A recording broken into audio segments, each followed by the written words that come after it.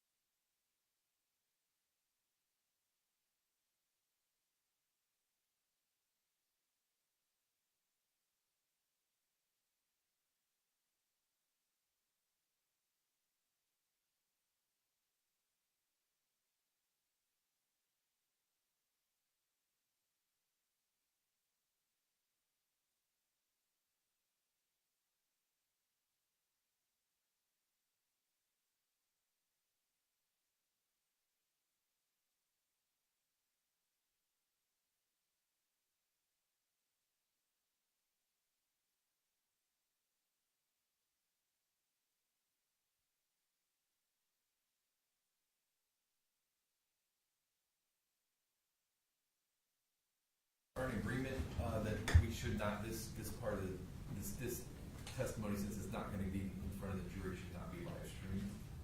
So if we could just not live stream this particular portion, thank you.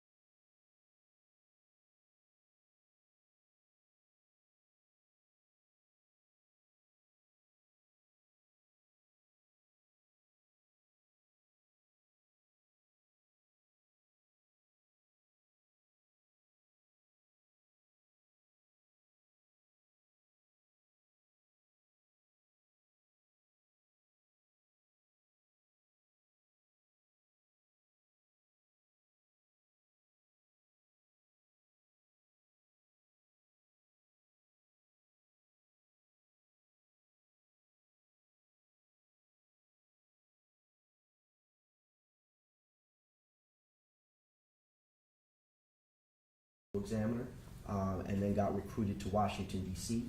For 7 years from 2014 to 2021. I served as the chief medical examiner for Washington, D.C. And then in 2021, I left to go to Howard in my current position. My last 6 months of my time as chief medical examiner in D.C., I also served as deputy mayor for public safety and justice for the District of Columbia as well. Now, if I may, as to that last reference, the last position that you referenced, who reported to you in that capacity? So as the deputy mayor, I was a public safety. I was the public safety advisor to the mayor. So fire and EMS, law enforcement, Department of Corrections, human rights, the Office of the Chief Medical Examiner, the Forensic Laboratory, all of them reported up to me for the time that I served as deputy mayor. So what you're referring to, one of those was the Metropolitan Police Department for Washington, D.C.? Yes. How large is that department, if you have any idea? Oh, I don't know exactly how many officers are there because we know that there's movement to decrease officers, but there were many. The chief of police and I worked very closely together. Can you estimate how many autopsies you personally have performed over your career? Over 2,000 autopsies. And how many could you estimate have you supervised? Oh, thousands and thousands more. Now, in your capacity, are you licensed by any entities or certified by any entities? So I'm board certified in anatomic and clinical pathology, well, anatomic and forensic pathology by the American Board of Pathology, and I am licensed to practice in Washington, D.C. What is ANSI, A-N-S-I? That is the I don't remember the exact acronym, but that is an organization that does accreditation, an international accreditation for laboratories. Are you accredited by them? Well, when I served as chief medical examiner for Washington, D.C., I received the office, and it wasn't accredited by anyone. There was no accreditation, meaning a minimum threshold of performance by either the national or international community. And so during the 7 years that I was there, we got fully accredited both nationally and internationally. Now, is there an organization, a national organization for the science of pathology that issues accreditation? For forensic pathology, it would be the National Association of Medical Examiners, or NAME. And are you fully accredited by them? When I ran that office is fully accredited, yes. Dr. Mitchell, have you published any peer review articles, books? Yes, I have. I have about 13, and I have 13 peer review articles. There's several other articles that are in motion now that'll be coming out in the next year, and then I've lectured over 100 times on the topic of various topics of forensic medicine. I just had a book published on the topic of death in custody. In 2017, I led a group of forensic pathologists on the criteria or guidelines to perform autopsies and investigations on those that are dying in custody or associated with the criminal legal system. And that was adopted, commissioned and adopted by the National Association of Medical Examiners. So it is their position. I just served as the convening physician bringing people together. It's about 10 of us from all over the country from different backgrounds. So is it fair to say, and you're going to have to correct me if I'm inaccurate in my description, but your career is primarily focused on pathology? Yes, forensic pathology Thank and you. pathology, yes. So forensic pathology, and if you could please briefly describe to the jury what forensic pathology entails, what it is. So pathology is the study of disease. Very simply, we diagnose disease for a living, whether in laboratory, from laboratory results, or whether tissue. If someone has a God forbid, a cancer, that cancer, if it's taken off of the body or out of the body, it comes to the pathologist. Pathologist makes it into a slide. We look under the microscope. We do special stains, and then we give that diagnosis to the clinician, to the physician who's treating directly the patient. And that's what a pathologist does. So I am a pathologist, and I do that. And then forensic pathology is the study of disease or injury responsible for death. So we become experts in, how injury, how disease leads to death. And our primary goal is to establish cause and manner of death for those that die sudden and unexpectedly, although we do a lot of natural disease as well. And have you been so designated previously as an expert in these fields? Yes, Have you testified as an expert witness before? yes. Can you estimate the number of times? I think now I'm probably close to 70 times. In your position as a forensic pathologist, have you had occasion to conduct autopsies on individuals who died during police restraint or law enforcement or in custody in general? I'm trying to generalize the question. So if you need me to be more specific, let me know. But yes, I have performed autopsies on individuals as such. And how many times, if you could estimate, how many times has that occurred? Both autopsies and consults, I'm probably close to between 25 and 30.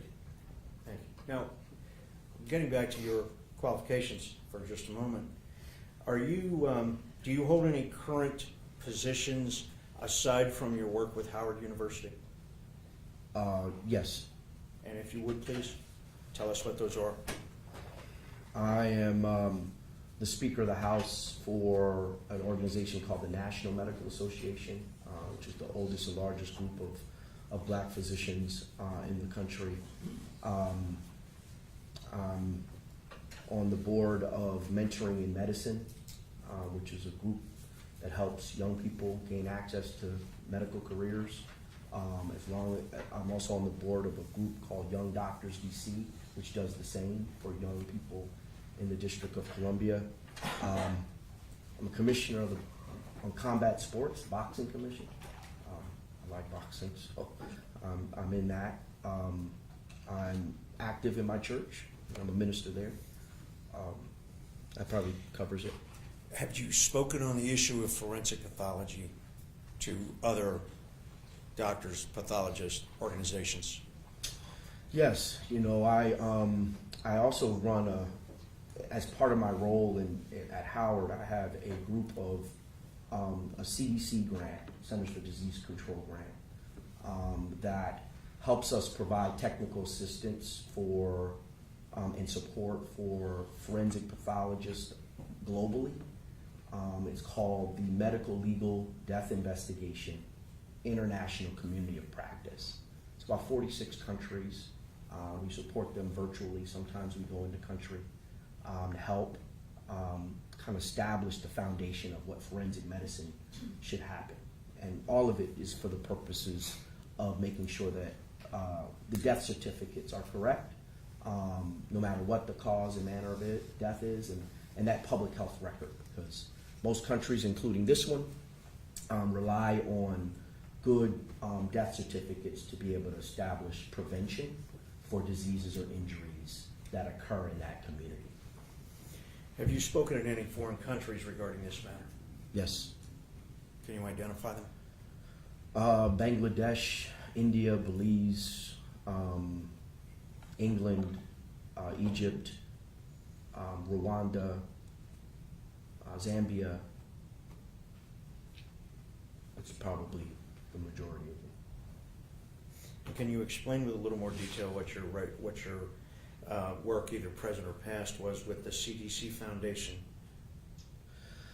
Again, I have been providing for the last probably about 6 years support to the CDC Foundation as they're trying to improve death certifications all over the globe. So, and there's not a lot of support for medical examiners and coroners in other countries.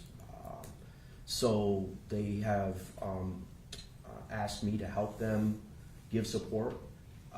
When I moved to Howard, I brought that into the institution to institutionalize it. So now my residents, some of my other attendings, other individuals, we pulled together an advisory board of medical examiners and coroners from all over the globe to help support. We created a peer-to-peer group that kind of pairs up with people that doctors that don't have as much as experience as the other, just to make sure that individuals are supported. Medical examiner work, forensic pathology work is hard. It really requires collaboration and community. It's not a solo practice. Dr. Mitchell, may I characterize you as the pathologist or the forensic pathologist that other forensic pathologists go to for guidance? Well, I think as physicians in general, as doctors in general, once you've practiced a long period of time, your job is to teach and train other doctors. That's just kind of how it works. So I wouldn't categorize myself, in a way that suggests in some type of grand. I just had a career, and I'm serving, other forensic pathologists and teaching other forensic pathologists. That's someone taught me and mentored me, so I'm doing the same. In your capacity as a forensic pathologist, and specifically working with some of the agencies that you've already referenced, have you had occasion to deal with a syndrome identified as excited delirium? Yes. Have you testified about the issue of excited delirium in other courts? Yes. Have you been previously identified or qualified as an expert witness in those courts regarding the issue of excited delirium? Yes. Now, I want to talk about the present case, Alexander Rios. I contacted you, correct? Yes. And I asked you to render an opinion on these matters. Yes. Did I provide you any direction or guidance as to how I wanted your opinion to read? No.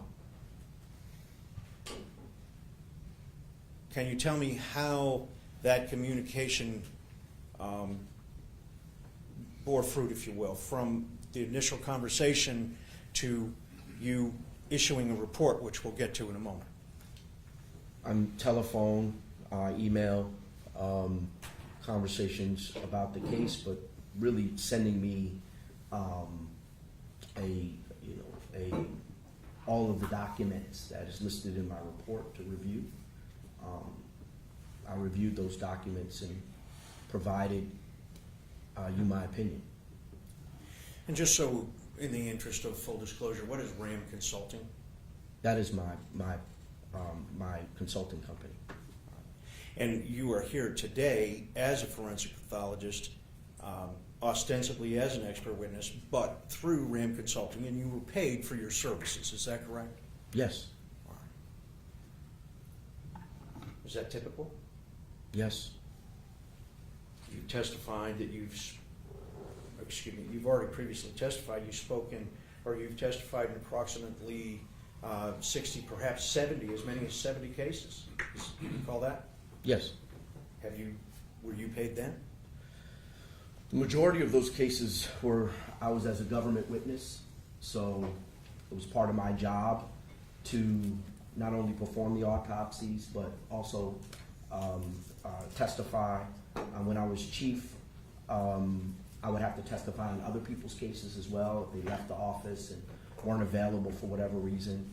But anytime that I have direct connection, it's my case, I haven't charged, and could not charge for the majority of those cases. But you are being paid here. Yes. Your Honor, at this time, I would proffer Dr. Mitchell as an expert witness. Okay. Any objection? No, Your Honor. I think he's so recognized. Thank you, Your Honor. Did the report come in? We gotta get it. I think it was answered with the clerk. Oh, I thought it came in well. I think something came in, but Oh, I'm okay. not sure, so. All right. We'll find out. Aha. We got it. This is a process, but we got it.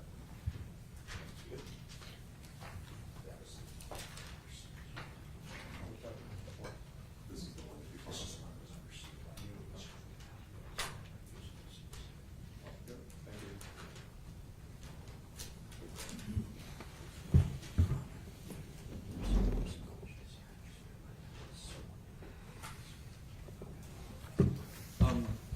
So you know, ladies and gentlemen of the jury, Dr. Mitchell was sworn in before you came in to the courtroom. He was sworn in already, so that's, if you were wondering, he was sworn in. Thank you. Permission to approach a witness? Yes. Thank you. Now, Dr. Mitchell, I'm showing you a document that has now been marked for the record as State's Exhibit number 7. If you would please peruse that document. Tell me if you can identify it.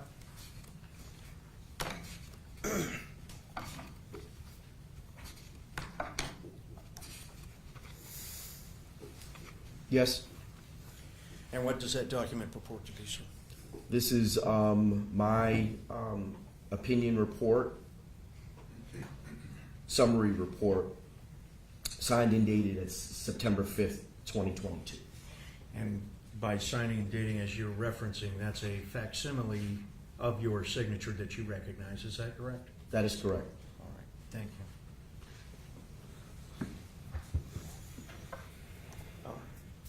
Doctor, if you would please explain the items that you reviewed in preparation for the construct of this report. Yes, and for the record, I'm reviewing and reading from my report. I looked at the Richland County Coroner's Judge, I report. think we should approach it just real quick. Yeah. Go to Mr. Salisbury. We don't mean to interrupt on this. We talked about it, but we think we should approach it. Sure, I understand.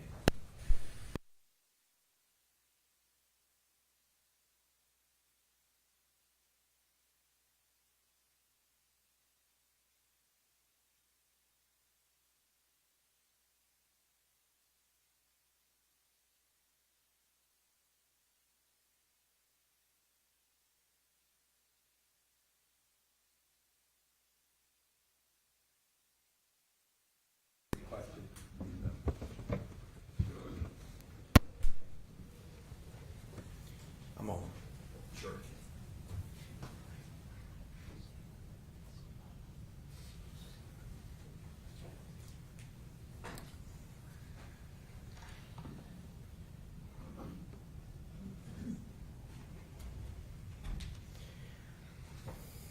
If you would just follow along with me, Dr. Mitchell. No problem. In the course of the materials that you received and reviewed, did you receive the Richland County Coroner's Report? Yes. Did you receive the Montgomery County Post-Mortem Examination Report? Yes. Did you receive a copy of the death certificate for Alexander Jose Rios? Yes.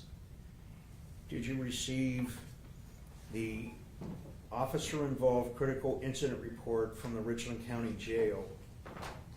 Yes. And did you receive the medical record synopsis? Yes. Did you also receive the Mansfield Fire Department EMS report? I did. For the record, it was EMS response report. Did you receive copies of the medical records for Mr. Rios from the Mansfield Hospital? Yes, I did. Did you receive what's called a subject workup from the Bureau of Criminal Investigation, BCI? Yes. You also received approximately 31 separate items identified as individual reports and attachments. Yes. Did you receive volunteer statements that were taken by interview? Yes, I did. And how many of those did you receive?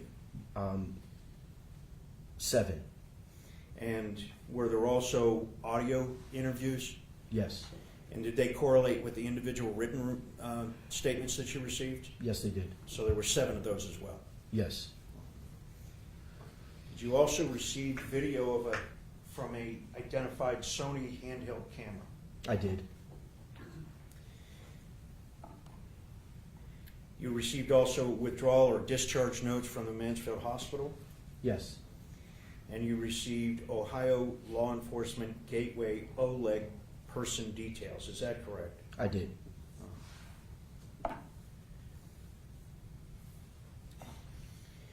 And are those the items, the totality of the items that you used to render your opinion, to evaluate in order to render the opinion that is in front of you? Yes.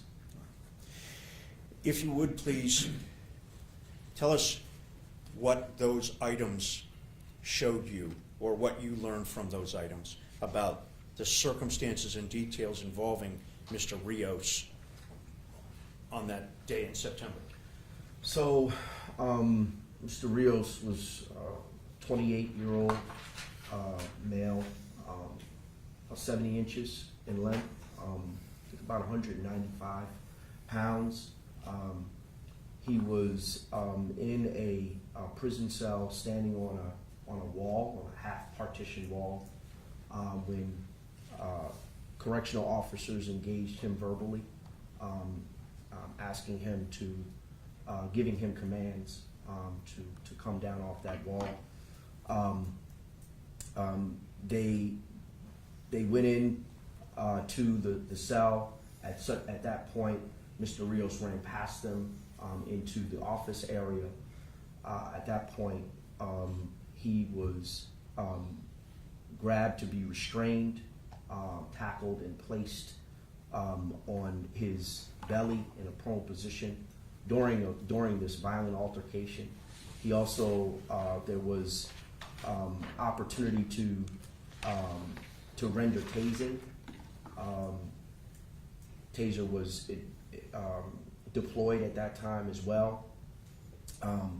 He was then completely in a prone position with several officers on his back, and one officer had his foot on the upper back, lower neck of Mr. Rios.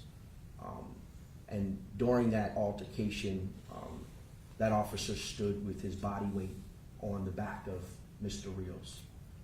At that point, Mr. Rios ceased to breathe and became unresponsive. The EMS responded. EMS from the report took about, again, my recollection is about a minute, 30 seconds to receive the call, and then less than 2 minutes to arrive. When the EMS arrived, he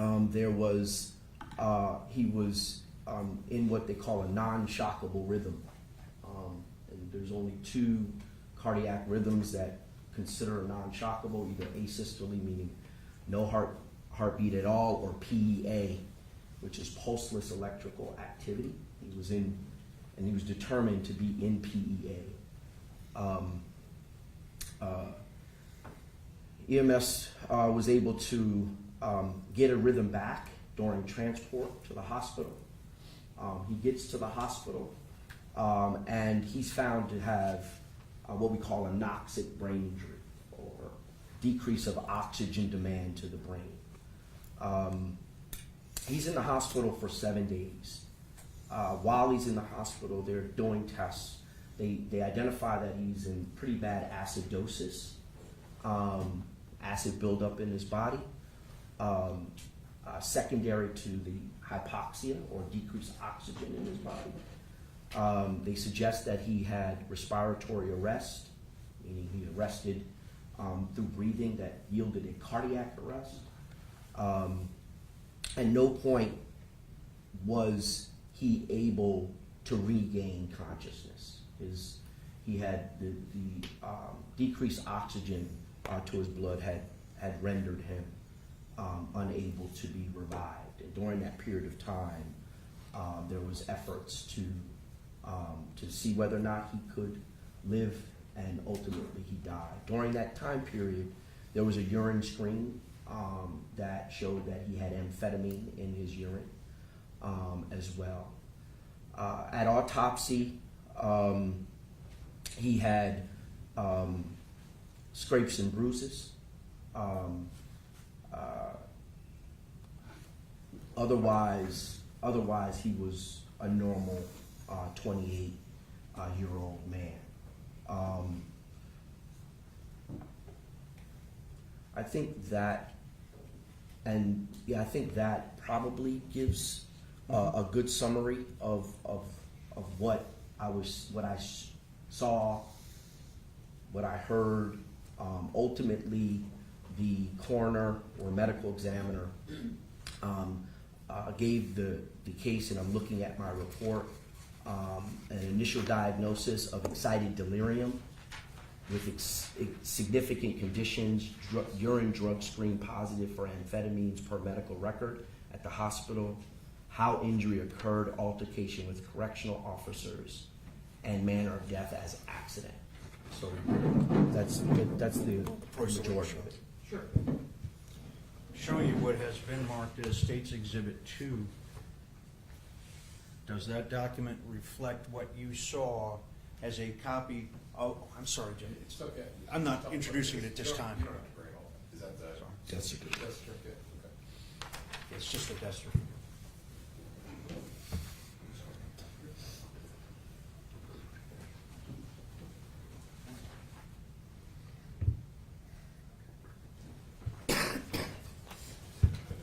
Again, State's Exhibit 2.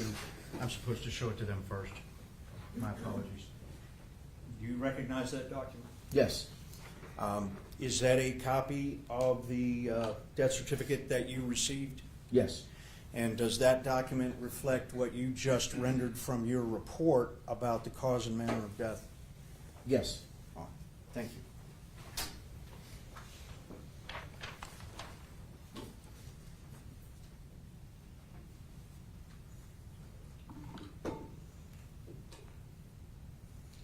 Now, during the course of your analysis, you watched the video. Yes. You've already identified it as the handheld Sony camera video. Yes. Did that video provide you with further information about how Mr. Rios wound up in the state that he was in? Yes. Can you tell us what it is that you saw in that video that was important to you in your analysis? Yes. I mean, very, very, very simply put, an individual stood on his back until he couldn't breathe. So it was clear in the video. Cue that up.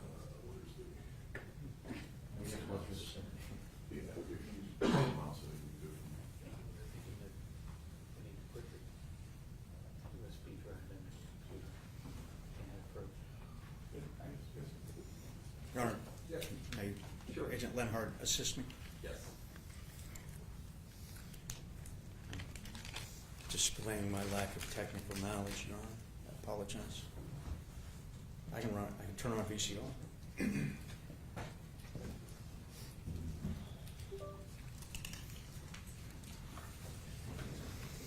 With the court's permission, I'd like to show that video that Dr. Mitchell is referencing.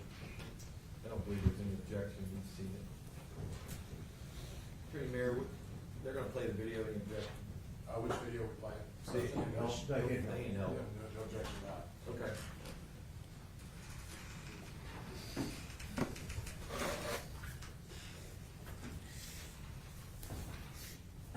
What's his last name? Rios. Rios, I need you to come down so we can. Okay. Alright. Alright. I'm not gonna call anybody unless you come down from down here. Okay, this is the last time I'm gonna ask you. I've asked you for like 5 minutes. I'm not gonna do it anymore. Okay? We're gonna put you in a restraint chair for your safety. Do not listening beyond the divider, causing a risk to harm yourself. We don't have time to continue that all night. Okay? Alright, this is the last time I'm asking you. We're gonna go ahead and put you in a chair. Why can't you just open the door? Alright. Come on down. No. Handcuff. Is that a yes or no? Go ahead and turn around, place your hands behind your back, and cuff up for me. If not, we're gonna come get you. Alright. No? Okay, we're coming to get you. Let's go. Go.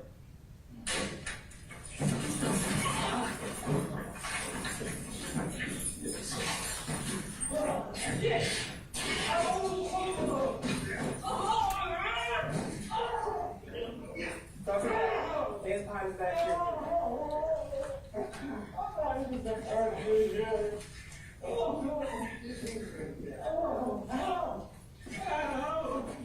Come on, man.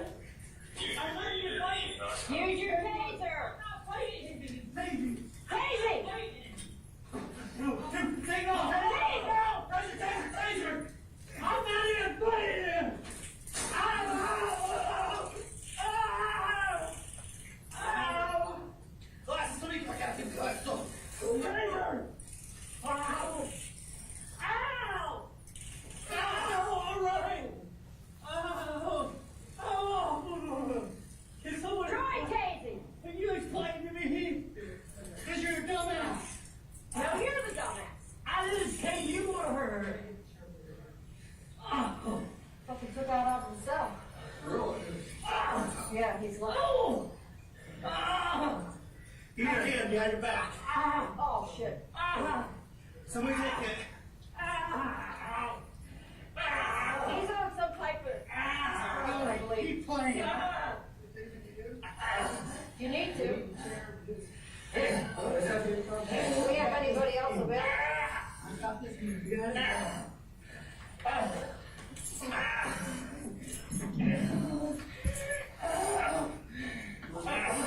Rios? Rios. Alexander Rios. Yeah, he thinks he's supposed to be out here and when he bring it out the wall.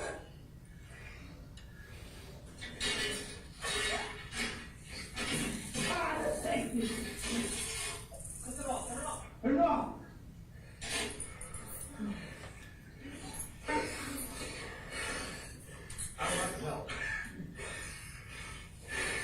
Let go of the car. I'll fucking... Let go of the car. Right up there on the wall.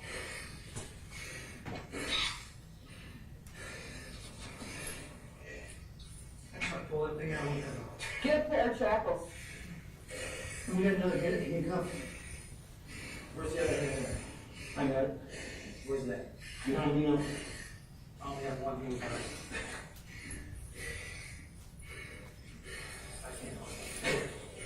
You want a pair of shackles? So I get beside me.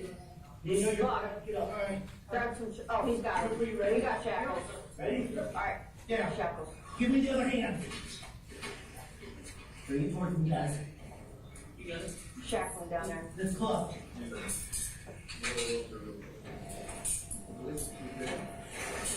Number 2, babe? You know, second. Where's the red? Is that something you do, let's find this foot out there. Right. That might be able to cinch up around the ankle. Do his ankles now, so Keep on.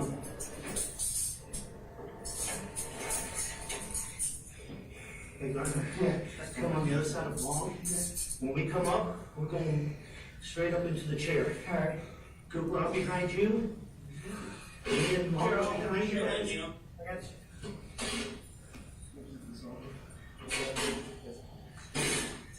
All right, I got the chair, so there's one. Okay. You two ready? Just turn. Straight up. Hear me? Get up. He's turning blue.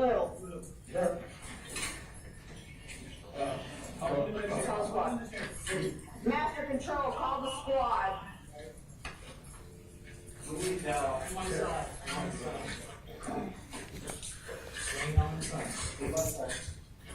Try to give us some back to make sure everything's going okay for him.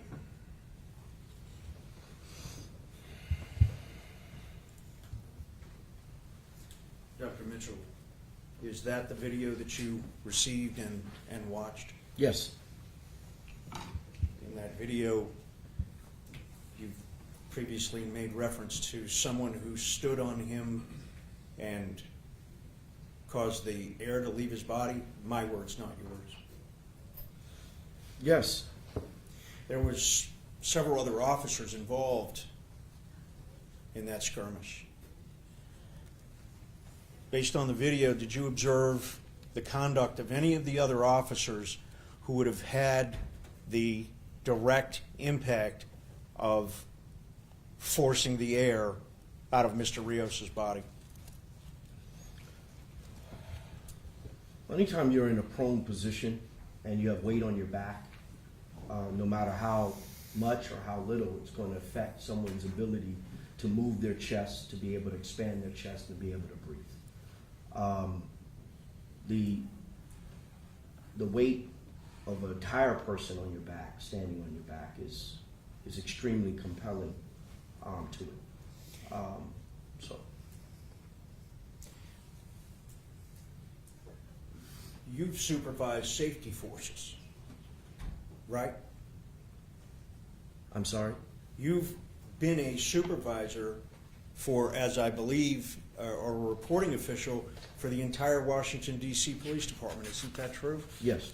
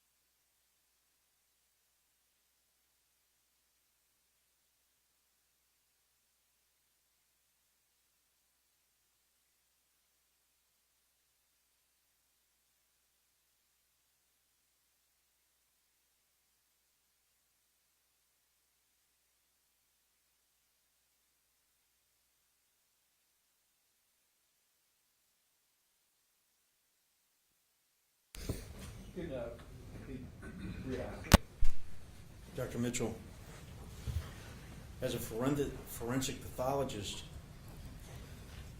have you been involved in other cases where an individual was in a prone position, Yes. held in a prone position? Yes.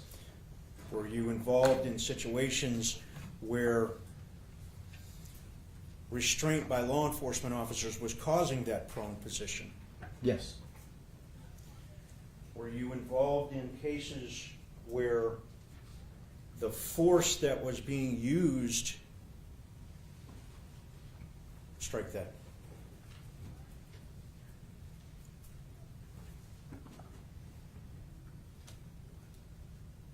in your experience as a forensic pathologist, have you ever had a case where there was video of an individual standing on the back of another person,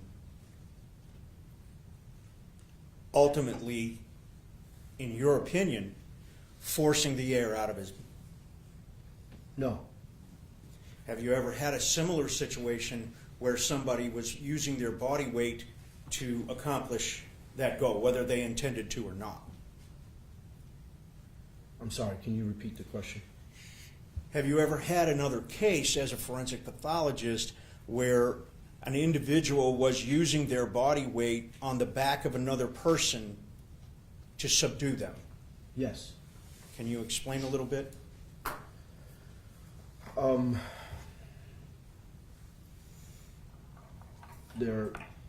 I've had several cases where an altercation has happened with law enforcement, and law enforcement is placing an individual in a prone position or on their stomach, and are either kneeling or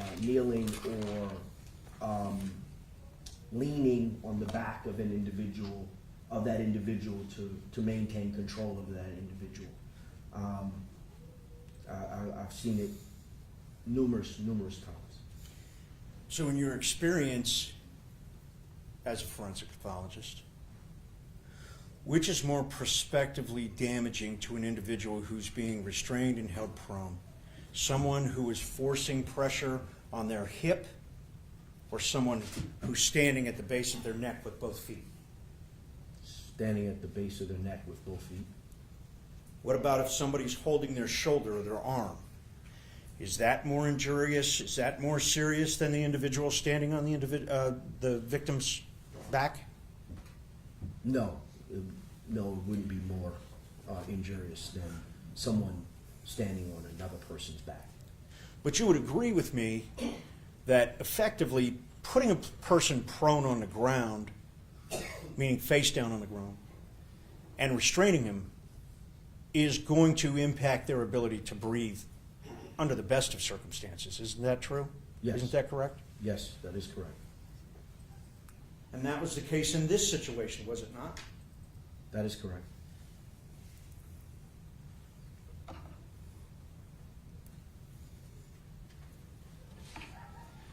Now, you've already stated that you saw the death certificate, and you've already indicated that it reflected excited delirium as I believe, as the cause of death, didn't it? Wasn't it? Yes. Yes.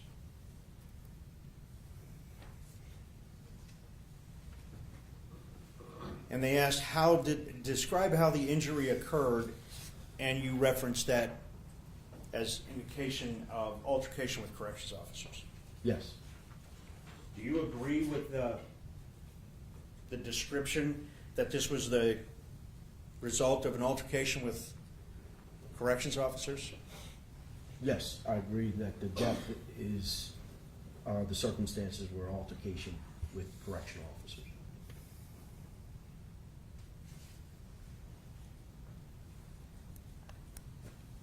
When Mr.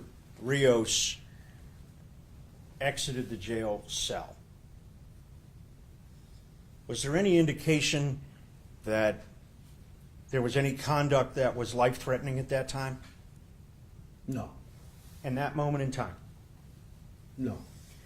When Mr. Rios was caught, tackled to the floor, was there any indication at that moment in time that his life was in danger? No. When the officers were struggling with him during the use of the taser, you witnessed that. Yes. Was his life in danger, in your opinion, at that time? No.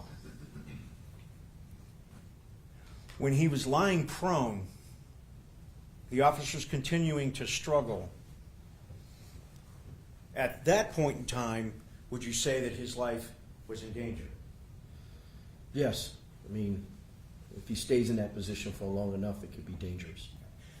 So is it fair to characterize your answer as that was that was a trend that, if it had continued, could have had bad results. Yes. All right. But if it had been brief, would that have been life-threatening in and of itself? No. What changed?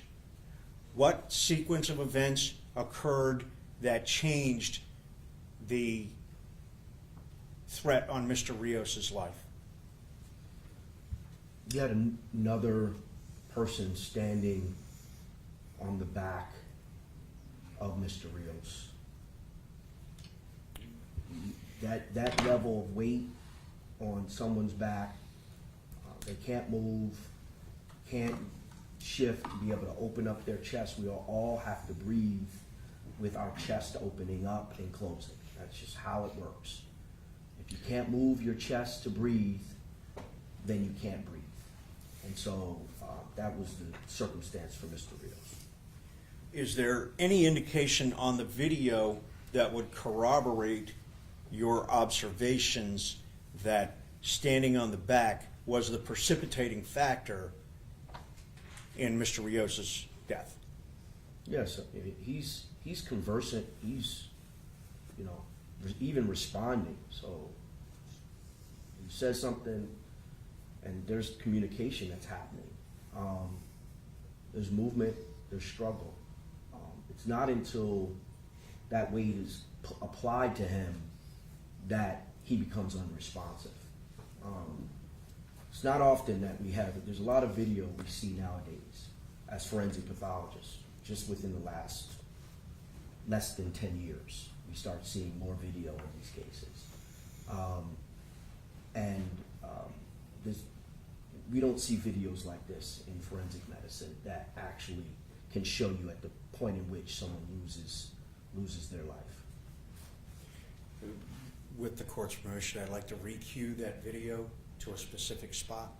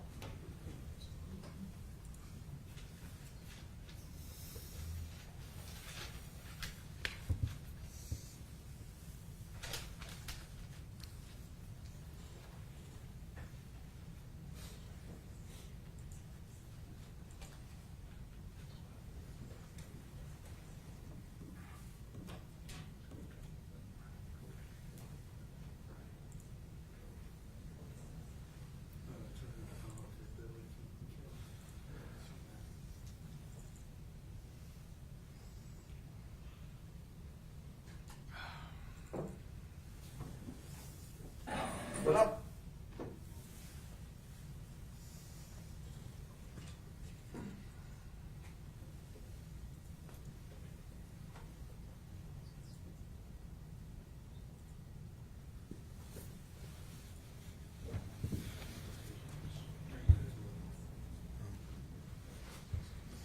Now, Dr. Mitchell, I'm going to start this video at, it appears to be 1 minute and 31 seconds into the sequence of the video, according to what's displayed on the screen.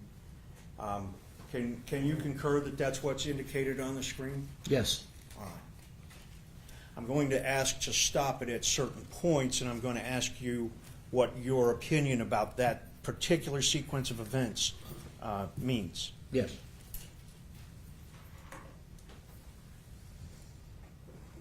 I'm not even putting him! Stop. Stop. What did you hear Mr. Rios say? I'm not even fighting. Does that sound like an appropriate response in the middle of a struggle? Whether it's true or not is another issue. But does it sound like an appropriate response to someone who's struggling with these officers? I don't know if I can tell you what his response is, whether it's appropriate or not. Well, he's not telling you the sky is green, is he? He's not. Okay. He's being struggled with, and he's saying, I'm not even fighting you. Whether that's true or not, does that sound like something that someone who's in the middle of a struggle would say? If you know. If you know. Again, I don't have an opinion as Okay. to the All right. appropriateness of Okay. his response. Thank you. Go ahead. Ow! Glass sleep, I got the glass off. Neighbor! Ow! Ow! Ow! I'm running! Ow! Ow! Can someone... Try tasing. Can you explain to me? Because you're a dumbass. Now you're the dumbass. I didn't say you were her. Oh! Fucking took out of himself.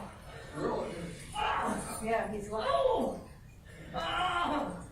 Give me your hand behind your back. oh shit. Somebody... At 2 minutes and 13 seconds, Mr. Rios is still communicating, correct? Yes. And there's a foot on his back, correct? Yes. All right, go ahead.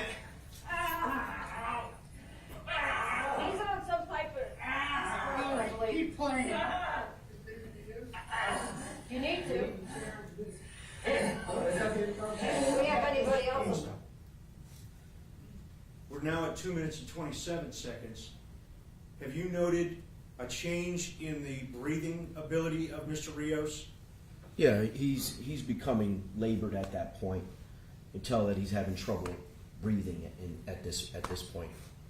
And for purposes of the record, the individual whose foot is on his back has moved effectively from the right side of the screen to the left side of the screen, and would then be over effectively his right shoulder as he was laying prone. Is that correct?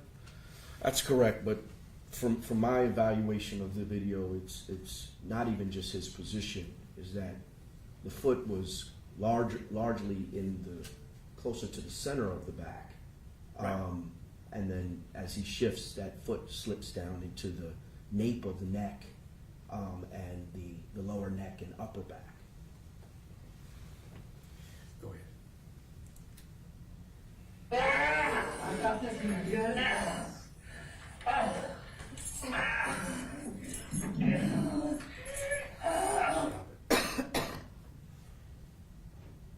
At 2 minutes and 36 seconds, is there a discernible change in Mr. Rios's breathing ability from the question I just asked you about a few seconds ago? Yes, you can hear a rasp that's coming through his Can throat. Thank you. And can you tell me if there's any difference of the conduct of the officers at that time, and specifically the foot of the officer who has his foot on Mr. Rios's back?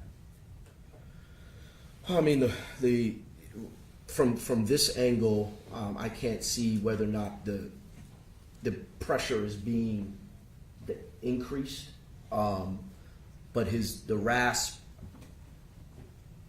is telling me that there is pressure on his neck and affecting his ability to move the air through his trachea, right? So that is because of a decrease in space from the back to the front. So that's what I'm hearing.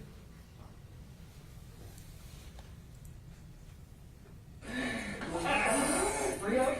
Alexander Rios.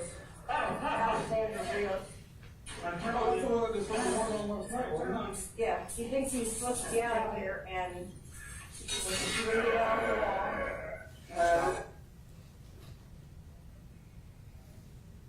What do you see now, Dr. Mitchell? I see an individual standing on Mr. Rios's back, one foot on his back and the other off the ground. Did that was at 2 minutes, I apologize. That's later. 2 minutes and 51 seconds into the video, was there a distinct change in Mr. Rios's breathing ability at that precise point in time? Yes.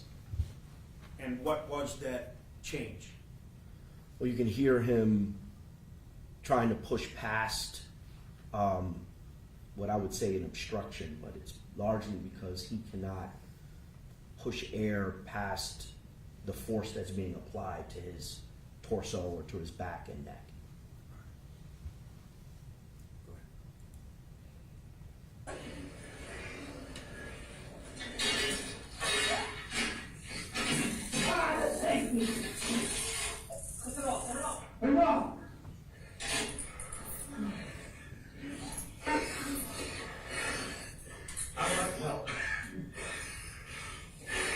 Let go of the car. I'll fucking.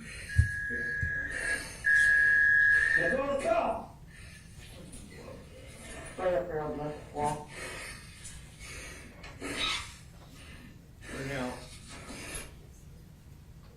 We're now at 3 minutes and 25 seconds of the video.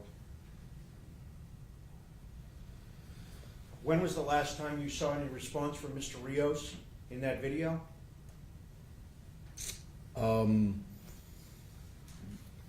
While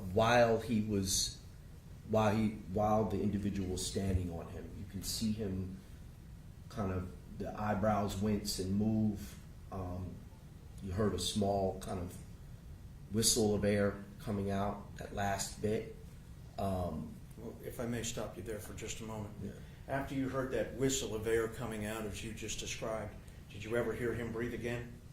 No, Did you ever see him move again? no. Did you ever see Well, him let me just correct. He's being moved.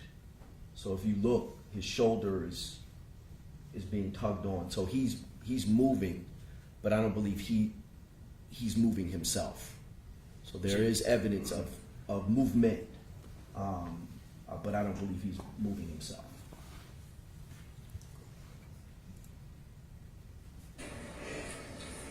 Pull that thing out. Get a pair of shackles. We got another handcuff. Where's the other hand? I got it. Where's that?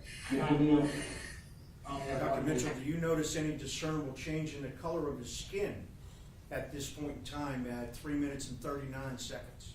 Yeah, he's apparently ruddy, what we call ruddy, dusky. He's starting to show signs of cyanosis. Cyanosis being? Cyanosis is when you have a lack of oxygen, but specifically when you have more carbon dioxide in your body, in that part of your body, you become cyanotic, and that's a decrease in oxygen.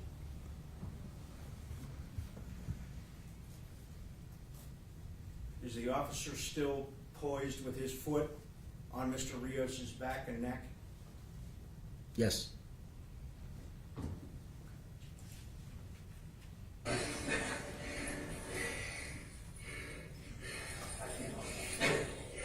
You want a pair of shackles? Okay. So I can't beside me. You know get up. All right. grab some, oh, he's got it. We got shackles. Ready? All right. Yeah. You note that the officer who had his foot on Mr. Rios's back took his foot off for a moment and then came down on him with his knee, and is basically in the same position in the middle of his back at the base of his neck. Is that correct, based on the video at 3 minutes and 56 seconds? That officer's knee is a little bit lower than where his foot was, but indeed the officer's that officer replaced his body weight from his foot to his knee on the individual. During this time, did Mr. Rios move? I didn't see him moving himself, but he was being moved. All right, I apologize, Dr. Mitchell, let me ask you a question a different way. From the time that you had mentioned that you heard that whistle until at this point in the video, was Mr. Rios in any fashion displaying consciousness, activity, disruption, aggression, resistance, anything? No. In fact, as you've already testified, he was turning blue. Isn't that correct? That is correct. You see any of the officers, including the officer with his foot, now his knee, on Mr. Rios's back, letting up? I'm sorry, can you repeat the Do you question? see any of the officer, well, specifically, do you see the officer with his knee on the back letting up on Mr. Rios? No. Does it appear that the officer is looking down at Mr. Rios's face? Yes. Is it reasonable to assume that a man who's kneeling on his back with his face less than 1.5 feet away would be able to see if he was blue? That's reasonable.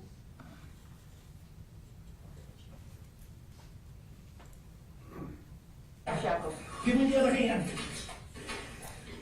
Bring it forward, guys. Again, stop. Shackle down there.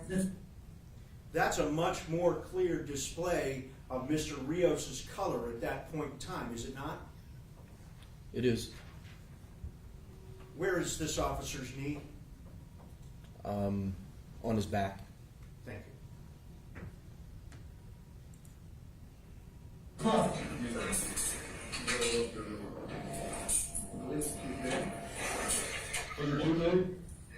Get up.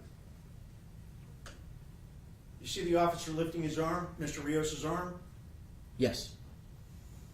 He's handcuffed, correct? Yeah. Yes. Is there any display of movement, finger movement, anything from Mr. Rios? I didn't see any. All right, go ahead. One second, where's the radio sign? Is this on YouTube, man? So you appear to Let's let this one up there. Okay, I'll send you up around the ankle. Do his ankles now, so. Keep going.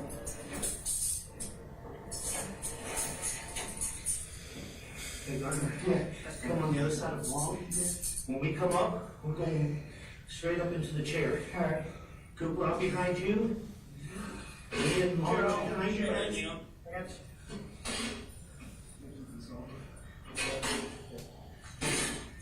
Alright, I got the chair so it doesn't move. Okay. You two ready? Just turn it. Straight up. We are now at 5 minutes and 3 seconds into the video. What does that video display that they're doing at this point in time? They're lifting Mr. Rios. Is there any reaction and response from Mr. Rios? No. Can you note the color of his skin on his face? Yes, it's a blue. Is there any indication whatsoever that Mr. Rios was conscious in any way or fashion at that point? No, he's not conscious at that point.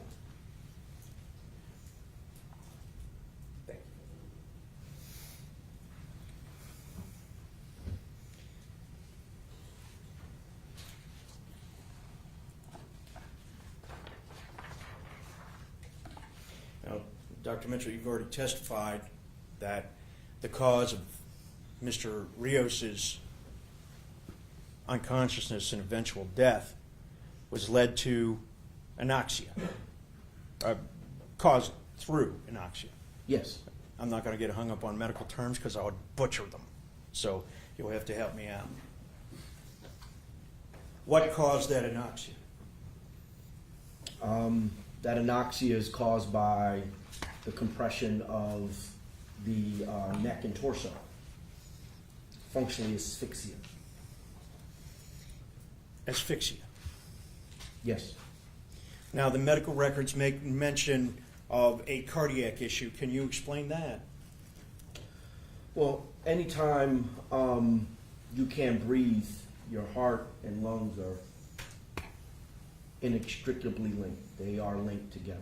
So there are two organs in your body that need oxygen the most, and that is your brain and your heart. So if your brain doesn't get oxygen, become unconscious. If your heart doesn't get oxygen, then it won't beat. You may have electrical activity to the heart that's telling it to beat, but because it doesn't have oxygen, it doesn't have the resource to beat. EMS showed that as pulseless electrical activity. That's the definition of it. You have electrical activity that can be picked up by monitors, but when you put your finger on your pulse, your heart is not beating. And one of the main ways you get that rhythm on a strip, if you will, or that reading, is when you're hypoxic or have low oxygen in your body. So not only do we see it, because we see it, when EMS gets there within minutes, they put leads on him and they have an objective way of saying that he has pulseless electrical activity because of his hypoxia. Thank you, Doctor. Now, there's been a considerable amount of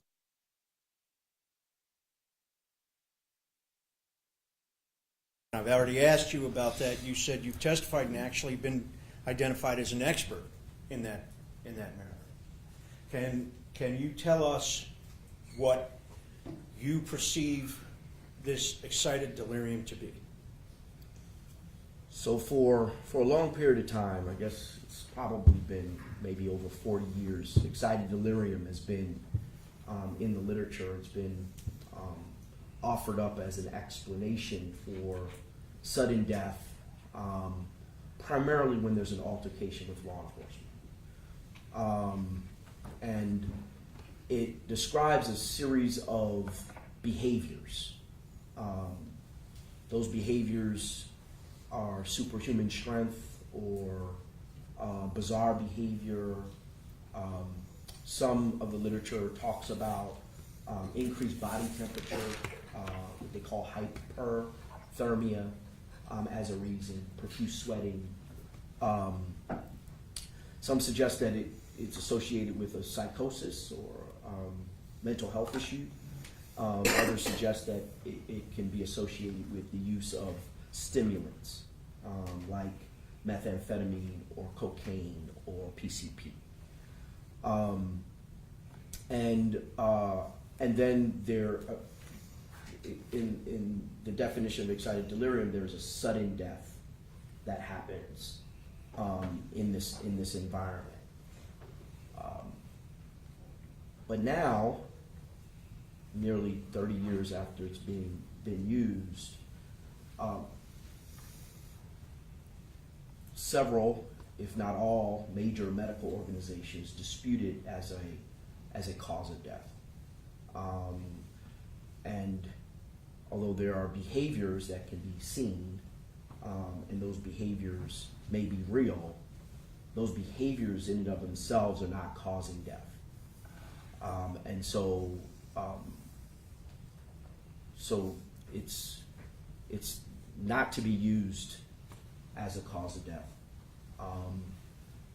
The symptoms overlap. They overlap with other types of diseases, other types of behaviors. And that's why this kind of catch-all term. And quite frankly, I think it's been used when you had minimal amount of injury in an individual that was in an altercation, and the medical examiner has these small injuries that in and of themselves can't cause death. And they were looking for a way to categorize the deaths. And so excited delirium was an easy way to categorize the death. Now, there's a lot of video. There's a lot of actual observations of these deaths. And it's clear that these deaths are not excited delirium, if there was ever such a thing. So that's functionally where excited delirium is now on the spectrum. Thank you, Dr. Mitchell. What is the AMA? The American Medical Association. What is their purpose? Well, they're probably the oldest and largest group of physicians. They do all the continuing medical education for physicians. They a lot of the different societies have spun off the AMA. They originated as you had to be an AMA member in order to get privileges at hospitals. You know, for a long period of time, they're the mainstay organization that governs medicine in this country, provides recommendations. Do they recognize excited delirium as any proper diagnosis? No. What about the American Psychiatric Association? Do they recognize it? No. What about the American Academy of Emergency Medicine? No. The Physicians for Human Rights? No. The National Medical Association for Medical Examiners, Medical Examiners Association, name? No, they do not. I believe you've already testified that, at least to your knowledge, there's no formal medical organization that recognizes excited delirium as a cause of death. That's correct. Is it even recognized as a treatable condition? Excited delirium does not exist in the American Psychiatric has this diagnostic manual that they put out. The DSM-5? The DSM-5. Yes, it's excited delirium is not in that. It's not in that manual. So, if an individual presented at an emergency room displaying odd symptoms, such as have been described, hyperthermia, profuse sweating, perhaps being delusional, all of those types of things, there's no research manual that emergency room doctor could go to, no periodical, no website that could go to it and say, here's how, this is excited delirium, that's how you have to deal with it. Currently, there's no organization or diagnostic manual that identifies excited delirium as an entity. It's also been suggested numerous times in this court that Mr. Rios was under the influence of methamphetamines. How does that factor into your analysis? Well, first of all, strike that.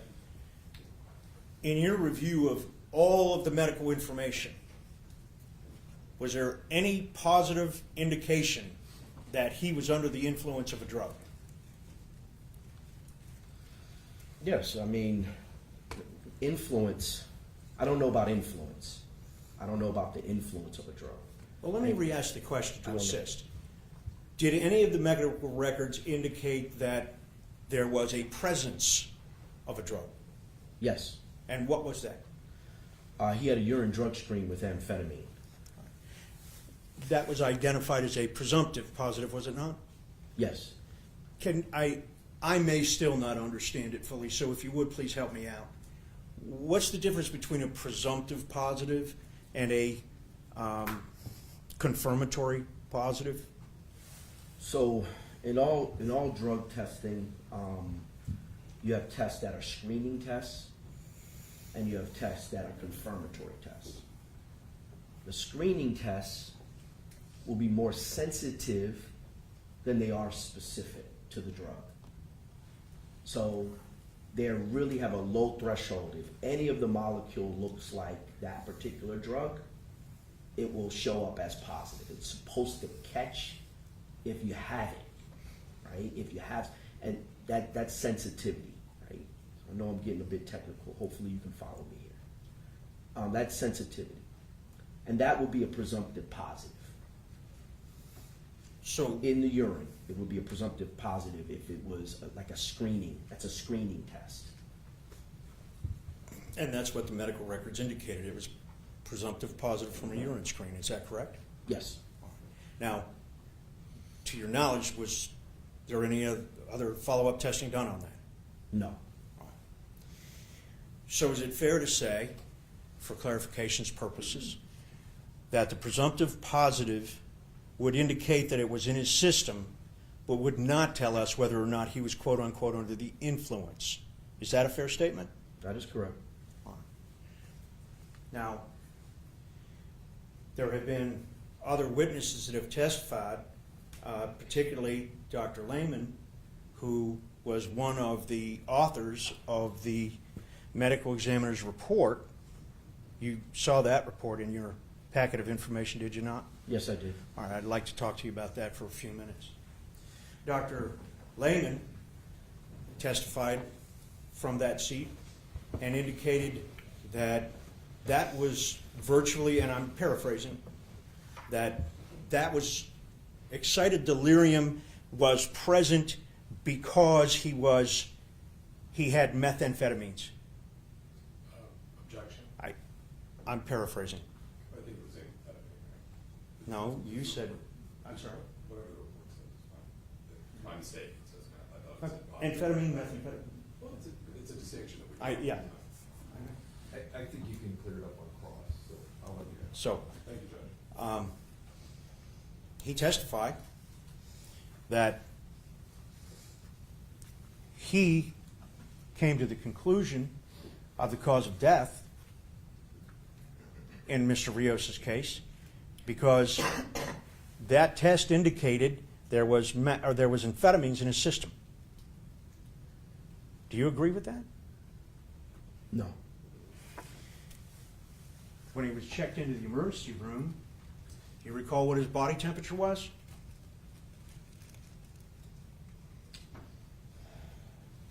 I don't remember exactly, but it was 97 point something. Is there something in your something that would refresh your recollection?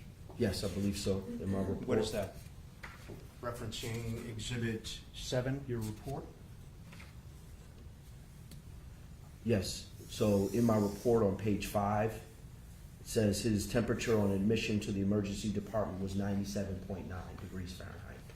And I believe you've already testified, or at least it's already been stated, that the lapse of time from where you last saw him in the jail, unresponsive, to the point in time when he was at the hospital was moments. Do you recall that? It was a short duration of time. My testimony was in relationship to the response of EMS.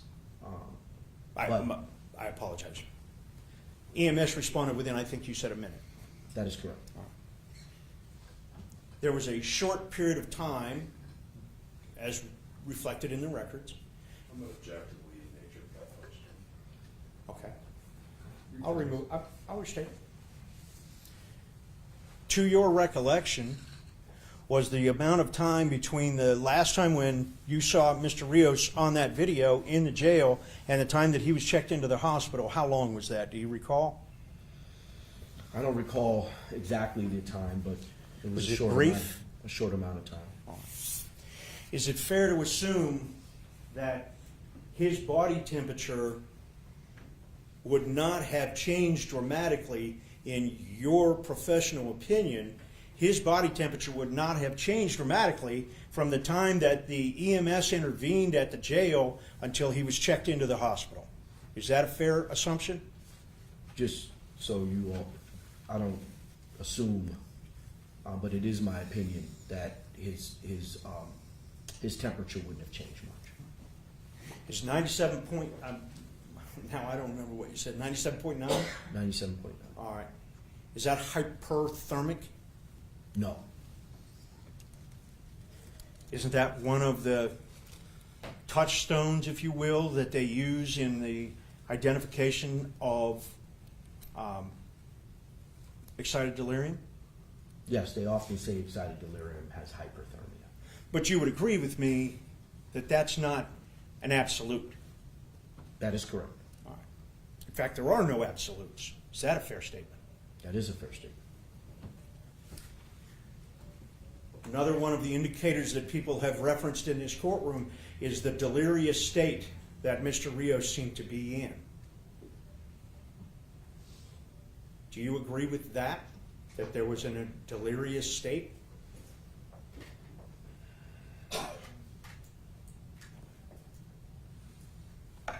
I don't know if he was in a delirious state. You would agree with me he was in an excited state. I don't know if I would agree with you that he's in an excited state. Okay. How would you describe his demeanor at the time when he was on that wall and from there until he was rendered unconscious? I think he was in crisis. I think he needed assistance. Based on your knowledge and expertise, is there anything about that condition of being in crisis that would be indicative to excited delirium? Those that subscribe to excited delirium could see that crisis as excited delirium. But you don't. No.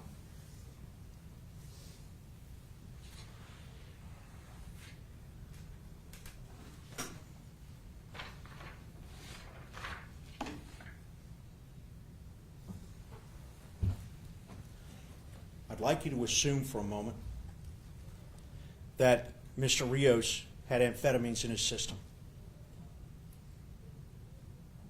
Of some level.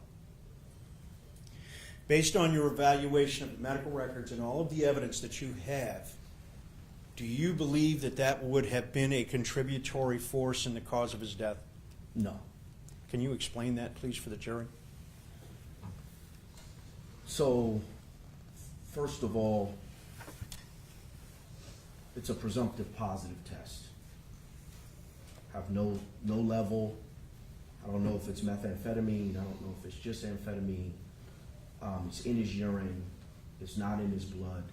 Someone that has a history of taking methamphetamine. Amphetamine is a breakdown product. It's what we call a metabolite of methamphetamine. So amphetamine is a breakdown product. And it can last longer in the system than the actual parent drug, methamphetamine. And it can last longer even if methamphetamine is taking its effect. Once methamphetamine takes its effect, amphetamine can last longer. You can, in someone who is a chronic user, you can have methamphetamine, hours after you've used it, after you've felt its effect, its stimulant effect. So I would not be able to hang my hat on amphetamine or methamphetamine. The other piece is that methamphetamine causes increased blood pressure, causes the heart to race. It's a stimulant. That's what it does, causes it to race. When individuals are suffering from a methamphetamine overdose, they'll either have a complete cardiac arrest, and that cardiac arrest usually goes through a ventricular tachycardia. I know I'm getting a little bit technical, but it's a racing of the heart, right? It's a rhythm that can be seen. And within such a short duration between when he was unresponsive to when EMS got there, which is fantastic, I trust that rhythm as a PEA and not as a heart that was racing to stop. This is a heart that slowed to stop. It slowed to stop because he wasn't getting oxygen and he was hypoxic. The other piece that I believe is the reason why is evidence of him being hypoxic is that there are two big main energy sources in our body, and that is sugar and oxygen. Water helps, but sugar and oxygen, we call sugar glucose. So when there's oxygen, sugar turns into energy. Freshman biology turns into ATP. ATP is your energy source.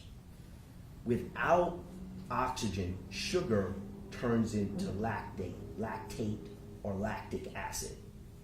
Without oxygen, that's called anaerobic. That goes to lactic acid. At the hospital, which again, there's a short amount of time between them getting him from the facility to the hospital, which was good too. He has a high lactic acid. I mean, he is acidotic. And that, to me, shows that, again, his reason was because of decreased oxygen.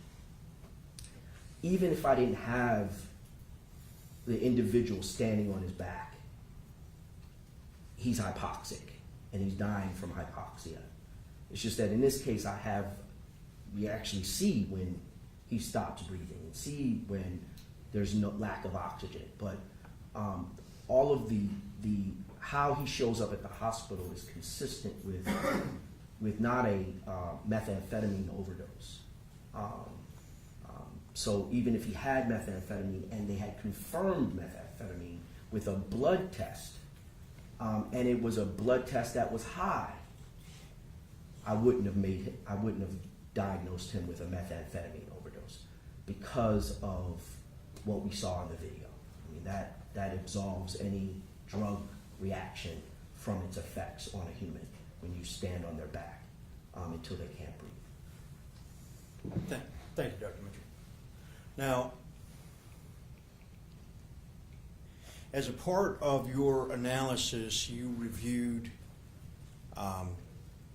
the autopsy, the medical examiner's findings. Yes. From Montgomery County. Yes. Now, I'm going to ask you to assume for a moment that the chief medical examiner, the deputy medical examiner, I believe, Dr. Lehman, did not conduct the autopsy. Would you agree with me on that? To your knowledge? Yeah, to my knowledge, he supervised the autopsy. So there's nothing to suggest that when both Dr. Paul and Dr. Lehman testified, and they both confirmed that she did the autopsy, that is the physical autopsy. There's nothing in the records that you received to contest that, is there? No. And you certainly understand what a fellow is in an autopsy or in a pathology, in the environment of pathology and forensic pathology. Yes, I know what a fellow is. Or a student, effectively. More than a student, but I was a fellow once. Yes. And I was a law school student once. They didn't have as nice a name for us. But during that fellowship, when you were under a fellowship, were you doing autopsies? 100%. And when you were doing those autopsies, was that at the supervision, guidance, and observations of someone who was more experienced? Absolutely. So is it fair to assume that if the deputy coroner, Dr. Lehman, was the supervisor for Dr. Paul, that he would have been the individual, in your experience, he would have been the individual who finally gave the stamp of approval on the final medical examiner's report? Is that a fair statement? Yes. You've read that coroner's report or the medical examiner's report? Yes.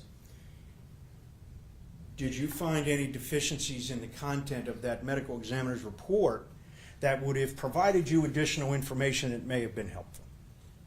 Yes. Can you tell us what that was? I would have wanted them to do a full methamphetamine, full tox screen on him, even 7 days afterwards. I think it would have been worthwhile, even sending liver tissue for that.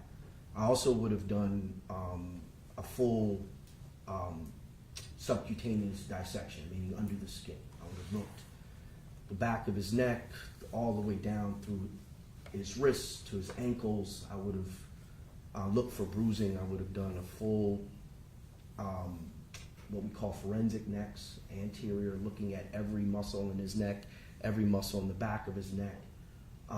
There's no indication that any of that was done. There are not many pictures at all. I would have taken a lot of pictures. Do you recall how many pictures were taken? I think 17. And in any of those 17 pictures, did they display anything like what you just described as something that you would have done? That technique? No, that technique. Or that procedure, I mean? That procedure, that technique was not captured.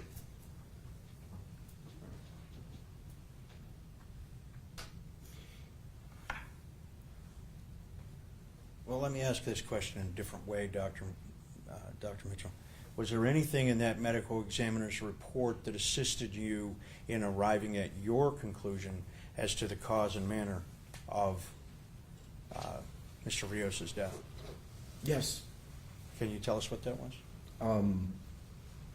Each organ system was described, and so I had good descriptions of the organ systems, you know, the heart, the lungs, the liver, and so to know that everything was normal is extremely important.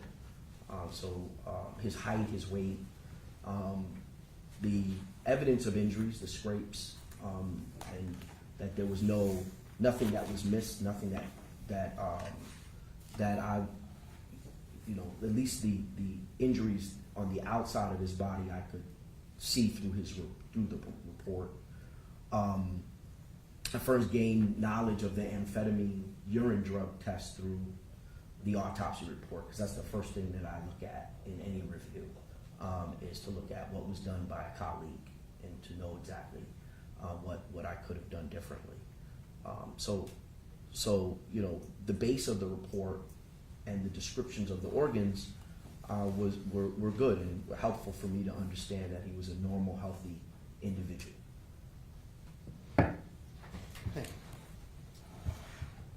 After reviewing all of the information that we have had, and after your exhaustive explanation as we are here this morning, were you able to arrive at a decision on the cause and manner of death of Alexander Rios to a degree of medical certainty? Yes. Can you tell us what those are, please? So, and referring to the report, states Exhibit 2, cause of death is asphyxia due to compression of torso and neck, complicating violent subdual and restraint by correction officers. I have his manner of death listed as homicide. Now, why homicide? Well, In the world of pathology, how is homicide defined? world pathology, homicide is deaths at the hands of another person.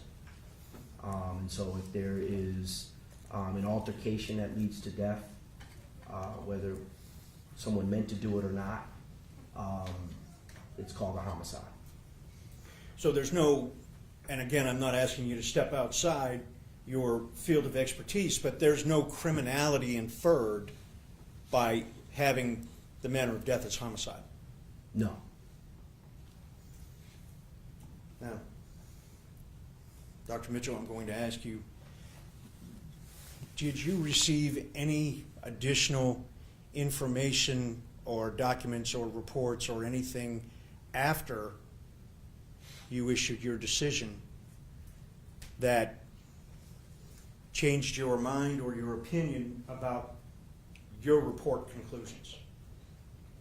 Without telling us anything about that, I received additional materials, and no, it did not change my opinion. thank you. I have nothing further. A moment. I'm sorry. Sure. I have nothing further.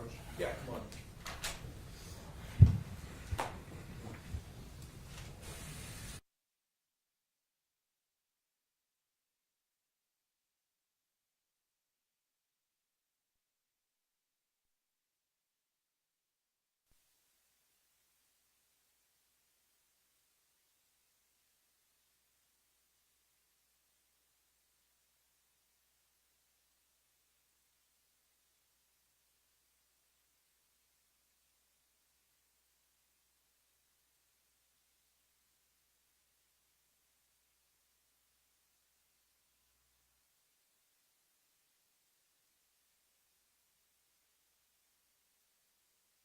For now, remember all the instructions about not discussing the case with anybody amongst yourselves or with anybody else, not letting anybody discuss it with you.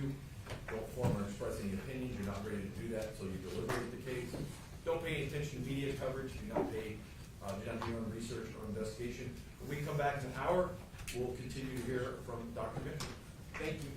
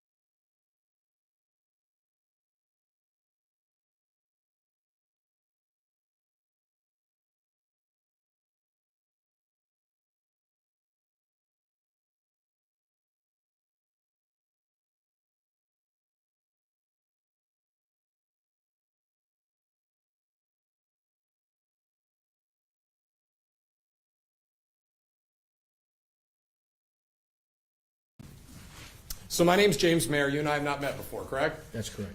All right. I represent Mark Cooper sitting there next to me. I'm going to ask you some questions about your background, training experience, and testimony involving this case, findings. All right. When Forrest Thompson, the prosecutor in this case, was going through your extensive background, you kind of laid out a very long list of impressive qualifications. Yes? Yes, thank you. Yeah. And when you got to the end of those, he asked you about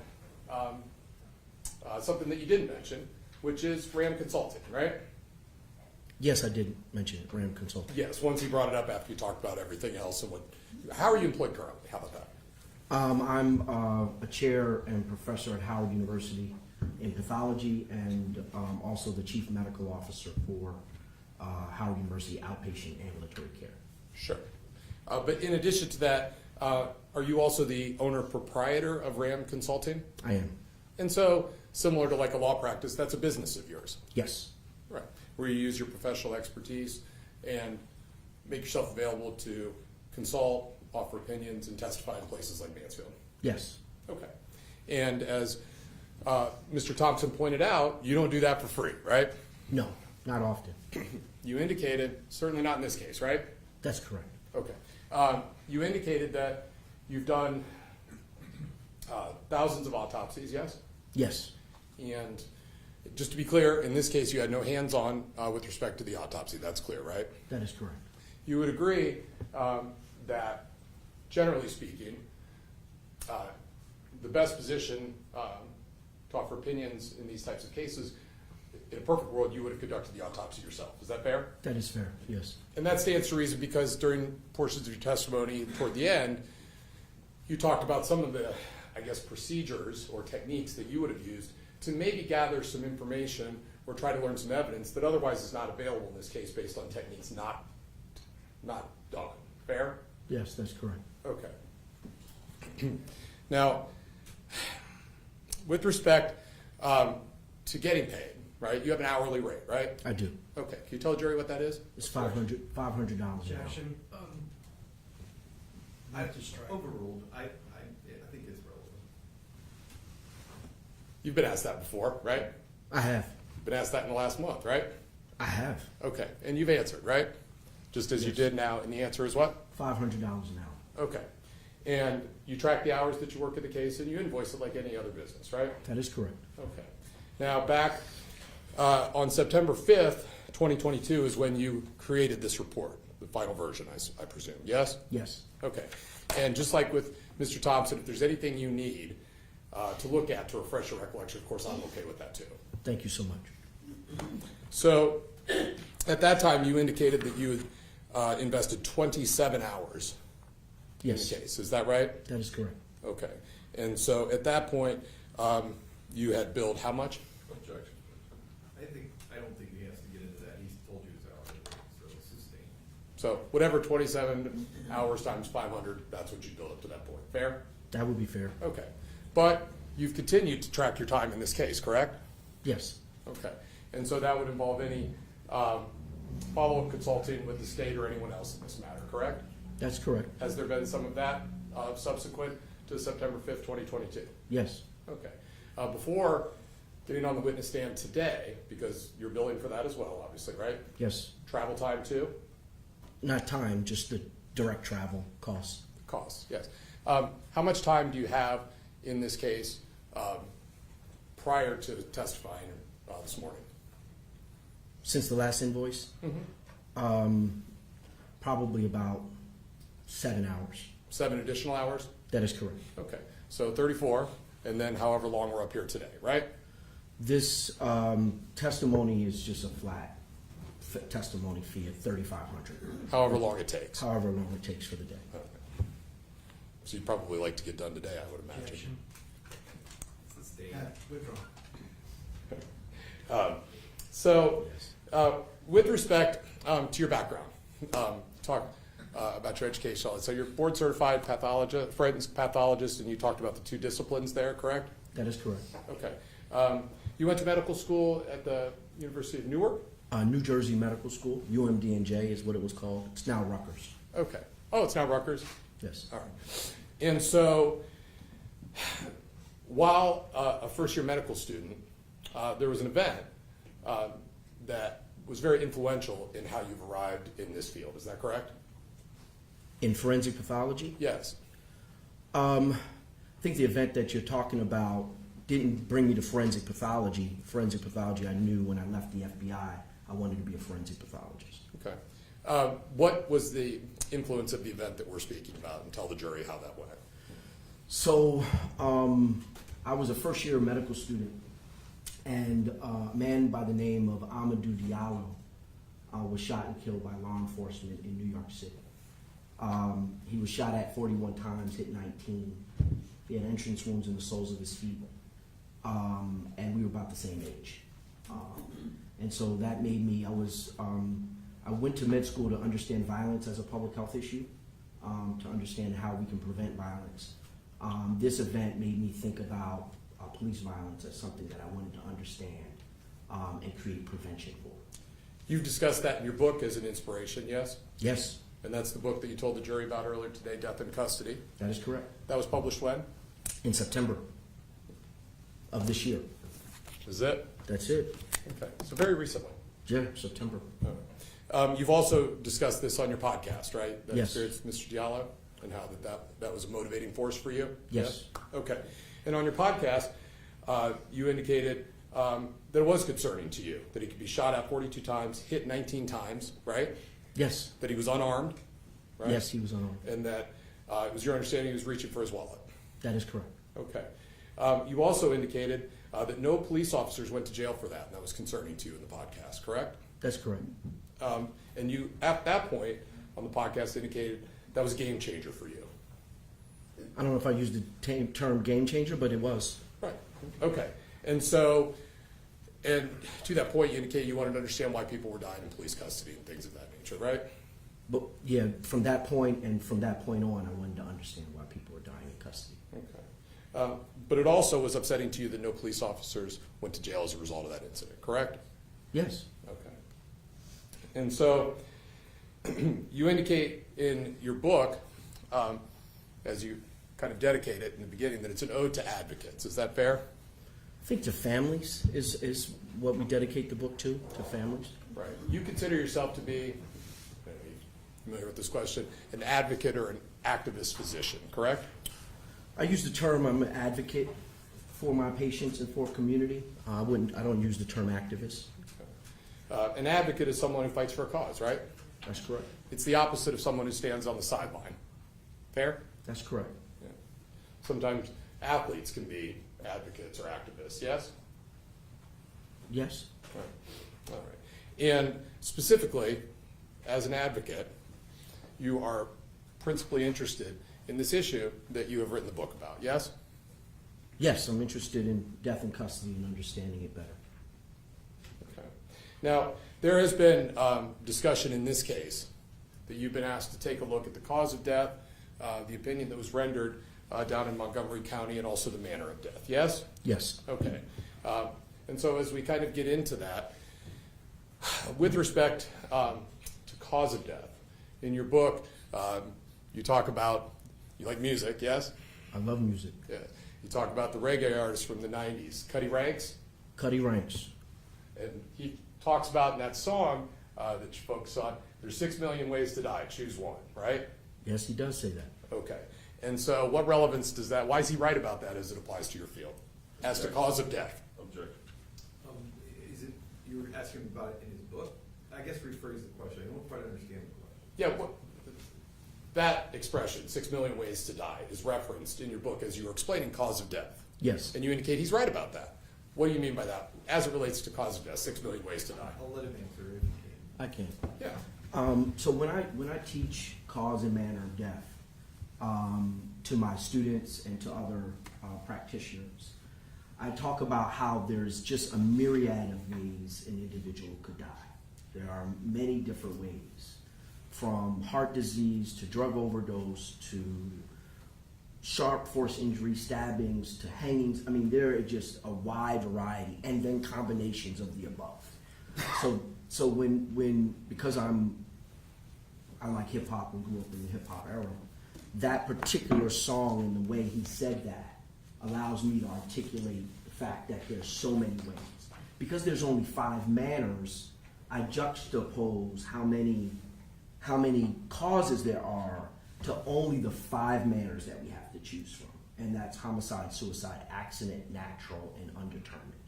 And so I often will use that cultural reference through the music to connect to the students so that they can understand what I'm saying surrounding cause of death. For sure. It's relatable. It is. Right. And so, in the context of cause of death, it could be a very complex task for a forensic pathologist to identify cause of death, correct? It can be, yes. And as you have indicated in your book and podcast, that's especially true in cases of in-custody deaths when it comes to cause of death, correct? Yes. So even within a complicated task or area, cause of death generally, it becomes more complicated in your experience with respect to this very specific type of death, the in-custody death. That is correct. Okay. Now, as to manner of death, like you said, those are the circumstances surrounding or leading to the death, right? That is correct. And of course, you've identified the 5, and probably won't surprise you that there's already been some discussion as we're on day 3 of the trial as to manner of death, and just as you explained the different types, right? Okay. Okay. So you have characterized the cause of death in this case. You explained that. We're going to talk about that in more detail. But speaking first as to the manner of death, you have indicated that you disagree with the characterization of accident in this case, right? Yes. And instead, you think it would be more appropriate to call it a homicide. That is correct. Okay. And it's kind of where you finished with your testimony, but I just want to make sure that we're very clear on this point, okay? Can you explain again for the jury in your own words the relevance that the characterization of homicide as manner of death has for you compared to the legal provinces or the legal constructs that we're here for? So homicide is death at the hands of another. So if an individual is part and parcel of the reason why someone is dead, then those are called homicides. How it differs from the legal proceedings is that we, as a forensic pathologist, I don't determine whether or not they intended to cause the death or not intended. I leave that up to juries like yourself and the legal proceedings. My job is to be able to be clear on the circumstances, and when another human causes the death of another, then those medically are called homicides.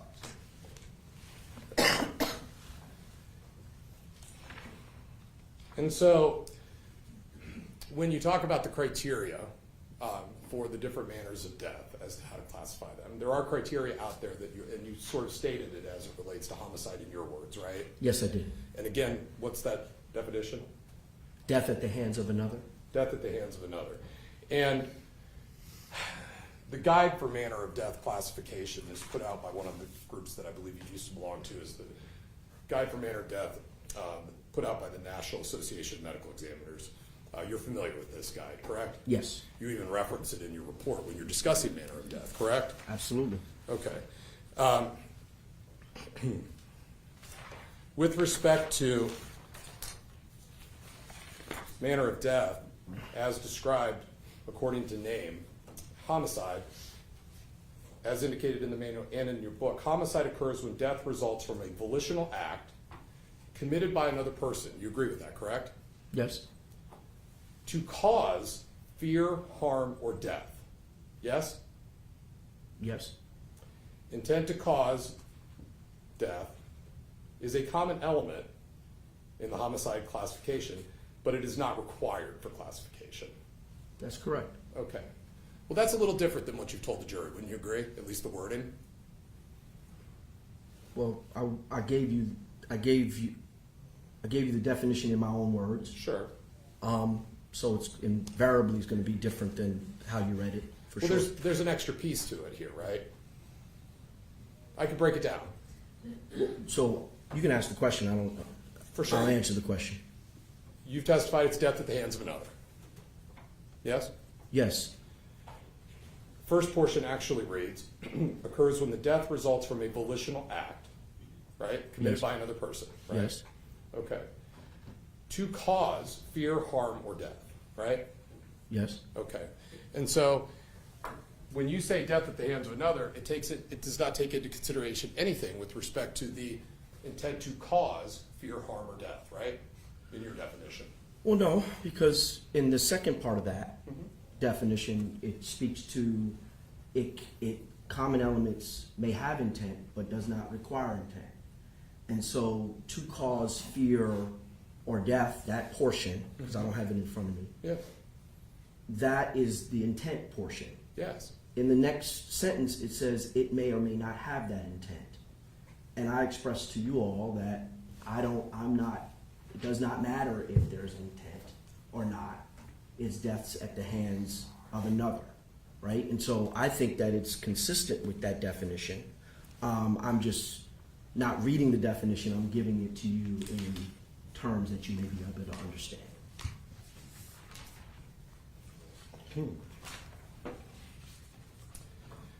So to you, intent doesn't matter in a homicide, is what you're telling them, correct? Well, definitely to me, intent Right. doesn't matter, but I mean, in the definition, intent doesn't matter. Right. If it's to cause harm, fear, or death, right, if they're putting that in there, it speaks to a degree of intent, does it not? It's why I do something if I'm causing it, correct? Yes, I'm it is. causing you to answer questions because I'm asking them, I'm right? going to object, Your Honor. The witness has already answered the question and explained that the additional language that's also incorporated in the book explains why it's not required. I understand the objection. I think he's answered it. If you want to clarify briefly, and then we can move on. And the operative word there with respect to intent is may be used, correct? Intent? I'm sorry, can you? The word may is used in there when they speak to intent, right? Which gives some discretion to someone in your position whether to factor intent in or not. Fair? I don't know. I don't know what when I wrote may, I'm not suggesting that that an individual can put that into their cause of death manner of death designation. What I'm saying in may is that intent may or may not be there, right? There are a lot of homicides where intent is there, and I've classified those as homicides. But there are cases that I classify for example, a baby that cannot swim, stand, or walk, that's left in a tub full of water and drowns. Those are homicides in the jurisdictions that I've come from. They may not ever come into a jury like this. A baby left in the back of a vehicle in the middle of the summer, strapped in, cannot come out of that themselves. They're left there, they die from hypothermia. Those cases are homicides, the death at the hands of another. But they may not find themselves in a court of law because of the tragedy. So homicide, from my training and my experience, may or may not have intent. Our job as the forensic pathologist in understanding the circumstance is did the actions of others play a part in the death? And that's the threshold by which I determine if someone is a homicide. So specifically as to the issue of in custody death or altercations with police, as you sometimes describe these events, yes? Yes. Those are similar, right? In custody deaths that are as the result of altercations with police, that kind of thing, right? So death in custody is a spectrum. They can start with, individuals that are being attempted to be apprehended, to actual apprehension, to transport booking, as well as deaths incarcerated, individuals that die from natural disease or suicides or deaths from other inmates. The in custody is the environment that person finds themselves in, and that's the general category. So there's all manners of death can live in the category of death in custody. They're not all homicides. They're not all one thing. Depends on the circumstances. I think I understand. With that description, a specific category or a specific set of circumstances within that category of death in custody is an encounter between an individual and law enforcement, whether police or corrections, where there's an altercation and the individual dies as a result of that altercation, right? Okay. Those are called arrest related. Arrest related. Okay. And so, to be clear, it is your position that when you have circumstances like that, an altercation that occurs in an arrest situation, a resisting situation, an altercation with law enforcement that results in a death, you're going to call that a homicide, correct? Not every time. I'm going to ask you about something you wrote. When a police officer attempts to gain control of an individual who dies as a result, that is an arrest-related death in custody. You would agree with that, correct? Yes. The physical contact can be as simple as a touch on the shoulder or a grab of the wrist, or it could be an intense fight or a wrestling match. You wrote that, right? Yes. Any physical altercation that leads to death should be certified as a homicide.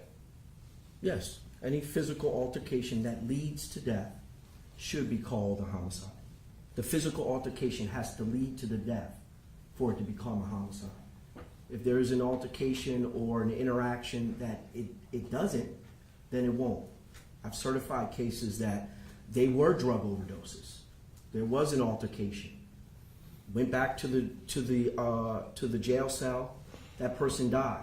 Did the autopsy, and there was a baggie of crack cocaine in their stomach that busted. That was an acute cocaine toxicity death. Sure. So every case has its own specific merit that needs to be reviewed and needs to be autopsied in order to come to cause and manner. But to be clear, the examples that you mentioned in your book, physical contact could be as simple as a touch on the shoulder.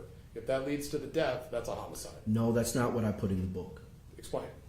So It's what, If it's it's what a- it says, right?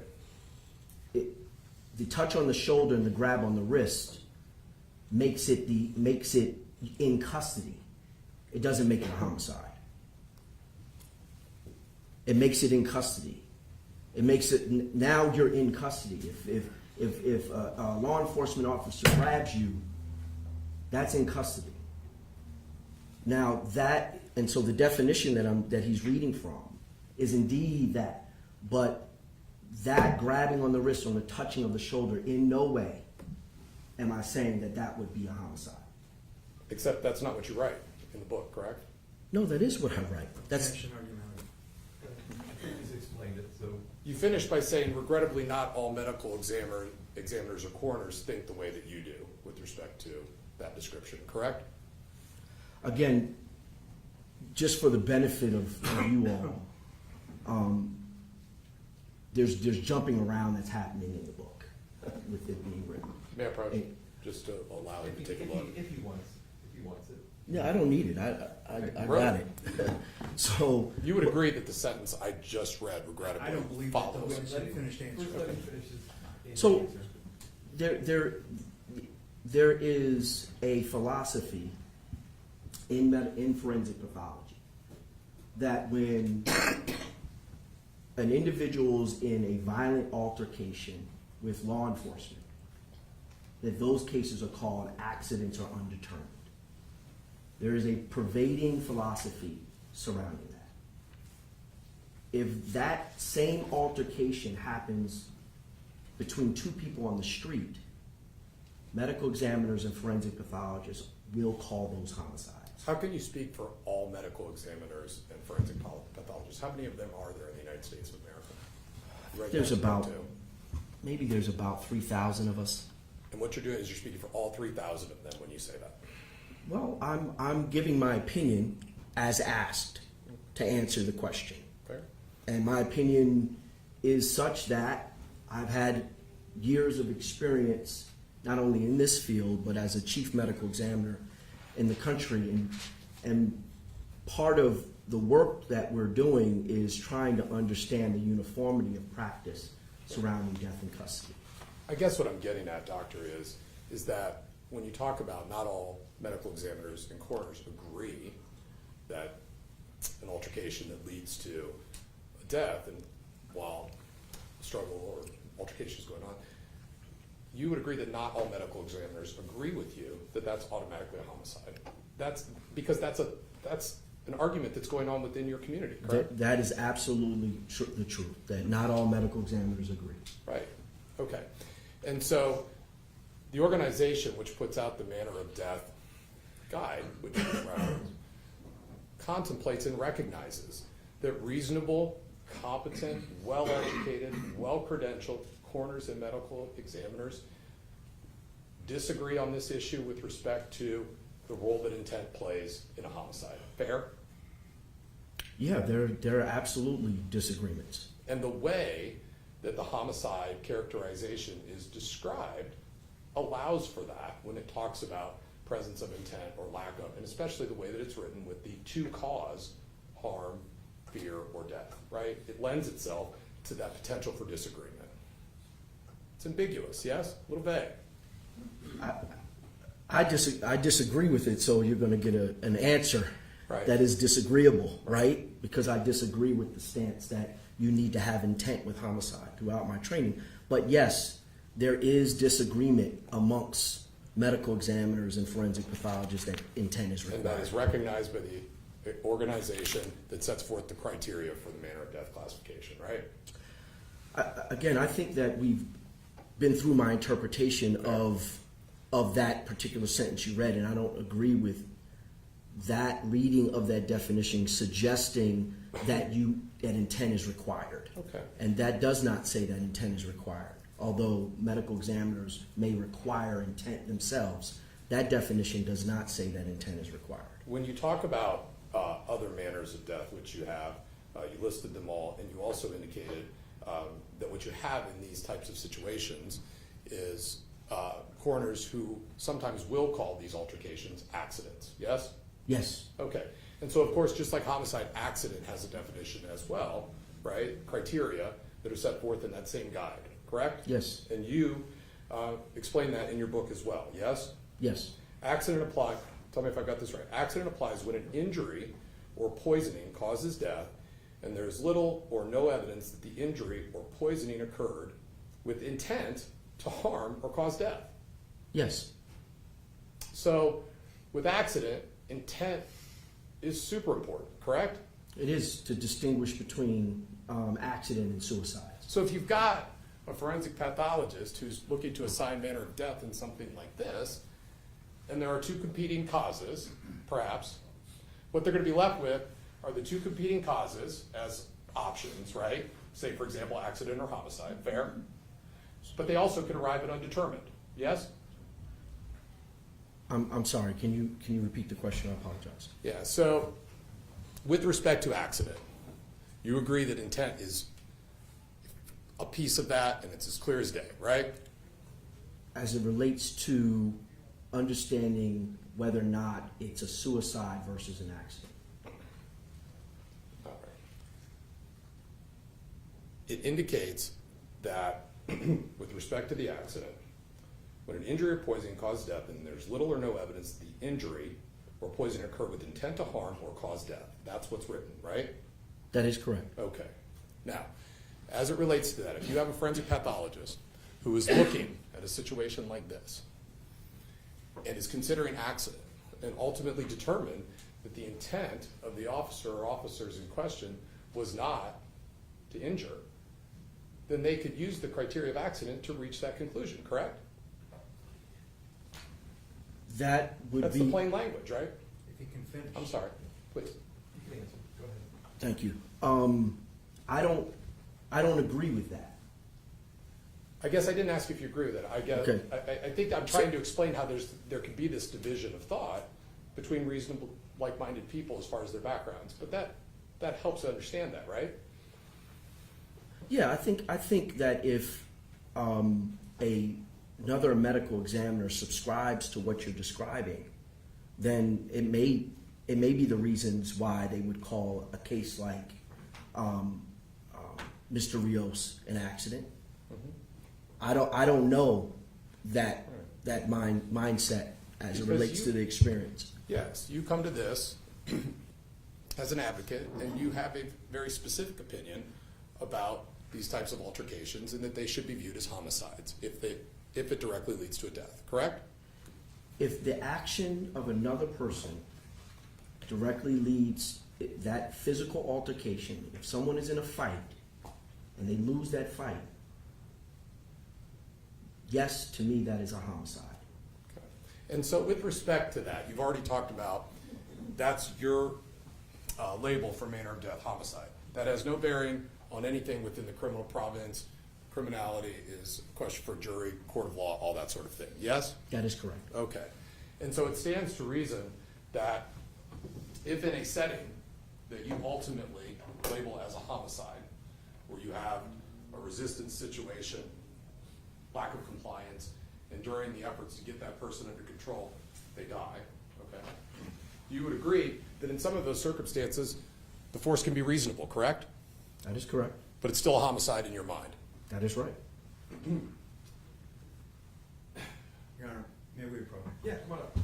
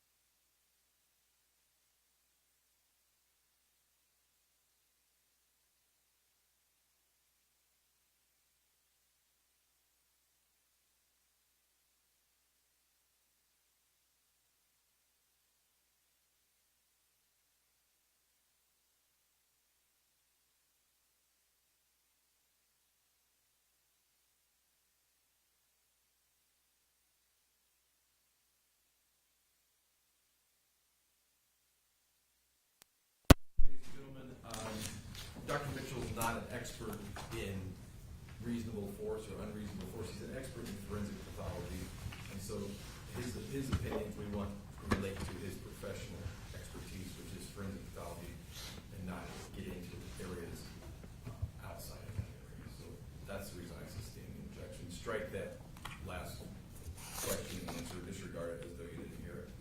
Thank you, Judge. I'll move on. So you testified regarding the report that was done down in Montgomery County. You were also asked about drugs in this case and the role or the effect that they may have had in any of your determinations. Do you recall that line of questioning? Yes, And what you specifically testified to is this was not a drug overdose. that is correct. Right. And to be clear, the Montgomery County Coroner's Office did not call this a drug overdose, correct? They did not. Okay. All right. In fact, what they indicated, cause of death was excited delirium. Yes, And then they listed some associated factors which help support that, correct? yes, Among them, were the torn, ruptured plastic bag-like object in the stomach, and also the presumptive positive urinary test for amphetamines, correct? Yes. And that's because when you're talking about excited delirium, regardless of what your thoughts are on it, we'll get into all of that, of course,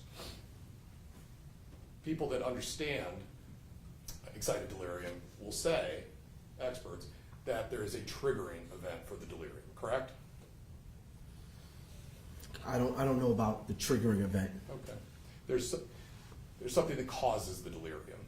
Yes. And frequently, the cause of the delirium, according to people who make this opinion and who have studied it, is some type of drug intoxication, usually a stimulant, right? It can be a drug intoxication and stimulant, yes. And the examples you gave as to stimulants would be like street drugs, methamphetamine or cocaine, right? That is correct. And I think the other was maybe PCP.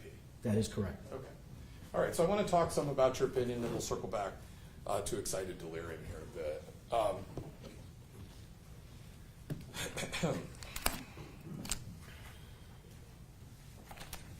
Do you have your report in front of you, Doctor? I do. Okay. You went through all of the different materials that you reviewed in the case, yes? Yes. Okay. And so I think I'd like to take a look at some video evidence with you and kind of discuss your findings, okay? Okay.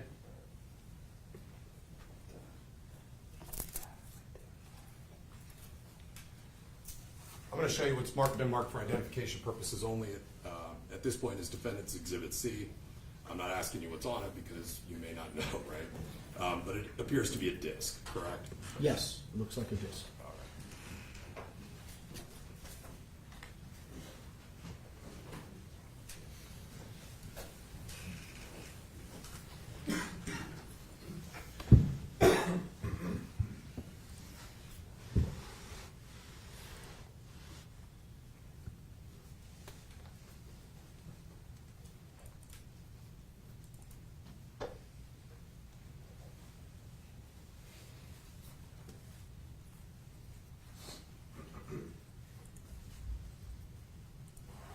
We're just going to roll the first part of this, and then I'm going to ask you a couple questions. Okay, Doctor? Okay.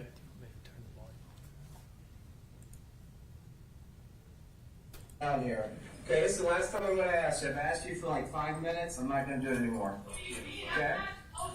We're gonna put you in a restraint chair for your safety. Do not listening, be uninvited, causing a risk to harm yourself. We don't have time to continue that all night. Okay? All right. Okay. Now, you testified this morning that one of the materials that was provided to you was was a video that was taken on a Sony handheld cam. Do you recall that? Yes. And if this screen were full screen up in the upper left, that appears to be the start of that video that you reviewed when preparing your report, correct? That up to the left corner looks like the most, the closest rendering of what I saw, yes. Right. And so you have some familiarity with jails in your line of work? Yes. Okay. Have some familiarity with security in jails? Yes. You would expect that in jails you would have cameras like you do up there in the corner of this courtroom, right? In some parts of the jail, yes. Okay. Like the book-in area. I don't know. Okay. I Is guess that a what I'm booking asking area? is, we know you've seen this, but have you seen this particular video? No, I In don't its think I've seen that. entirety? No. Have you seen this video in its entirety? No. And have you seen this video, which is where the altercation ends up happening? No. Okay. Now, you write in your book that with the advent of video, it creates the opportunity for people in your field to be more thorough in their investigation, right? Yes. And the video can be enlightening. Yes. It's important, right? Very. It's important to have all the video, correct? Objection. Rule, if you can answer. If, as much as you have or know about, yes. Right. And so, in this case, there are videos of this incident captured from this angle, and this angle. Are you aware of that? I see him now, yes. And so, you wrote this report on September 5th, 2022, correct? Yes, that's when I signed it. That's when you put all 27 hours in, right? Before then, Before then? Yes. Right? That's when you were reviewing all the material and doing your work, right? Yes. Approximately when did you get started with that task? Best you can do. It's okay. I'm not sure. Well, give us, I mean, I don't know exactly when I was first contacted and when I first received my first piece of evidence. was it calendar year 2022? I think it probably was before that. Before 2022? Again, I don't remember. How can you know? Are there notes or anything that you can reflect upon? Let me see.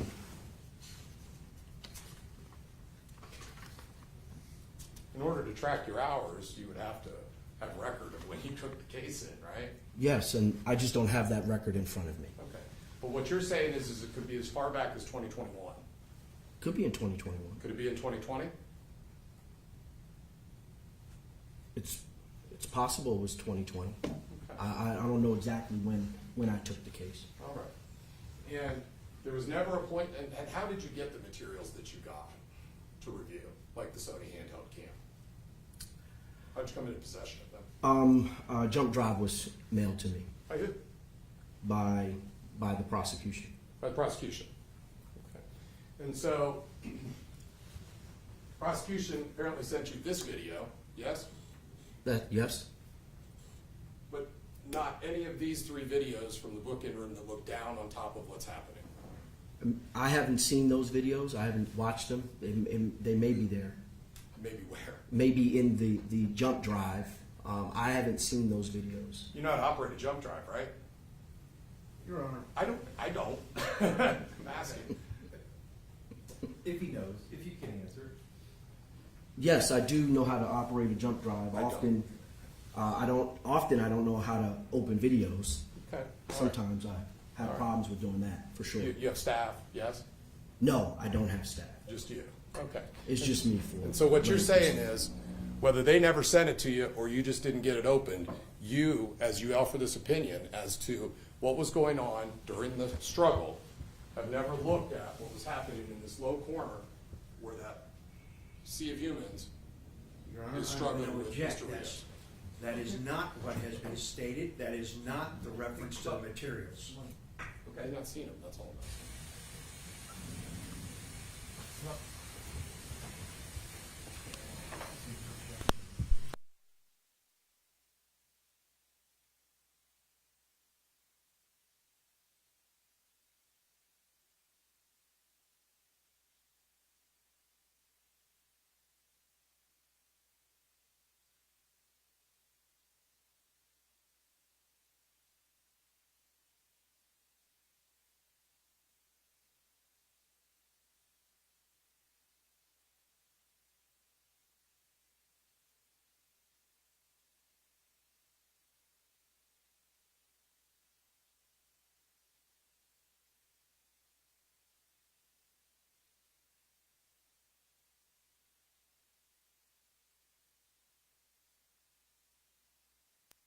Fair to say, doctor, that when making a determination, you are almost engaging in what amounts to a frame-by-frame, second-by-second breakdown of the Sony handheld cam. And that's what you were doing for all those months, apparently, correct? Yes. Okay. And so, of course, if there is more video, which there is, that shows the struggle in this corner down here, you would absolutely want to be able to look at that and see what was going on from another perspective, yes? Yes. All right. Because we can tell, as we're watching the Sony handheld version of this video, that as you described, there are as many as 4 or 5 officers at different points in time that are on Mr. Rios' back, correct? That is correct. But you would agree that in the Sony handheld cam, it is difficult to tell where the other officers are positioned as compared to, say, for example, my client, Mr. Cooper. Fair? That's fair. Okay. If only there was a fixed camera that was looking down on top of it. That might be helpful when you were evaluating the circumstances, correct? I would like to see it, yes. And that's exactly what you talk about in your book, right? When you talk about what a thorough forensic pathologist looks to do, we have available to us all these processes now in video, yes? Yes. Okay. And in this case, when you spent 27 hours coming up with this opinion over what may have been 2+ years, you only had one of the 4 video clips to look at. Is that fair? It's about the 10th time he's asked that same question. I think He's established it, I believe. I think so. So I'll sustain it.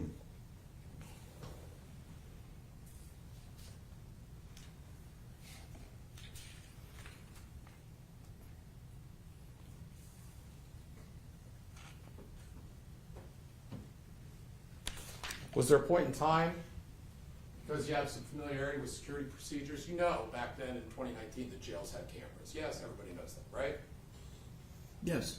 Was there any point in time where you picked up the phone, contacted the prosecutor or the law enforcement agency and said, hey, you all sent me this Sony handheld cam, that's all I got. Did anybody collect the footage from the security cameras to see if that's going to show me anything? Did you do that? I don't know if I did. I don't know. I might have. I don't remember. If you did, it was never sent to you. Objection. If he can only know on what he recalls. So if you don't remember, Yeah. Again, Still recall. yeah. I don't recall whether or not I received this. I know that I didn't watch it. I know I didn't see these other videos. Do you So- recall, based on your experience with corrections facilities, ever being curious as to where the footage was that would be the security video? It seems like a reasonable Yes. thing. Oh yes, Being curious as to where that was. absolutely. So all I'm I've asking asked is, for previous footage and other video footage in other cases that I've done. I don't remember if I asked for it in this case. The only reason I don't remember is because I don't remember watching the other footage. If I had seen the other footage, then I would have remembered asking. so any relevance that what we see in the other footage may have in this case would not be part of your opinion as it goes to cause of death, right? I'm eager to see it. Well, we're in trial now. Yeah, well, you got it up. All right. You indicated that you have testified at the time of the writing of this report on September 5th, 2022, some 60 times, but today you say upwards of 70? Well, I said between 60 and 70. Okay. And I'm assuming that when you were testifying as the government medical examiner that you mostly testified for the state of or the District of I Columbia? like the state because we want to be a state, but the District of Columbia. I was just there visiting. It's a great place. Okay. And so it was common to testify for the prosecutor when you were the government medical examiner, yes? The majority of it was prosecution. All right. With respect to RAM Consulting, just got done testifying for the prosecutor out in Tacoma, right? I did. And then before that, beginning of October in Aurora, Colorado, right? Yes. Both of those were deaths that occurred during altercation with police officers, right? Yes. Okay. When you have testified with RAM Consulting, typically testify for the prosecutor? No, actually, most of the work in RAM Consulting is civil. Civil. This is really new prosecution Okay. of law enforcement. It's a new phenomenon. And then RAM Consulting also, we've done wrongful death against physicians, looking at cases of medical malpractice or for families. So not all RAM Consulting is death in custody. Okay. When we talk about the case review on page 3, you have a brief history that you describe. If you could take a look. On page 3, sir? Yeah. Okay. Yes. And I believe you kind of read this into the record during your direct testimony, if I remember right. Is that true? I recollected it. Yeah. And so, and what you're doing there is you're kind of describing, I guess, relevant portions to you and sort of getting started in the case review. Is that the idea? Yes, it's just to give the reader a brief synopsis of what we're talking about, and what's present as far as history. And what you described this incident as is a 28-year-old man who was in a physical altercation with corrections officers, yes? Yes. And that's what you would describe it as here today, right? Yes. And have. All right. you would agree that an altercation is a struggle, right? Yes. All right. And you can't have an altercation or a struggle, depending on how you want to characterize it, without two adverse sides. That is correct. Okay. And in this particular case, the adverse sides are Mr. Rios starting out in that cell in the half wall, right? Yes. Okay. And you also have the corrections officers, right? Yes. Okay. All right. I think what I'd like to do is put in the video that you have seen and ask you some questions about that, okay? Okay.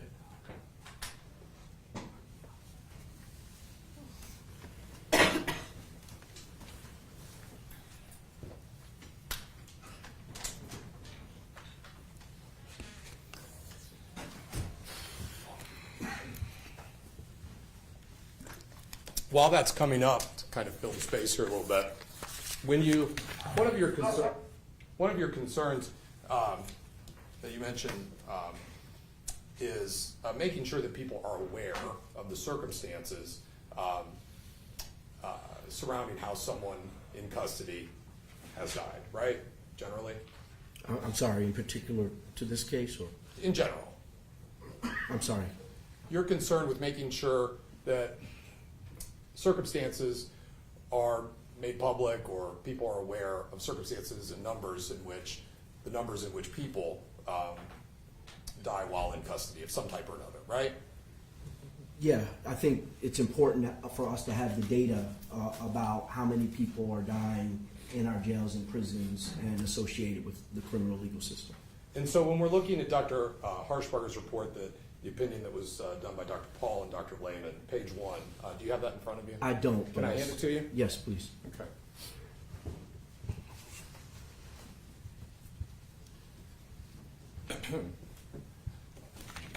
At the very top of page 1, under Roman numeral number 1, it indicates sudden collapse following excited state and physical altercation with law enforcement, correct? Yes. So those circumstances, the physical altercation with law enforcement, are not buried anywhere in the report or left out. They're right there on page 1, correct? That is correct. Okay.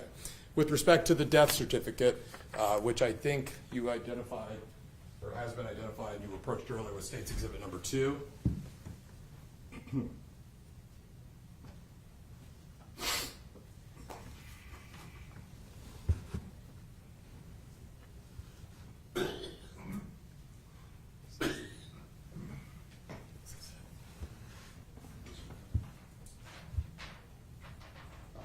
Okay, sorry about that. On the death certificate itself, it indicates in the box, which is numbered, I can't tell what, 331? 33F. I need those. The bifocals. Describe how the injury occurred, right? It says describe how the injury occurred. And on the death certificate, it indicates. Altercation with corrections officer. Okay, and again, you would agree with that, right? Yes. What you don't agree with is the manner of death, which is homicide or accident, and that's a lot of the discussion that has been had so far today, right? I don't agree with both the cause and manner of death. Right. Okay. Getting back to it, with respect to the video, let's just kind of take a look, and we'll pause along the way some, okay? Yes. Rios, I need you to come down so we can. Okay. All right. Were you made aware, Doctor, that this incident had already been going on for some period of time with respect to try and gain compliance with Mr. Rios prior to the camera starting?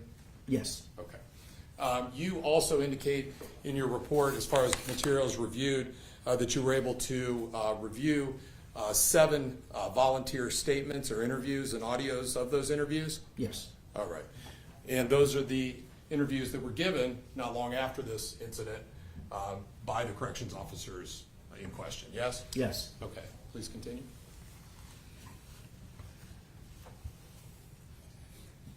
All right. I'm not gonna call anybody unless you come down from down here. Okay, this is the last time I'm gonna ask you. I've asked you for like 5 minutes. I'm not gonna do it anymore. Okay? And we're gonna put you in a restraint. Pause. You described him on direct exam when asked if he appeared to be in a confused state or excited or delirious or any of that. your description was he appeared to be in crisis to you. Yes, Okay, all right. Crisis is a state of distress, correct? yes, Okay. Now, of course, what we can notice here, taking a look at the video, is that he finds himself in this green smock, right? yes, And you know from your work on the case and just in general that that is best described as a suicide smock, yes? it can be described that way, yes. Okay. That's not me telling you something you don't know, right? That is correct. All right. And you are aware, based on the work you've done in this case, that Mr. Rios ended up in this single cell in a suicide smock because of concerns they had with respect to him potentially being a suicide risk, right? Yes, All right. And so he's a danger to him. When people are suicidal, they're a danger to themselves, yes? yes, Right. As evidenced by one of the 5 manners of death, suicide, right?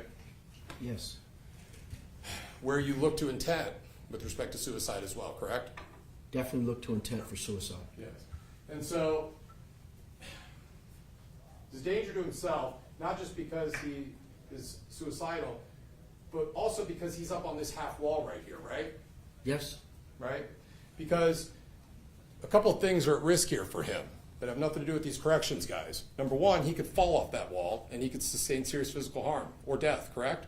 yes, You've not seen the inside of that cell, have you? I think I have some pictures of the inside of the cell, yes. Yeah. So you know, on the other side of that divider are a toilet made out of metal, bench, and all sorts of different things with edges that you wouldn't want to hit your head on or any other important part of your body, right? That's correct. So he could fall off that wall and cause himself serious physical harm or death, correct? Yes, Suicidal, he could jump off that wall in an attempt to injure himself, correct? you could. All right. So please continue. Care for your safety, do not listening beyond a divider, causing a risk to harm yourself. We don't have time to continue that all night. Okay? All right, this is the last time I'm asking you. We're gonna go in. We're gonna go ahead and put you in the chair. Why didn't you just open the door? Please pause. All right.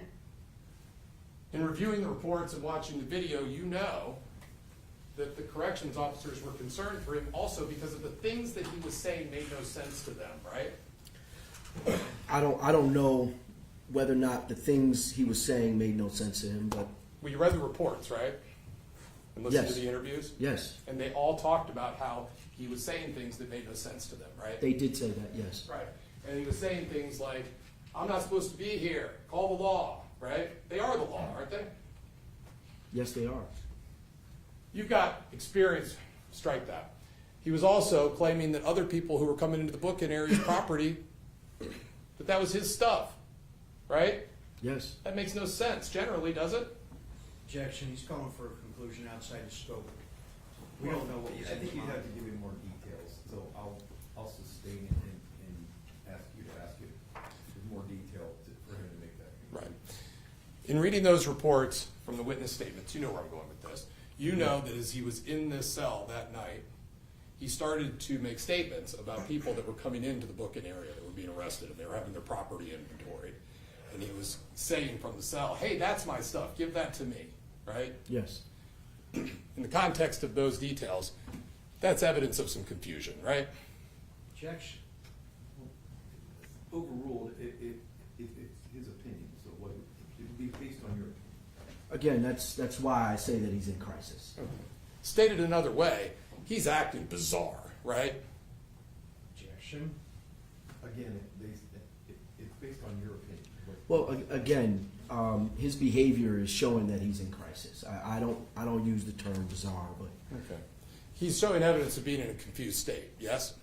he appears to be confused. Okay. All right. Please continue. Come on down. No. Handcuff. Is that a yes or no? Please pause. In your report, you describe him as arguably non-compliant. Do you recall that, or would you like to refresh your recollection? No, I said that. Okay. Right now, 33 seconds in, they're just asking him to come down off of there, right? Yes. And they're also asking him to come down off of there and cuff up, right? Yes. You know what that means. It's in the reports. You've read them. They want him to put his hands through the food flap and cuff up, right? Yes, And they're telling him that that's for his own safety, right? they are. Right now, he is being non-compliant as to those two commands, right? Yes, he is. Not arguably. That's just non-compliant, right? He's being non-compliant to the orders that he's being asked to, yes. Right. In other words, there's no argument on the other side of that, is there? I mean, you wrote arguably non-compliant. I'm trying to understand what the other side of that would be. It's okay. I think it's fair to say that he's being non-compliant. Please continue. And turn around, play tennis behind your back, and cuff up for me. If not, we're gonna come get you. Do you see him kind of looking up in the ceiling, up in the ceiling and things like that as he's doing that? I do. It's also a little strange, isn't All it? right. Now, Again, he's in crisis. Okay, please continue. okay, we're coming to get you. Let's go. Go.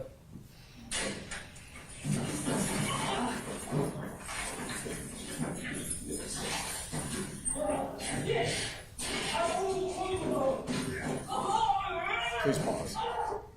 Now, those other angles that we showed you, those would give us a real good idea of what's going on right now, right? If you were trying to review this and make a report.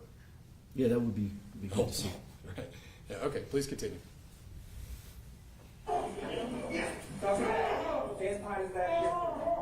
Please stop. Okay. Now, he's in a physical altercation with officers right now, correct? He is. Okay.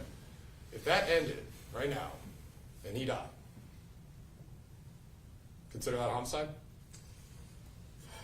Not just with that, we have to look at his tox levels. There's To other rule things out. that we have to do. To rule out drug overdose? Yeah. Let's rule out drug overdose. If Homicide?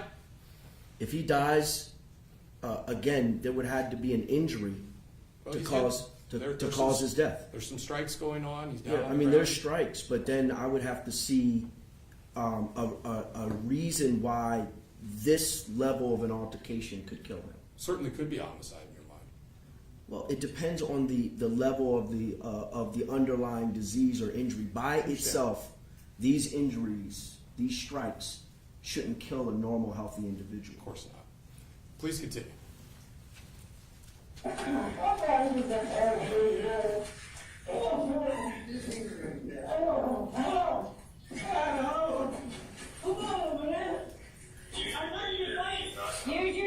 Please pause. Do you see that he's made it up to his knees and starting to stand up? Yes. This is non-compliant, correct? Yes. Okay. Please continue. Crazy!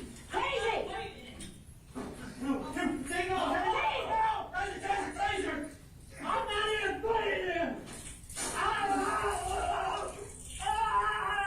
Please stop. All right. So now the taser's been deployed, correct? Yes. All right. And just so it's clear, there are multiple taser deployments that occur based on your viewing of this and also your review of the records, including the taser evidence, yes? Yes. All right. And as many as 4 or 5 deployments from the 2 devices? I believe it's 4. Okay. There's both tasering going on with respect to probes and drive stun method, correct? Yes. We can see him being drive stunned here in a little while in the back of the neck, right there, right? I don't know. I didn't see any evidence that the drive stun hit. I know that there was on autopsy. I didn't see on looking at the pictures I did have. I didn't see any evidence of drive stun. But you can see the taser's right up against there and you can hear it. I can hear it, but I don't know if it actually connected his skin. Please continue.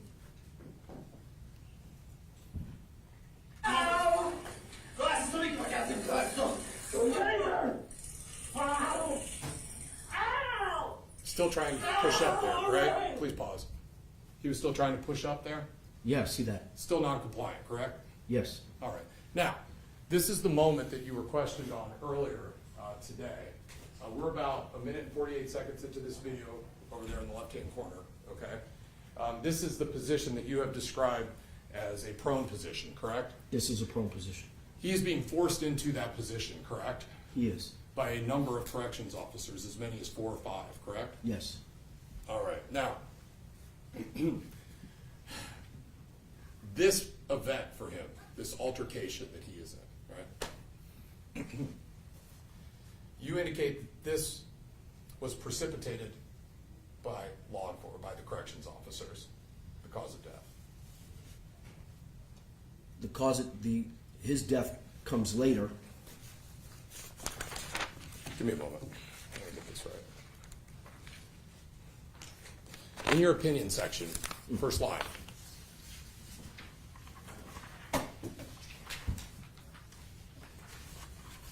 Yes. You write, the death of Mr. Rios was directly precipitated by the actions of correctional officers, correct? Yes. Cause of death is the chain of events that lead to the death, arguably, correct? In particular, the asphyxia. I get that. I'm talking about generally. Cause of death is the chain of events that lead to the death, right? Yes. All right.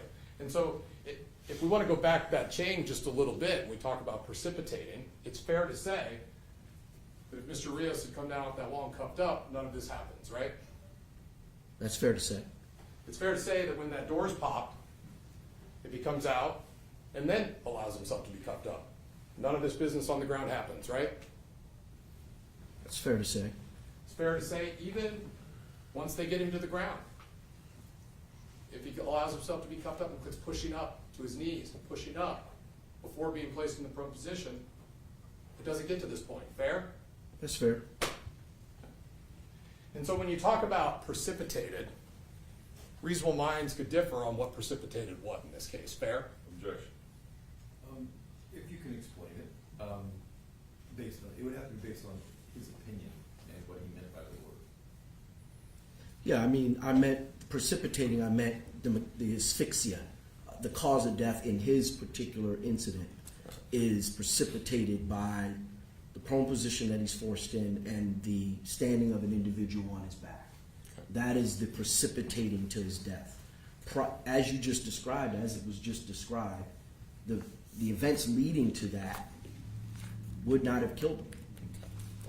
But if Mr. Rios had taken a different course, there would never have been an altercation, arguably, correct? Objection. I think he's It's asking. argumentative. Well, It's it's beyond a the follow-up scope. point. Well, I think it's been answered, so Okay. it's just me. Right. All right, so it's a little bit of rabbit season, duck season, I feel like. Back and forth. So getting back to it, what you actually write after that line, the death of Alexander Rios was directly precipitated by the actions of the officers. You told us what it is just a moment ago, but what you wrote is the altercation between the officers resulted in his prone position, and that's what we see right there, right? Yes. And based on your review of the video, the actions of Officer Cooper had nothing to do with getting him in a prone position, right?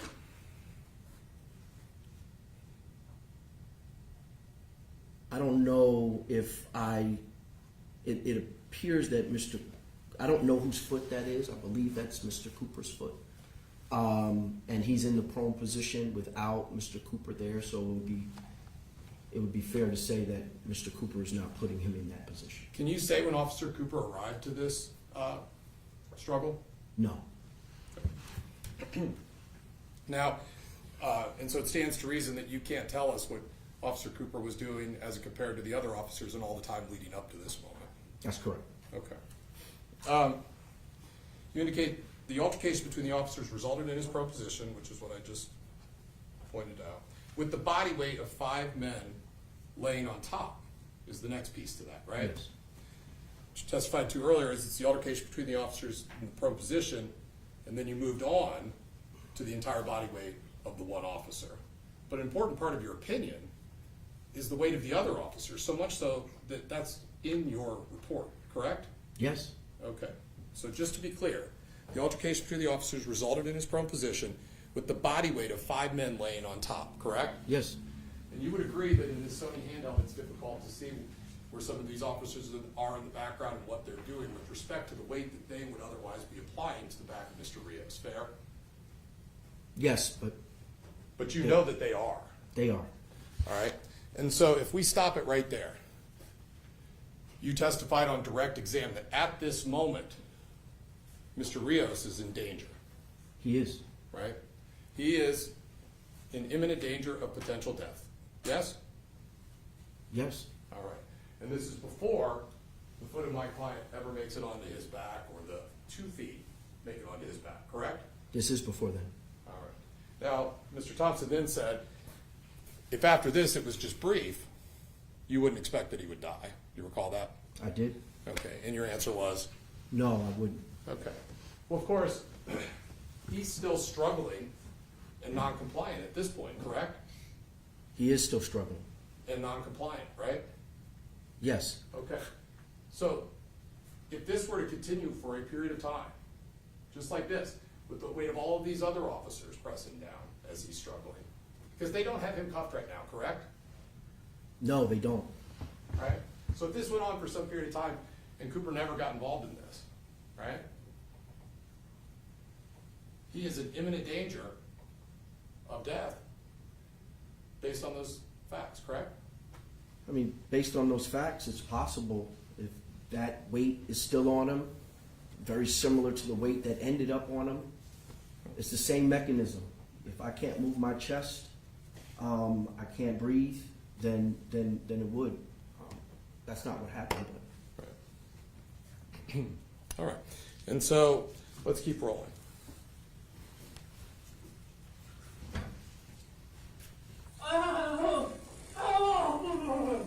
Can someone Right, Casey. Can you explain to me?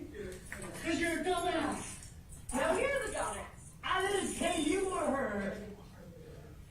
Please stop. Now, an altercation is something that can be exerting. Is that fair? Yes. Talk to the jury about that, if you can. Well, altercation is you can even hear it amongst the guards, right? It's a lot of breathing, a lot of huffing and puffing, and that's largely because the body becomes acidotic. We breathe our acid off through carbon dioxide. We push it out. We breathe in oxygen so that we can gain the oxygen that we're losing, so we don't go into metabolic or lactic acidosis and end up dying, right? Did acidosis, lactic acidosis occur in this case as it related to Mr. Rios, I believe? Yes. Okay. Please continue. Sorry. So that struggle or altercation can lead to an acid buildup. And you're not surprised that that's occurring with Mr. Rios during this struggle? No, I'm not surprised at all. Because in the end, it's Mr. Rios and the efforts of 4 or 5 grown men trying to gain control of him and using their body weight to try and accomplish that. Fair? Yes. Okay. And by definition, in the altercation, as you described it, he's working against them to try and keep them from doing that, right? That's right. This is physically exhausting, yes? Yes, You like boxing, right? I like boxing. You're familiar with the term getting gassed? I am. What does it mean? Means just I played high school football too. So, you know, when you're just done and you're tired because of the exhaustion. Yes. The body can give up, right? I don't mean die, but eventually there's only so much that you could do before you're gassed to the point that you can no longer exert yourself. Is that fair? Yes. Okay. And so when Mr. Rios is up on that half wall, you call him in crisis, right? It would be natural for him to have some adrenaline going during that, yes? Yes. All right. Can you explain to the jury what that means, adrenaline, based on your experience? Your adrenal glands is fight or flight. Your adrenal glands pump. They release catecholamines or particular endocrine chemicals into your body, dilate your pupils, races your heart, palms start sweating, stomach turns. All of that is our primitive response to stress and danger. You can have a strength burst too, right? Yes. Right. And so the thing about adrenaline is it's only for so long, right? That's correct. Commonly referred to when it's over as an adrenaline dump, right? It can be called that. All right. And so it's fair to say that he has that going on with respect to this as an exerting event for him. I mean, I don't know at this moment whether or not he's exhibiting on, but in general, all that happens. Right. And when we are exerted generally, we are breathing. We can see our throat, we're trying really hard. It's hard to breathe when we're exerted, right? If we run a 10, 100-yard sprints, that kind of thing, right? Yes, you need to breathe heavy to get rid of that acid. Okay. All right. Please continue. Well, he took out of the cell. Really? Yeah, he's like, Give your hand behind your back. oh shit. Somebody take it. He's on some type of, I believe. Keep playing. You need to. Do we have anybody else available? At this point, we can see the arm of an officer coming through in between, I guess, on the inside of this officer here, we can see another arm coming in and pushing down on the head of Mr. Rios. Of course, you've noted that, correct? Yes. That's not helping his efforts to breathe, I wouldn't think. No, he's going to have trouble breathing with that Did happening. you write anything about that in your report as to the critical actions or the actions of this officer in pushing his head down and turning it to the side like that? Just in the midst of the 5 officers being on his back, for sure. But no, right, just in that little snippet, but not the actual details of the effects of what they're doing, like that action, correct? That's correct. Okay. Now, in order to get to that position, he's kind of got to be coming up through there, right? That officer? Yes. Stands to reason that the other arm's over top her and he's applying pressure himself to get there. Speculation. Well, I mean, have you studied this? Do you have an I opinion guess, on it? I guess if you can offer an opinion without speculating, it's okay. If you have to speculate, I don't want you to do that. Understood. I mean, there's no doubt that there's other officers that are pinning Mr. Rios down, for sure. All right. And these are grown men, yes? I believe so, yes. Look, you've looked at their heights and weights. They're large men too, right? Yes. Okay. And so, when you talk about the weight of the other 5 officers, that's a super important fact for you because it's happening as soon as he gets down into that prone position until they bring him up into the chair, right? Yes. Okay. Please continue.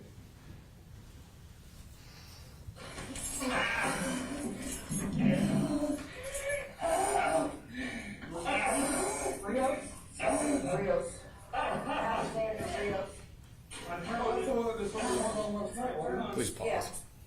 Now, before we get to the next portion, we can see when my client first gets involved in the attempted restraint, that you see one foot go up onto the back area on this side, correct? Yes. Okay. And so I wanted to, and I think you talked a little bit about this maybe on direct, but I really want to talk about it a little bit more, right? With respect to pressure, unless someone's entire body weight is up in the air, right? We know at that point how much pressure is being exerted, right? Yes. Without anything else supporting us or anything like that, right? We know that it would be the full weight. We don't know exactly the pressure. But Right. If there were a scale right here and I stood on it, right, with both feet, that's going to be my full weight, right? That is correct. If I take 1 foot off that scale, that weight could dramatically decrease, correct? Yes.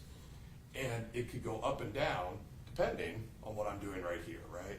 That is correct. How much force I'm applying onto the foot that is on the scale. Fair? Yes. Okay. And so what you're never able to tell us with respect to my client, Mr. Cooper, as he has his foot on the shoulder back area here, and then on the other side, right, after he comes off of the 7 seconds up on his back. What you can never tell us is how much pressure he's applying during all those other times, correct? That is correct. In addition to that, if there's a wall nearby here, and there is, and at points in time an individual is leaning against that wall, the wall is going to be absorbing some of the pressure as well, correct? Yes. Okay. And so, what we're getting ready to see are these 7 seconds that I hear you testifying to are the cause of death as it relates to Mr. Rios. Is that correct? Yes. Please continue. He thinks he's supposed to be out there and when you get on the wall,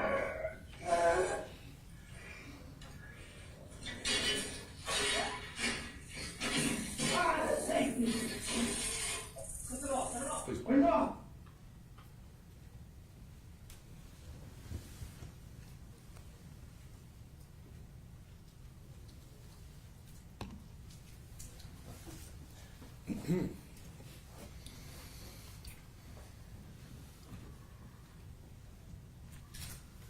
So, of course, we watched the portion there where he's up sort of part of the time, both feet on, kind of then balancing like this, but definitely full body weight up in the air for 7 seconds or so, right? That's what it appears to be. Okay. And it is your testimony that once his boot comes back down to the left side of the screen, that there's nothing else from Mr. Rios that would suggest that he is responsive. Is that right? That's correct. Okay. You talked about there is movement, but you do not attribute that to Mr. Rios moving That is correct. of his own act, right? That's correct. What you have described is you believe that any movement we can see are the actions of the corrections officers pulling on him and things of that nature. Yes. Right, okay, please.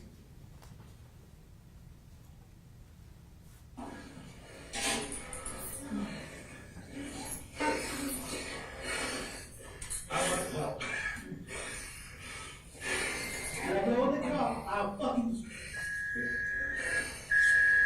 Let go of the cup. Please pause. All right. So, if you've got the math different, let me know. But I think somewhere in the jury will just have it. So, somewhere around 15 seconds after Mr. Cooper removes the second boot and comes back down to the ground, where we can no longer tell how much pressure is being applied. Some 15 seconds or so after that, we hear a correction voice say, "Let go of the cuff." Pause, a couple more seconds, "Let go of the cuff, or else I'll," and then there's nothing else, right? Right? This indicates, right, that Mr. Rios still has control of the cuff, yes? Objection. Again, it would be based on if you can offer an opinion on that. I don't want to speculate, but if you can offer an opinion. I obviously can't see his hand on the cuff. Right. Well, But- let me ask it this way. Yes. If the officers are telling the The truth, witness should be allowed to fully answer his question. You can answer if you want to, or you can let him ask the other question, however you want to do it. So I obviously can't see his hand on the cuff. His cuff, if his hand is on the cuff, at which point he becomes unconscious, that hand can still be on the cuff. but we hear, "Let go of the cuff" twice, right? Yes, we do hear that. And what's clear from this entire video is that the officers are just trying to get this guy cuffed up from the moment the video comes on until the time when they actually do, correct? Based upon their accounts, I mean, when we watch the beginning of the video, they're like, "Come down and cuff up." That's what they tell him, right? they do tell him that. Right. And then he escapes from his cell, right? Yes. And they're trying to cuff him after that, right? Gain control of him. No? Yes. All right. That prone position that they get him into as they try and get his arms behind his back, that's a position that puts him in danger as well, correct? When you're on your chest and your belly, your arms behind your back also are a danger. Okay. And whichever officer is responsible for those actions would be relevant to you as well, correct? All the officers that are on his back is relevant to his asphyxia. Okay, gotcha. All right. And so after it's initially indicated, "Let go of the cuff," right? There's a few seconds to go by, and then again, "Let go of the cuff," right? Yes, I hear that. Okay. Stands to reason, still holding the cuff, right? Again, Your Honor, he's asking the same question. It's still speculation. Okay, I'll sustain that one. If he's still holding the cuff, that's evidence of being conscious, correct? Once again, That's same fine. objection. I'll move on. Okay. We can see toward maybe a minute or so later in this video, when the officers start to try and get him up into the chair, once he is cuffed, you can see his arms, right? Yes. And they're limp, right? Yes. And you've made the determination he's unconscious at that point, right? Yes. There'd be no holding the cuff at that point, correct? Again, I don't know how the hand was engaged in the cuff. I don't know. I heard what you said, they said, for sure. Okay. All right. And so, given what we see from Mr. Rios in the minutes leading up to this, where you described him as non-compliant to the apprehension process, right? Yes? Hand in the cuff would be consistent with that, right? Objection. It's still speculation, no matter how many times he asks. Okay, I don't think that's right. if you can answer that based on your opinion and what you know. Yeah, again, I don't know how his hand was engaged in the cuff. So I don't know if he's holding the cuff to be non-compliant or the hand is caught in the cuff and says let go of the cuff. My opinion is that after the officer comes off of him, there is no reasonable movement from him. His chest is not rising. He has a couple of things that are going on with his face, but then he's completely unresponsive. I believe that he's unconscious at that time. That's the next thing I want to ask you about. Okay, so we'll take it back, I guess, just a little bit. We'll roll it through. You are asking the jury, based on what you just described, to look at this area on the video. His face, if we're talking about his brow and then his shoulder, you can see when they're when that let go of the cuff is happening. You can see some tugging on that shoulder. There's also, I believe, that some of the breath and movement of the officers are moving him as well. While they breathe, you can see him kind of move in coordination with their breathing.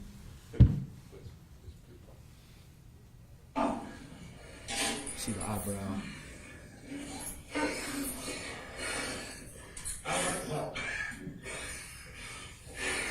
Let go of the cup. I'll fucking. Let go of the cup. See the shoulder? Is this what you're speaking of? Yeah. Right up there on the wall.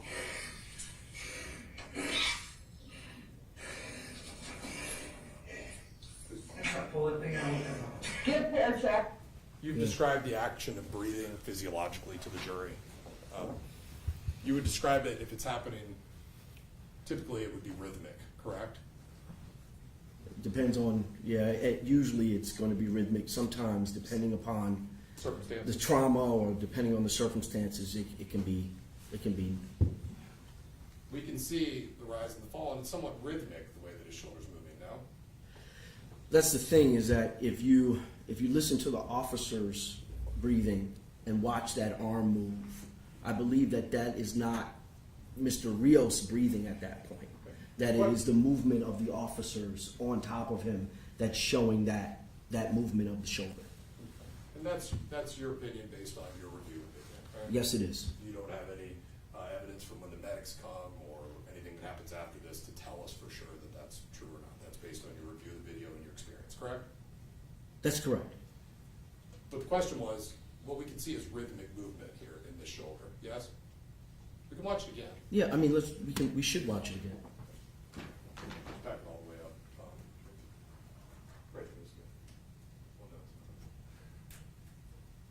There you go.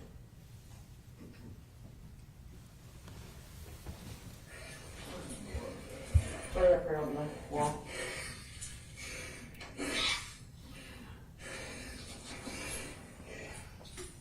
Pull that thing out. Get a pair of shackles. We got another handcuff. Where's the other hand? You would not agree that that's rhythmic movement in the shoulder going on there? There is rhythmic Right. movement And to be clear, this is not when we're hearing get the cuff. We didn't hear that during that time, did we? Let go of the cuff. That's not that. No, but if I may, I'm Please. attributing that if you hear the other, I don't know what guard it is, or correctional officer, that rhythmic breathing coincides with the movement of the guard. And that's my opinion from watching this video for as many times as I watched it.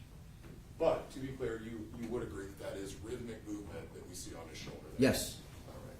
Which would not be wholly inconsistent with breathing, his own breathing, correct? it's inconsistent with my opinion that he's breathing. Well, if there were no guards there and he's just laying there, and he's This question has now been asked and answered 3 times. It sounds like it might be argued, so I'll just say. thank you, Judge.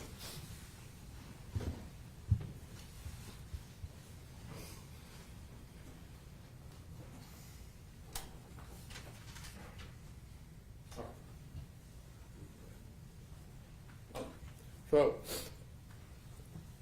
you testified with respect to the presumptive positive for amphetamine in this case, Yes. right? Okay, so I want to talk about that for a period of time.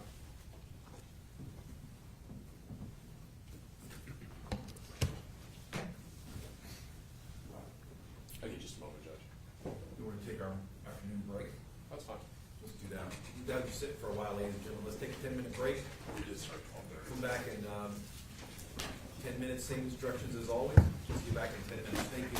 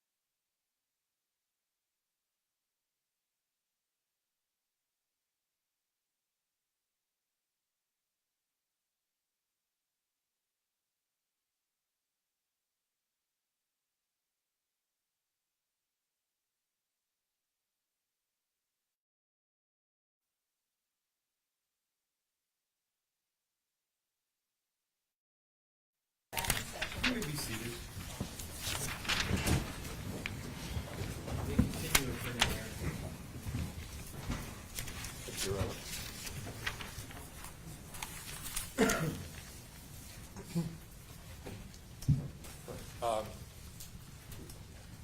broke, I was getting ready to approach you with Defendant's Exhibit D.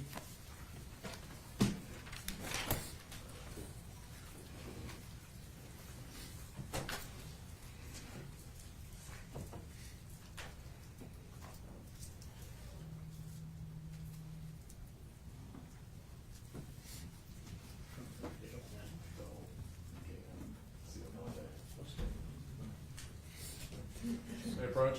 Yes. Doctor, you indicate in your report that one of the materials that you reviewed that was sent to you were the medical records from the Mansfield Hospital, correct? Yes. In specific, you took a look at the withdrawal and the discharge note or discharge summary? Yeah, look, all of it. So I'm going to show you what's been marked as Defendant's Exhibit D. Take a look at the top there, and I'm not going to ask you to go page through page, but if you can help us out, let us know if those appear to be the medical records for Alexander Rios while he was at the Mansfield Hospital that you mentioned until September 27. Yeah, they all exhibit the Mansfield Hospital name and address along with his medical record number, his admission date, and his discharge date. They all seem to be accurate. Thank you. Of course, we know that he was ultimately discharged having passed away on September the 27th, correct? Yes. Could you take a look at the discharge diagnosis to refresh your recollection as to that? Toward the bottom of the page.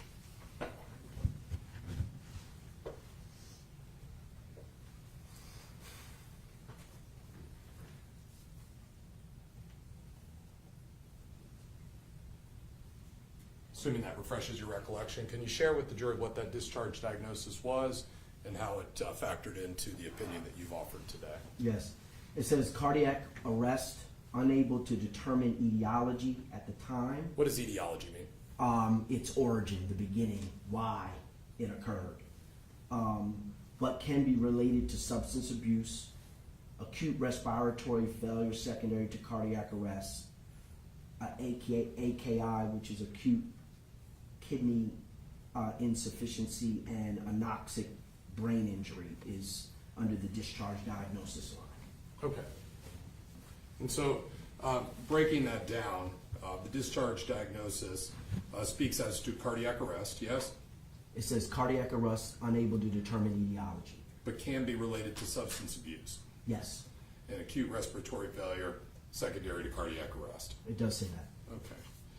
What relevance does that have in your findings or opinion? Yeah, so the findings that were at the hospital were indeed a cardiac arrest, and the fact that the attending physician says unable to be determined shows that they may not had all of the information at the time, and that's why they said at the time. And then as far as maybe due to substance abuse is because they too had the urine screening of amphetamine. So you could, they are showing that they had knowledge of that. And then the rest of it, they says acute respiratory failure is also there. So this is adequate. I reviewed all of this, and it makes sense that that's their working diagnosis at the time of his death. And you indicate as to the role of, get the wording right. Cardiac arrest, unable to determine etiology at this time, it can be related to substance abuse. Mm-hmm. The substance abuse piece to that you were attributing to the presumptive positive urine for amphetamines. Yeah, I believe that's what drew them to this conclusion, correct. You've reviewed these records, you know about the presumptive positive. To get a presumptive positive on a urine screen in a hospital, there's going to be a threshold, correct? I'm not quite, there's always going to be a threshold. Could I direct your attention to the records you reviewed on page 151? Yes. Review them, please, and tell us if there is a threshold in this case at the Mansfield Hospital for amphetamines and what that is. I think it's in the middle of the page.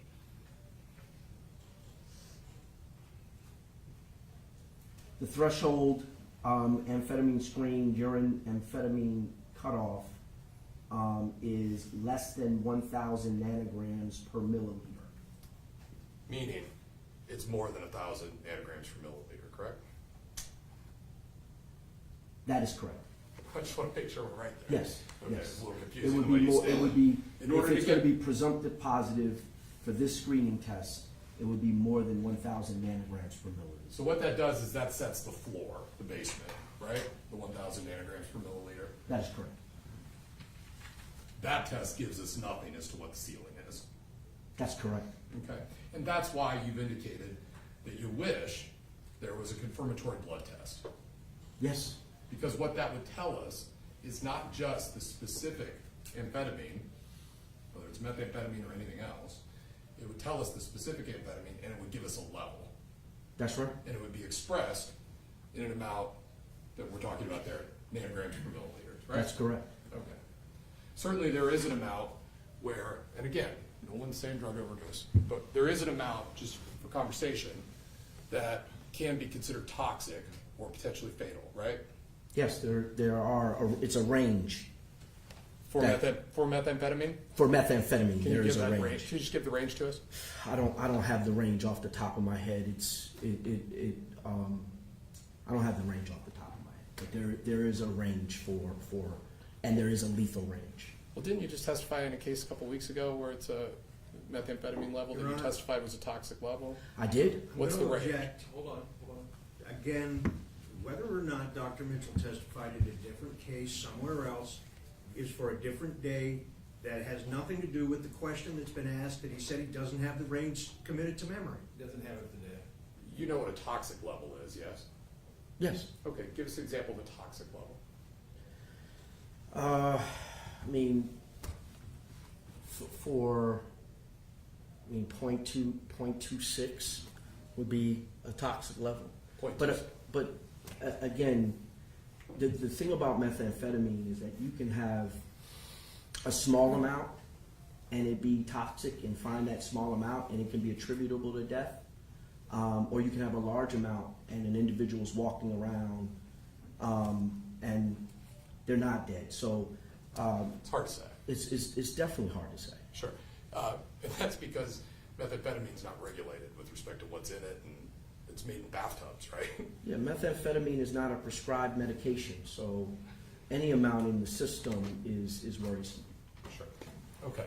And so, in this case, you read the discharge summary, and it talked about the potential the drug abuse could have, and you indicated that's as to the presumptive positive, greater than 1,000 nanograms per milliliter. You're also aware in reviewing the medical records that Mr. Rios' mother talked to hospital staff about his relapse on meth, 3 to 4 weeks, leading right up to his death, yes? Yes. So when you talk about the importance of, and so if hospital staff's aware of that, that could be relevant to that determination as well. History, right? Yes. History of abuse, yes? Yes. And the way we get that isn't from testing, it's from reliable sources, either the person themselves or someone close to them, right? Yes. Okay. And so, when you were making a determination as to the role the drugs played in this case, methamphetamine specifically, what you're able to learn from things like he had a history of methamphetamine use leading right up to is somewhat relevant, right? Yes. Okay. You're also aware that there's a system that tracks prescriptions, right? Yes. That we fill. In most jurisdictions. Yes. And in this case, you know that there was no prescribed medication that would have otherwise confirmed the presumptive positive, like Adderall or ADHD medication. He had no prescriptions like that. You know that, right? Yeah, I don't have a known prescription that would cause amphetamine in his urine.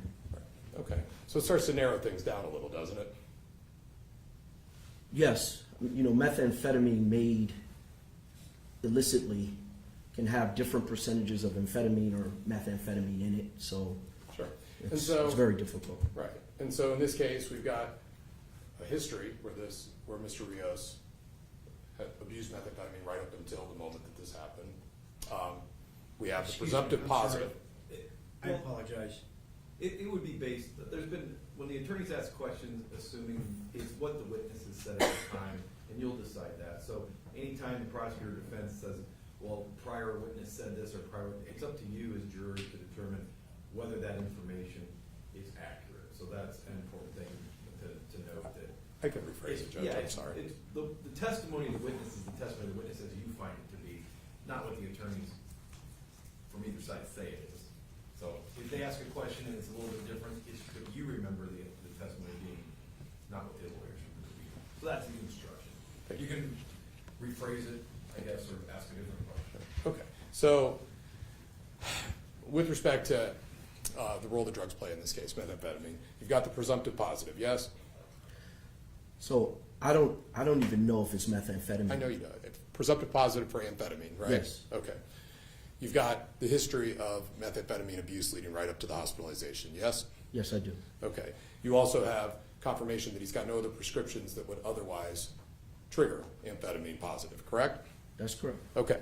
Then we have the results from the county coroner down in Montgomery County where they talk about the torn, ruptured plastic bag-like object in his stomach that they discovered during the autopsy, right? Yes. Now that has relevance to you as well as it relates to drug use, yes, potentially? Yes. Okay. And so in your experience, you have seen occasions where people have ingested baggies that contain drugs, yes? Yes. And that could happen for any number of a couple of reasons, right? Yes. All right. It can happen in order to try and keep from getting in trouble when you come into the presence of law enforcement, right? Yes. Could happen as a suicide attempt, yes? Your Honor, this is, where is this line of questioning going? This is a medical expert, not a sociological experiment. Overruled, I think it relates to testimony he talked about on the. I'm sorry, repeat the question. In addition to evidence of just trying to hide evidence from law enforcement, swallowing a bag of drugs, could also take the bag of eat the bag of drugs with the intent of perhaps committing a suicide. Yes. Okay. In your experience, you have seen scenarios where people have overdosed and died, and they do have committed suicide and died, and they have baggies in their stomach of drugs, correct? I have not seen suicides Okay. with baggies in their stomachs. But I've seen accidents with baggies in their stomachs. right, and so that would be the other scenario. An accident where someone intentionally ingests a bag of drugs for the purpose of obtaining a high, correct? Those haven't been the cases that I've been involved in. The cases that I've been involved in are individuals that either were on flights and had multiple baggies and were bringing it into the country. Yes. Or they had taken the bag of drugs to evade law enforcement. Right. Those are the two types of cases that I've had in my practice. And when that happens, the bag ruptures, then the drugs enter the system, absorption in the stomach, correct? That is correct. And that can be a very serious thing as far as the acute intoxication. Yes, and they usually will respond with seizure-like activity. It is a pretty bad kind of death when it comes to those types of large quantity overdoses. If it's a large quantity, right? Yeah, if it's in a baggie. Right. Okay. And so, familiar with the practice as it relates to drug baggie ingestion of body stuffing or parachuting? Yeah, the body stuffing is what I described Okay. prior. Parachuting? I don't know what parachuting is. All right.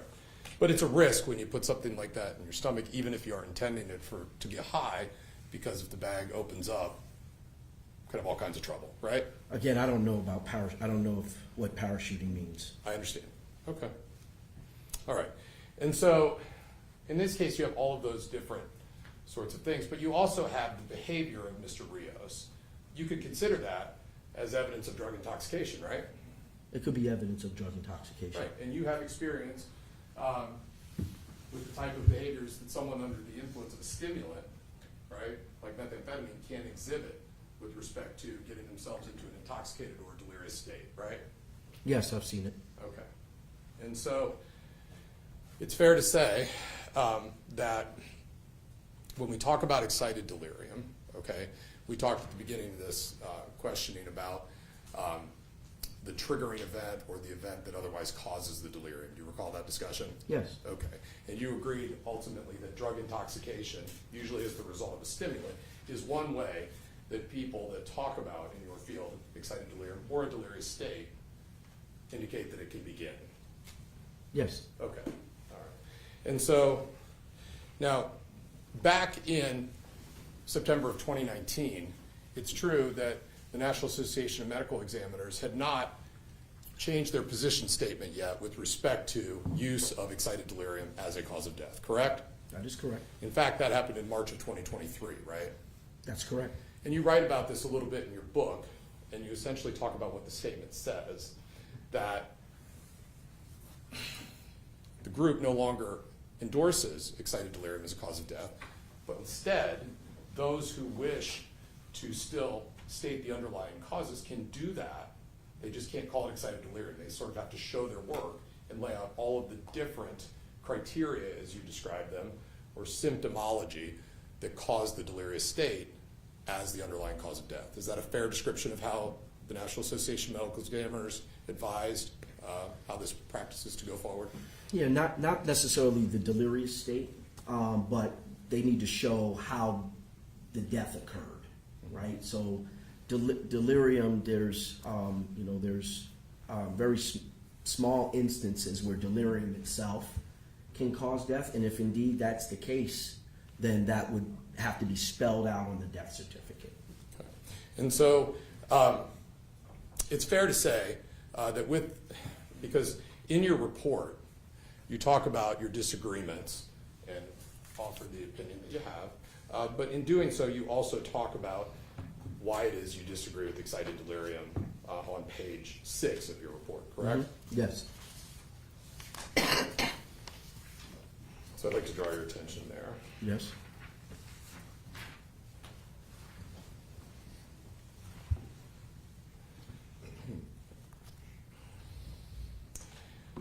And even though you indicate that you disagree with the opinion back in 2019 of excited delirium, you entertain it a little by discussing the criteria and sort of applying what is here and what isn't in this particular case, perhaps. Is that fair? That is correct. You write, with that, and this is your report, with that, the criteria most frequently cited for those who use this diagnosis are hyper-aggressive behavior, superhuman strength, a combative attitude toward police, hyperactivity, bizarre behaviors, unusual pain tolerance, and hyperthermia. And that's a pretty comprehensive list, isn't it? Yeah, that's when criteria are set forth, that's what they suggest. And that's what they are as it relates to proponents at the time of excited delirium. Fair? Yes. Okay. These individuals also tend to find themselves because they're combative with law enforcement, in these restraint type situations with police. Is that fair? Yes. And they can prove difficult to restrain based on those other elements, yes? They can prove difficult to restrain, yes. Okay. And so in your report, you indicate Alexander Rios was not suffering from excited delirium when he died, and then you say he was not hyperthermic and was clearly conversant with the correctional officers up until the physical restraint caused asphyxia. Yes. So I guess I want to go back through these after we've watched this video. We're not going to do it again. But we talked about when he's up on that wall and the way that he's carrying on and the things that he's saying are causing the correction staff concerns because it's confusing to them. It's fair to say that he's you call crisis. It's fair to say that's an acute confused state, right? I mean, it's that kind of thing, right? Yeah, we talked about it. I think he's in crisis for sure. Right. And when he busts through, I mean, you've seen the video. There's multiple guards standing in that doorway, right? Yes. It's he that initiates busting through them and manages to do so successfully, right? Yes. That's hyper-aggressive behavior, is it not? Could be seen as aggressive. Yes. Right. You've read the reports of each of the individual corrections officers and listened to their recorded statements, right? I did. It's fair to say that they all talk about some component of either increased strength, uncommon strength, or superhuman strength that he was exhibiting. Yes? They do describe that. Okay.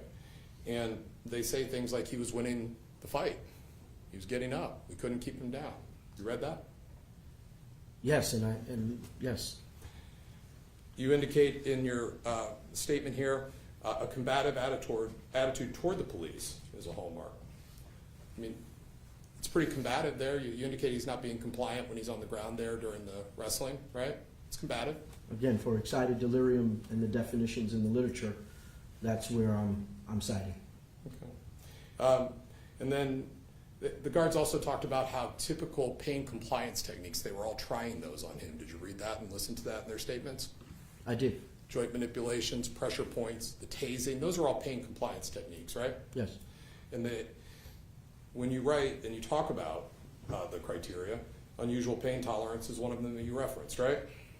Yeah, but I think he's succumbing to pain tolerance. He's constantly saying ow, and he's responding to pain. That's one of the criteria that he might not be.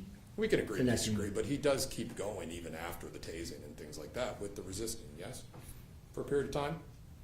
But again, throughout the altercation, he's visibly and audibly in pain. It seems like the only one of the criteria that you lay out that we don't have evidence of is the hyperthermia based on your testimony. There's at least something to discuss as to each of those others, right? Yeah, I mean he's definitely not hyperthermic. Right. But there's a case to be made as to each of the others. Reasonable minds can disagree, but all those other criteria that you laid out in your report, there's a case to be made that he's exhibiting all of those, yes? Yeah, again, those proponents of excited delirium take behaviors, and then they suggest that those behaviors can cause death. The behaviors exist, and they exist, as we talked about, with methamphetamine, with cocaine, psych disorders. You can see behaviors. The rest of the medical community, as well as myself, even in 2019, before the National Association of Medical Examiners came out against it, don't believe excited delirium can cause death. Isn't it fair to say that each of those behaviors that, at least in part, you agreed that he was exhibiting, worked to put him in more danger during this struggle?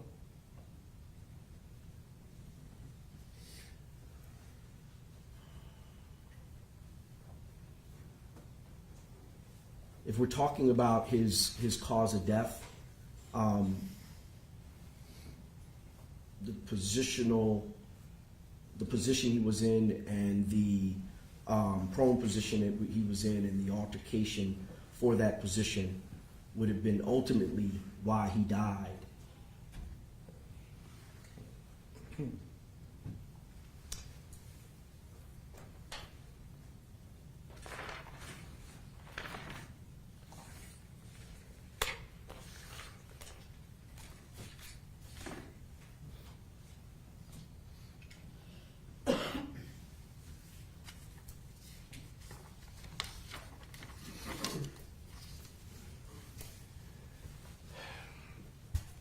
You have talked about issues that you have with excited delirium in the past.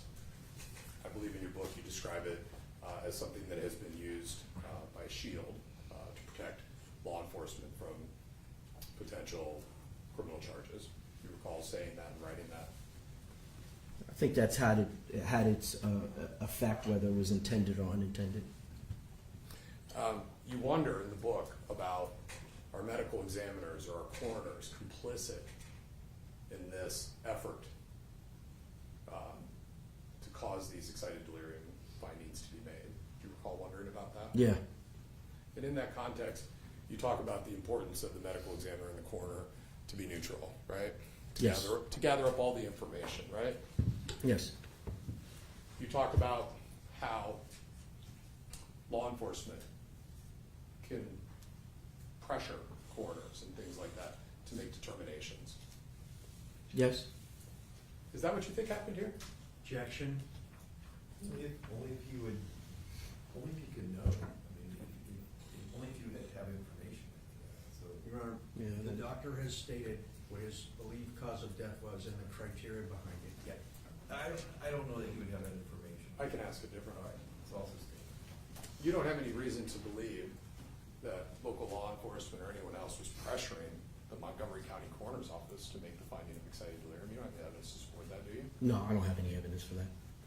But that is something that has caused you concern in the past with respect to this diagnosis. Yes? Relevance. I think it's asking you. Just his name.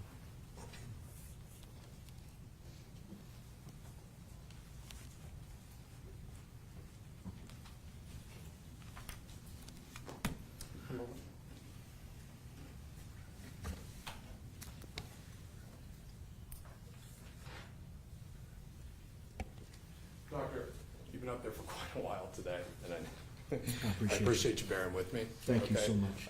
I'm sure Mr. Thompson's gonna have some follow-ups based on those perhaps, and I may have some short ones after that. But thank you for bearing with me. I appreciate your No, testimony. thank you.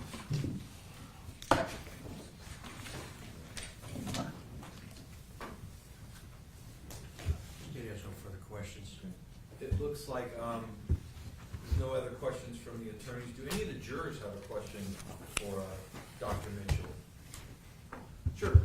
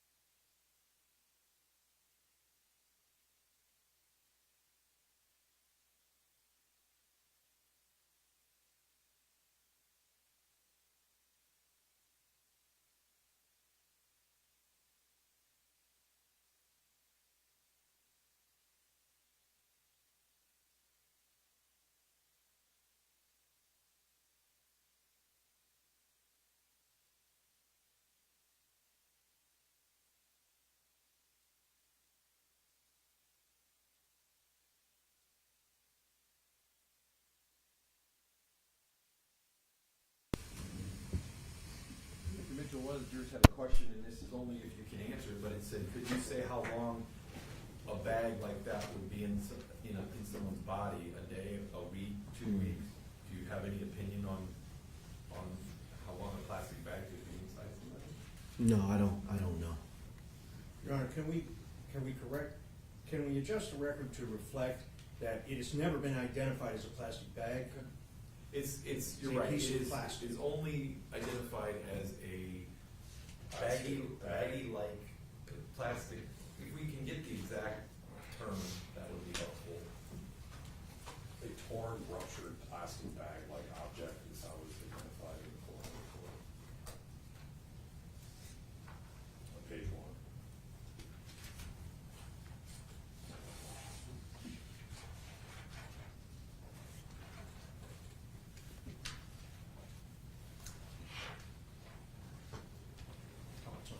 It's one of the exhibits, if we could just find the exhibit. You got it? A torn, ruptured plastic bag-like object in the stomach. Okay, so that's specifically what's been described. Oh, one more. One more question.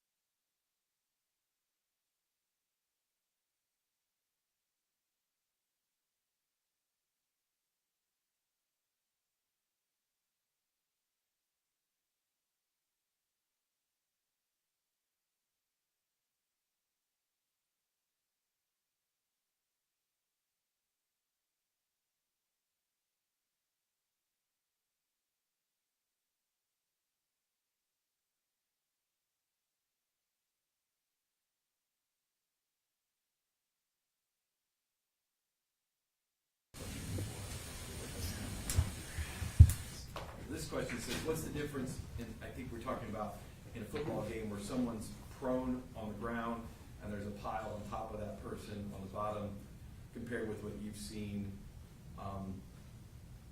in this case, since he was healthy, a healthy individual.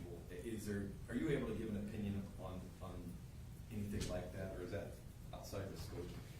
Well, I mean, because asked, right? I think the equipment that is there, I think the length of time that an individual is on top of individual plays a huge part. I think those are probably the two variables that you wouldn't see in this particular case, is that you don't have an individual that has all of the equipment on, and then those piles are short in duration. Follow-up questions from the state? If any? Dr. Mitchell, based on all of the questions that have been asked, including questions from the jury, has your opinion changed from No. your report? No. Thank you. Prosecutor Mayer, any? Yes, a couple on that one. Okay. You played football, right? I did. Heard you say that. So, the pile, if there's a fumble, that can be a pile for a while, right? As they're going forward underneath there. A while is very subjective. You've seen it before where they're trying to pull people off. Sure, the top, right? sure. That could be 15, 20, 30 seconds, yes? Could be about 20 seconds, sure. And what we're talking about is people on that pile, there's usually gonna be somebody down toward the bottom fighting for the ball with somebody else, right? Yes, That person could be prone, yes? it could be. And they could have all the weight of all those players up on top of them. Yeah, I mean, it's absolutely different. I mean, because you have a full helmet on, you have shoulder pads on, a girdle on. The weight of the individuals is not directly in the center of your back. You know, it's Shoulder pads don't. yeah, again, from my standpoint, it's absolutely different. You have protections that are in place on the football field, and that's why you have those protections versus in life without those protections. But both situations could involve a lot of weight. They can involve weight. Yes. And regardless of the situation, the pounds are the pounds, right? No, it's not the same. It's very similar to how you stood on one foot and you shifted your weight. It's very similar to those concepts that were demonstrated here. It can go up and down. It can based go on up and down, and if you're position. not all on it, you have somebody that's balled up. No one's really sat back with their legs and their arms back with someone standing on their back in a football field. So, and if they did, then they still probably be protected because of the rigidity of the shoulder pads and the protection that the helmet provides on the back of the neck. So there's built-in protections on the football field. That's why you don't see those types of injuries on the football field. All right, thank you, Dr. Mitchell. You can step down. Thank you so much.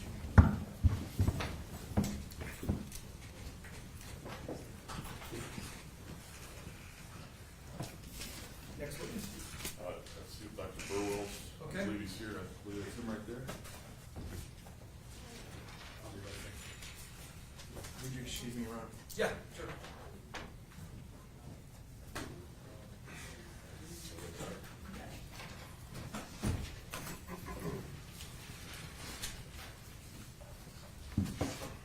Raise your right hand. Do you solemnly swear or affirm the testimony you're about to give this court today is the truth, the whole truth, and nothing but the truth, so help you God? I do. Please be seated.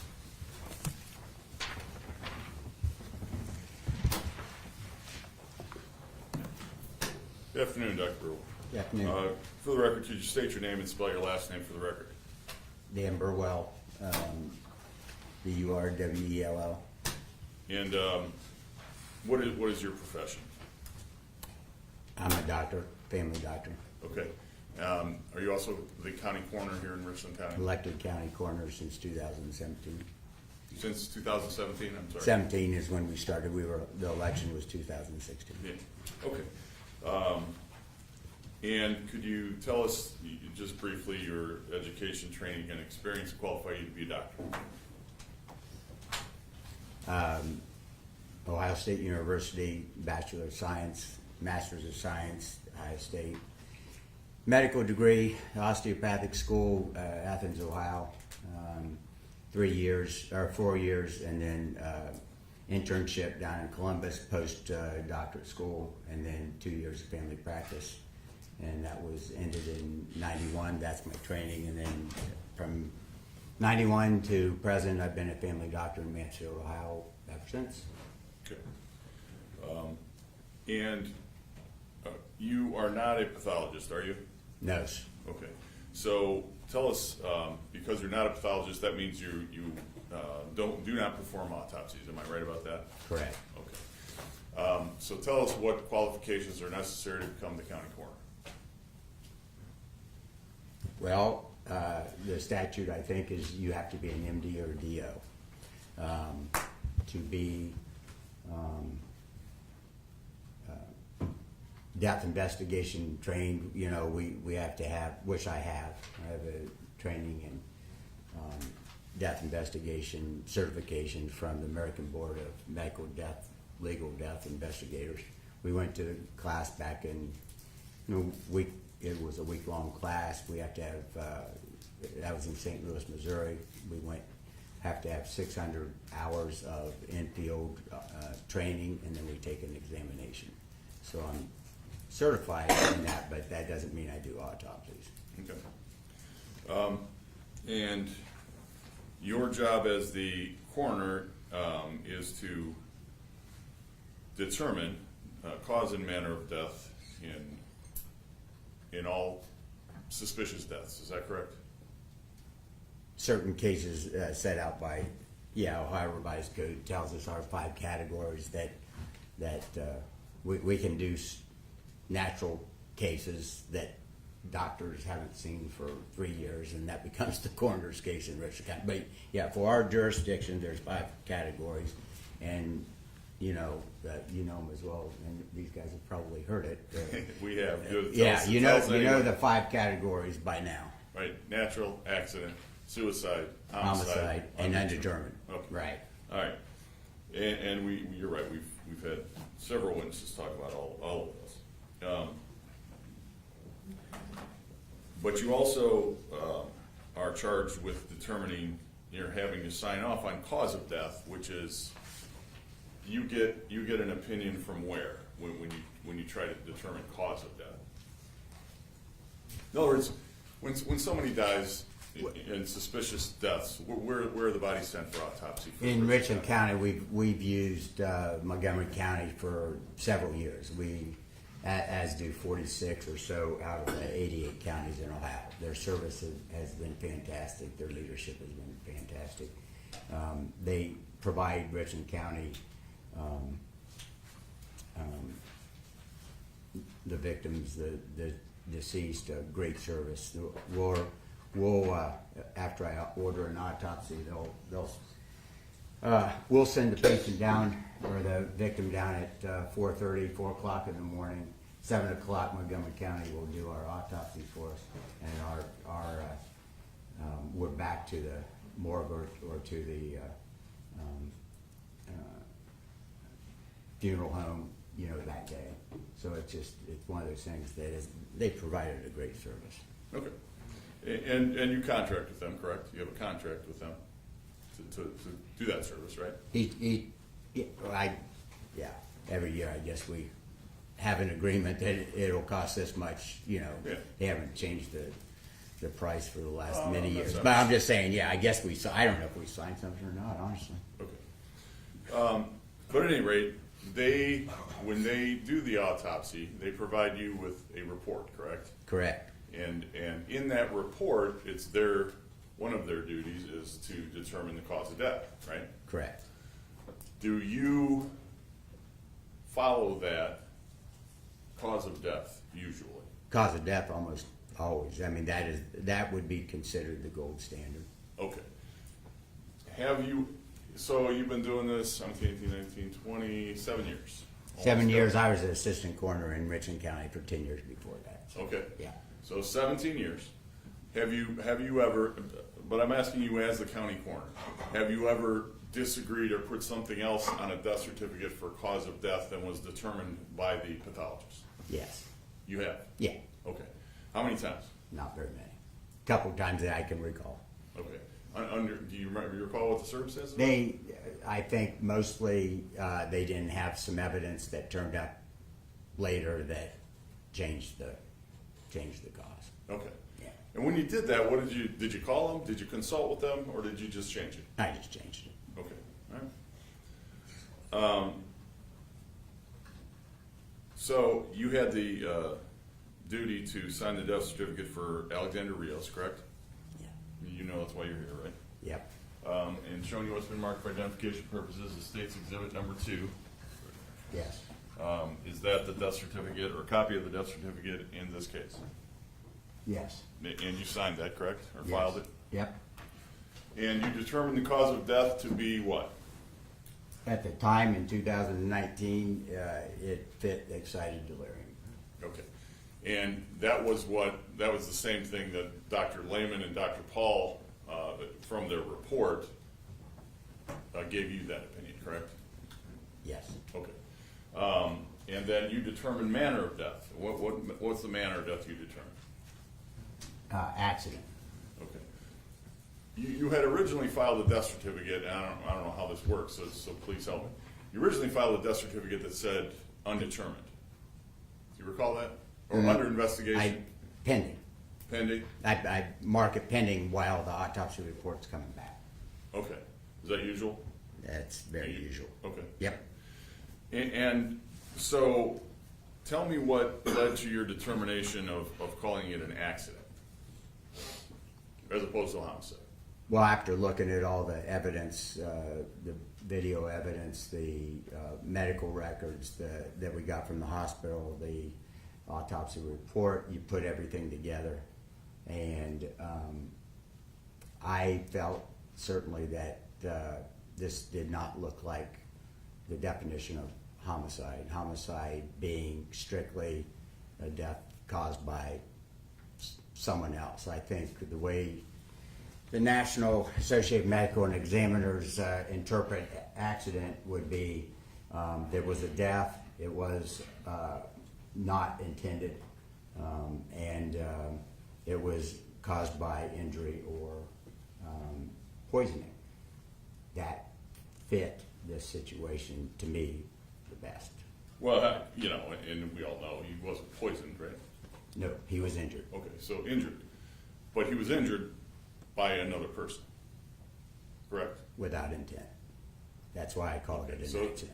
Okay, so you use, but you've told us that homicide, as you define, well, you define it. I'm not going to put words in your mouth. How do you define homicide? An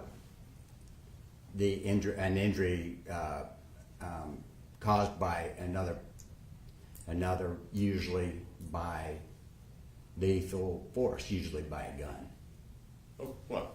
Whatever. Oh, okay. Yeah, it's usually, you have to judge what force was also used, what mechanism was used. And I think in this case, obviously, this was not a police-involved shooting where we've had to put homicide on something like that. Right. But Have you ever heard homicide defined as death at the hands of another? yes, Okay. Do you agree with that? yes, Okay. And wasn't that this case? no. Okay. You don't believe he died at the hands of another human being? I think there was more than just that involved, Okay. including the drugs. I mean, there was there was an altercation. There were drugs involved. You could not make a determination that this was plain homicide in my mind. Well, you say there's drugs involved. What leads you to that conclusion?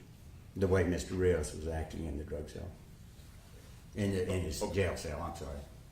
Just that, just the way he was acting. Absolutely. Okay. And his urine drug screen at the emergency room that said he was on probable amphetamines, which I believe was methamphetamine. Why do you believe it was methamphetamine? But the way he was acting. Okay. You know there was no confirmatory test, right? You know that. It was a presumptive test. Doesn't matter. I mean, we've seen enough cases of people on methamphetamine to be able to say he was on methamphetamine. Okay, so that's your opinion. From That's my opinion. Okay. You don't think it could have been a psychotic episode? No, Why do you say that? I think that the evidence in the case with the presumed amphetamine in his drug screen, as well as his behavior, as well as what they found in his on his autopsy in a plastic bag, I think it was illegal drugs. Okay. You know that was never confirmed to be a plastic baggie, right? I don't know that. Okay. Does that change your opinion if you now know that? If it No, wasn't confirmed? no. Okay. No. You know now that excited delirium, according to the National Association of Medical Examiners, is no longer a cause of death, correct? Correct. So how would that change? It wouldn't change accident. It would change the way I would describe the cause. Okay, so go ahead and do that for me, if you would. How would you describe it today? Top line, I would put anoxic encephalopathy, which means his brain didn't get oxygen for a while, and he ended up not being able to breathe on his own without a ventilator for the next 7 days or 8 days, whatever it took, and that was his ultimate reason. Second line would be that he had undergone mechanical asphyxiation under law enforcement restraint activity due to probable, and the bottom line is the last is probable drug-induced delirium. Okay, so you would agree that he died from lack of oxygen to the brain. Correct. Which means he couldn't breathe. Couldn't breathe either from mechanical. You can't tell. I couldn't tell. I can't tell if this was the mechanical restraint or if this is the drugs in his system that made him stop breathing. I couldn't make a You would decision. agree. You're saying you would not have ruled that he overdosed. This is not an overdose death, correct? I can't say that because we did not have our drugs, our admission blood in the hospital. If you haven't heard this, I'm sorry, I had no idea what you heard or not. But our admission blood on someone that's admitted to the hospital is saved for only 3 days. Mr. Rios lived for 7 days. So we have no admission blood to confirm that that was methamphetamine in his system making him act like that, or what else. A confirmatory test does not show for sure that he doesn't have other drugs in his system. Synthetic drugs like fentanyl, that's been killing a lot of our patients, as we all know, would not have shown up on that urine drug test. So we had nothing to go by to confirm that for everyone. Right, but you don't die when you OD on drugs. You don't die from lack of oxygen to the brain. Oh, absolutely, you do. You die of cardiac arrest. Other drugs can do that. Absolutely, that's how fentanyl works. I'm not saying fentanyl was in on this case. We don't know. Fentanyl shuts off our respiratory tract, and you're gone. Our breathing centers in our brain, and we're done. And you go into cardiac arrest, correct? You quit breathing. Yeah. You don't get oxygen to the brain. So Same what thing. was the mechanical cause that you said? Because you said you write asphyxiation, right? Yeah. That was part of When it. you talk about the mechanical cause, what was it? I'm describing that he was restrained, and that was part of the action that happened to lead to his death. I'm not saying that I could not tell one person from the other, from the neck, from the chest, from the back, what the tasing. I couldn't tell. Okay. But you can't. I couldn't make that judgment. Well, did you see someone standing on the back of the back portion of his scapula and lower neck? Did you see that in the video? I saw the video. I saw the original video. I saw it back 4 years ago, but I can't tell you how long, and I can't tell you how long they were. I saw. Did you? No, that was my question. I don't recall seeing someone stepping on the back. if someone was stepping on his back, would that cause him not to be able to breathe? Sure, if you were on the back for a prolonged period of time, absolutely. Or full weight for a short period of time, correct? Not can't long, breathe not the long, same not long enough to cause brain death or oxygen going up to the brain. It depends what you're describing. If you're describing 10 seconds of stepping on the back, that's not going to cause enough inability to breathe to cause what we see or what we saw. Let me play the video for you.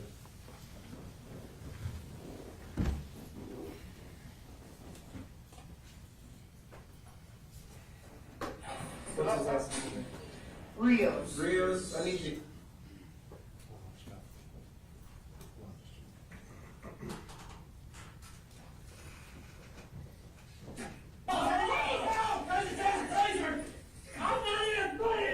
Okay, I want you to pay particular attention, doctor, to this man who just arrived in the fray, if you will.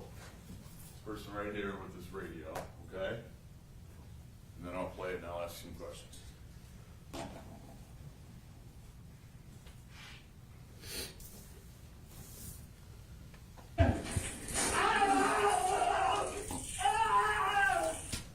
You see him leave I did. right away? Did you know he got tased?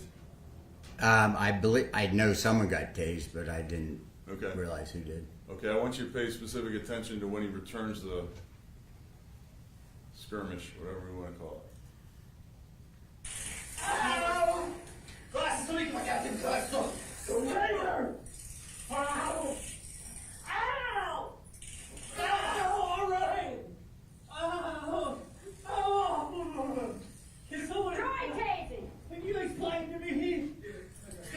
See right there?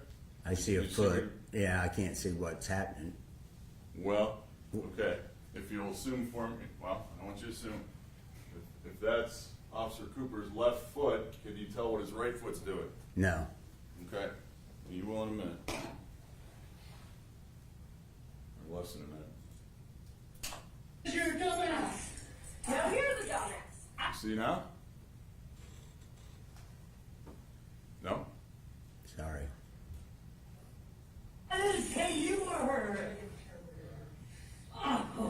Fucking took out of himself. Yeah, he's like. Yeah. Okay. Yeah, there I see it. Oh shit. Somebody take it. He's on some type of. Keep playing. You need to. You see him shifting his weight all the way around to him for him to go to his Mr. Rios's left side laying prone to his right side? Mm-hmm. And how did he accomplish that? Did he take his foot off his back? I don't think so. Right. He put all of his weight on to kind of hop over to the left side, right? Fair statement that you just watched? Okay. Do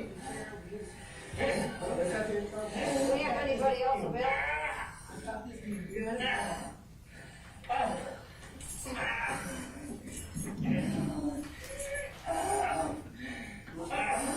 Rios? Rios.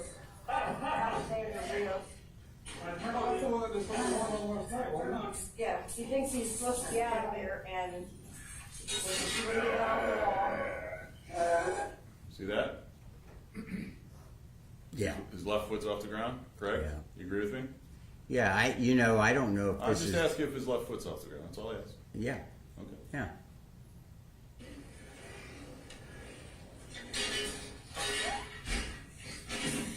See right there, both feet are on him? Mm-hmm. Okay.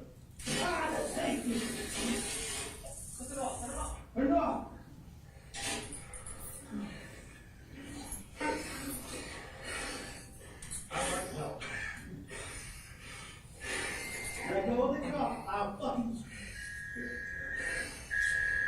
Let go of the car. Right up there on the wall.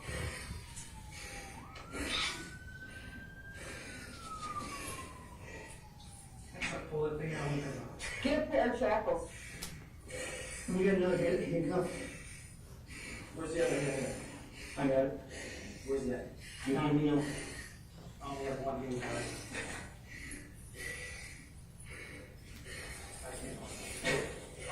You want a pair of shackles? Okay, these are here. So I can't beside me. You know you're gonna get up, alright? Grab some, oh, he's got them. He got shackles. Ready? Okay, so he finally took his foot off, right? Mm-hmm. What did he immediately do? What's he doing right now? What's who doing? Well, Officer Cooper, by the way, you know it's Officer Cooper because you can read the name right there on his uniform, right? No, You can't? it's pretty blurry. Where? Well, I don't want No, I cannot see that. Sorry. It's, Cooper, C-O-O-P-E-R. you know, my glasses must be going bad. Sorry. Anyways, you don't see him kneeling and putting his left hand on his back? Here, I'll play it a little. Alright, Okay. shackles. Yeah, Give me the other hand. Okay. yep. Not only is he kneeling, he's got his left hand. It appears to be, does that appear to you to be his full body weight on him? I don't know how to judge that. Oh, okay. What's the color of Mr. Rios? Right there. His face. Appear to be blue? Not yet. No? Okay. Does Officer Cooper, if that's Officer Cooper right there, does he appear to be looking right at his face? Mm-hmm. Okay.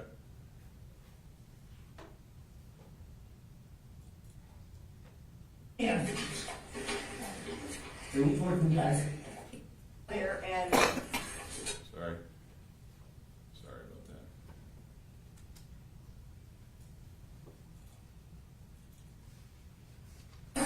Rios. Rios. Alexander Rios. Yeah, he thinks he's supposed to be out of there and when he's gonna get off the wall.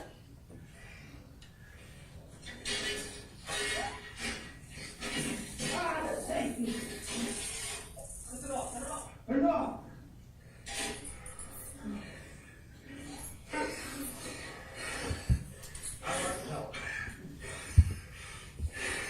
Let go of the car. I'll fucking. Let go of the car. Right up there on the wall.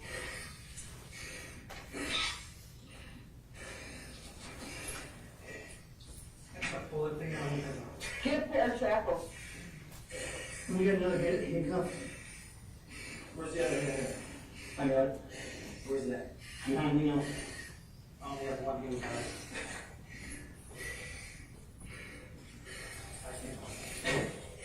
You want a pair of shackles?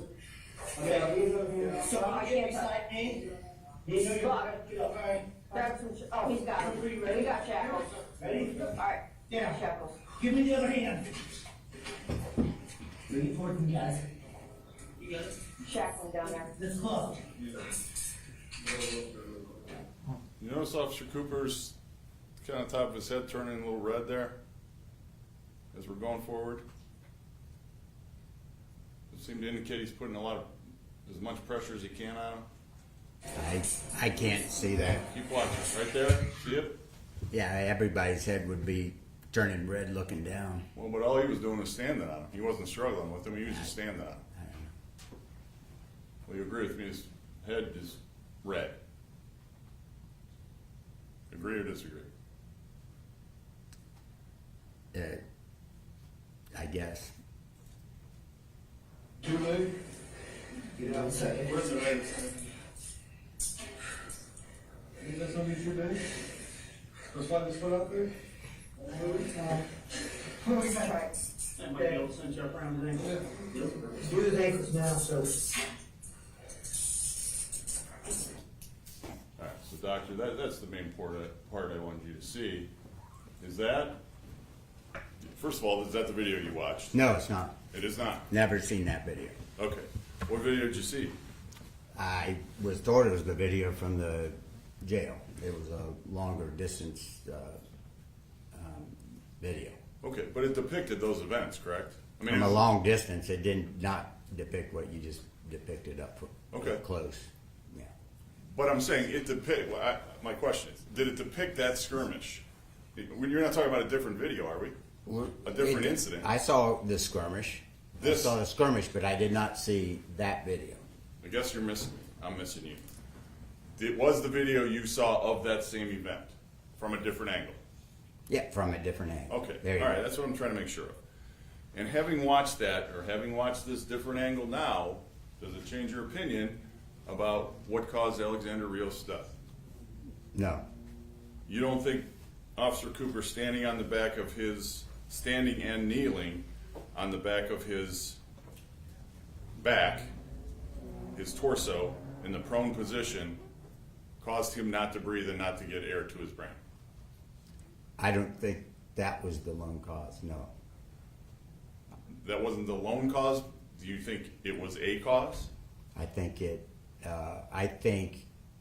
the like I said, with how I would have changed it today. Asphyxiation.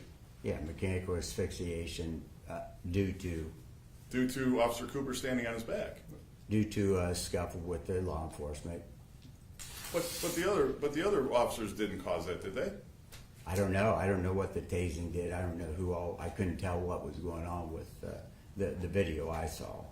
I know, but you just saw this one. Well, I just saw that for the first time. Okay, and I'm asking you, have you seen that? Does that change anything? It doesn't. I think my bottom line was that the drug-induced delirium was a big cause of it. I can't tell you that the mechanical asphyxiation is worse than the drug-induced delirium causing Mr. Rios' death, is what I'm saying. But you don't even know he had a drug-induced delirium because all we have is a presumptive test for amphetamines.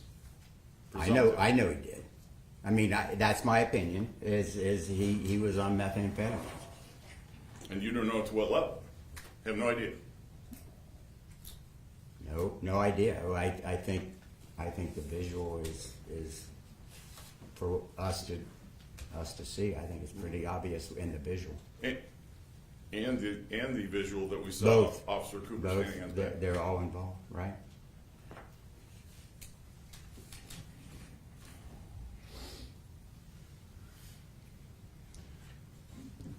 Doctor, do you know approximately when and where you saw the other video? When that would have occurred and where you would have seen it? Bob Ball and I looked at it a couple times in our office right after it happened, in my coroner's office, my lead investigator, and then he hand-delivered it down to Montgomery County. What do you mean right after it happened? Because this happened you're aware this happened at night, right? Did you come in? No. I mean, it didn't become a coroner's case for 8 days. Okay. Until Mr. Rios was Right. gone, and it becomes into our jurisdiction, Right. and then we get the tape from the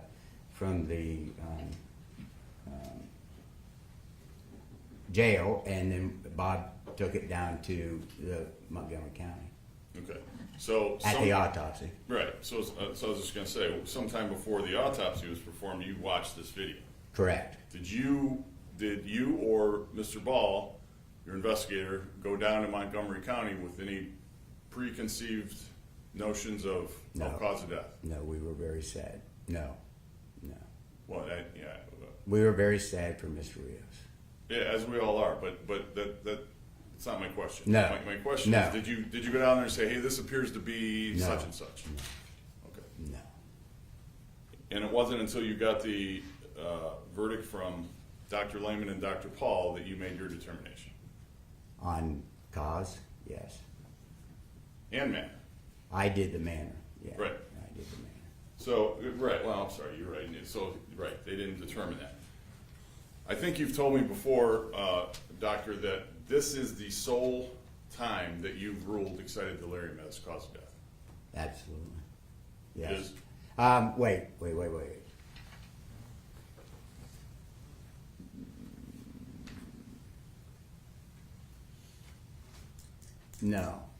No, I think we had a police-involved death on methamphetamine that they were going after our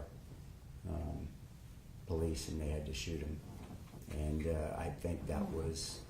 And you ruled excited delirium from a gunshot wound? From the police, I think so, because of the drugs that he was on. I think. Don't quote me. I can't remember, but he was. Well, in that case, Doctor. And maybe it wasn't. Maybe it was maybe it wasn't. Maybe a gunshot wound, right? Cause of death would have been a gunshot wound to it. Yeah. Wherever. Excited delirium is an extremely rare thing. And again, I'll just say, you've told me in the past, this is the only time you've ever ruled this as cause of death. Do you recall that? That, as far as I can recall, I think our other case, if it was obviously a homicide because it was a lethal force and it was a gun by the police. Yes. Thank you. All right. Pretty Boone.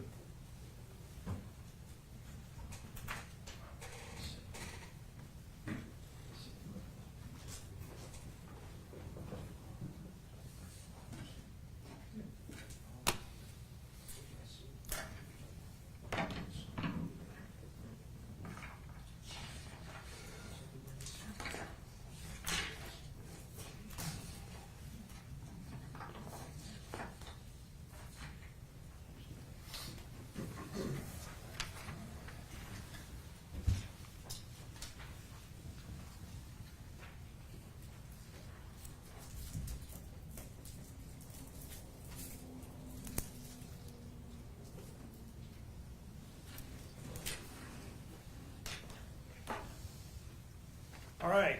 Good afternoon, Dr. Burwell. Good afternoon. My name's Sean Boone. I represent Mr. Cooper back here.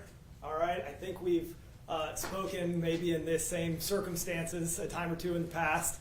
But as you know, I'm going to ask you some questions. Let me know if you don't understand what I'm asking. I'll try to do a better job. Okay? Okay. Thanks. All right. So you talked about your training and experience not only as the elected coroner here in Richland County, but also as a licensed physician, correct? Correct. And I think ultimately you said that for the past 33 years you have been a family practice doctor here in the city of Mansfield. Correct. And just so the jury knows, tell us a little bit about what a family doctor does. Well, really, there are experts in family medicine, and I would consider myself one. I see my job as getting people to the right place at the right time. So we're not really experts at cardiology. We're not experts at nephrology. We're not experts at neuroscience. We're not experts at OBGYN. But over the years, we're pretty good about identifying what people tell you in their language is going on and getting you to the right person at the right place at the right time at the most economical way you can, believe it or not. So we're expert at nothing, but it's too bad we don't have more experts in primary care because that's where the United States is lacking and it's getting worse. So I'm kind of an old dinosaur, but I don't deliver babies. I don't do major surgeries. I don't help surgeons take out appendixes like the old days, the good days. I don't set bones.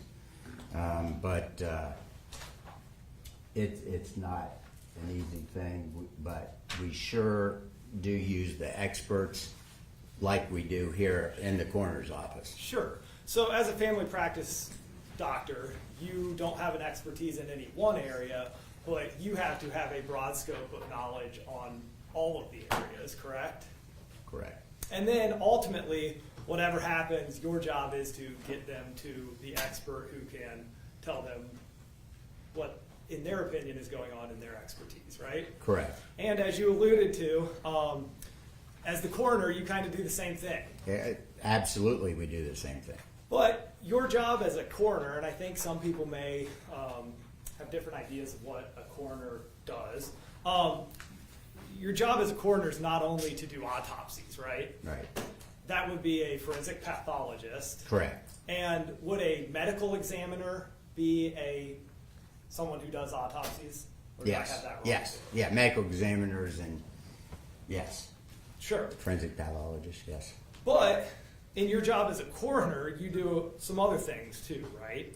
There are other duties. Correct. As a coroner, you, or not necessarily you specifically, but your office, goes to death scenes, correct? Correct.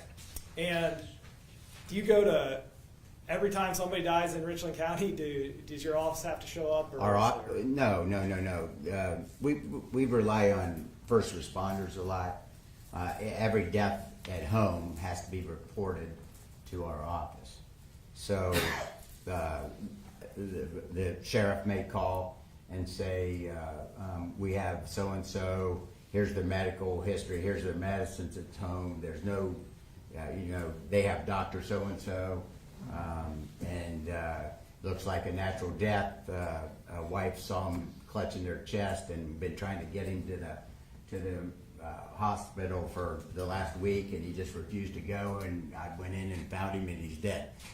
Something like that is determined. We just release the case. The call comes to us. We release the case to the family doc or the internist or whoever their doctor is, and they're responsible for signing the death certificate. So, we don't go to every call that you show up to like suspicious deaths. We show up to murders or suspicious deaths, suicides, homicides, anything suspicious.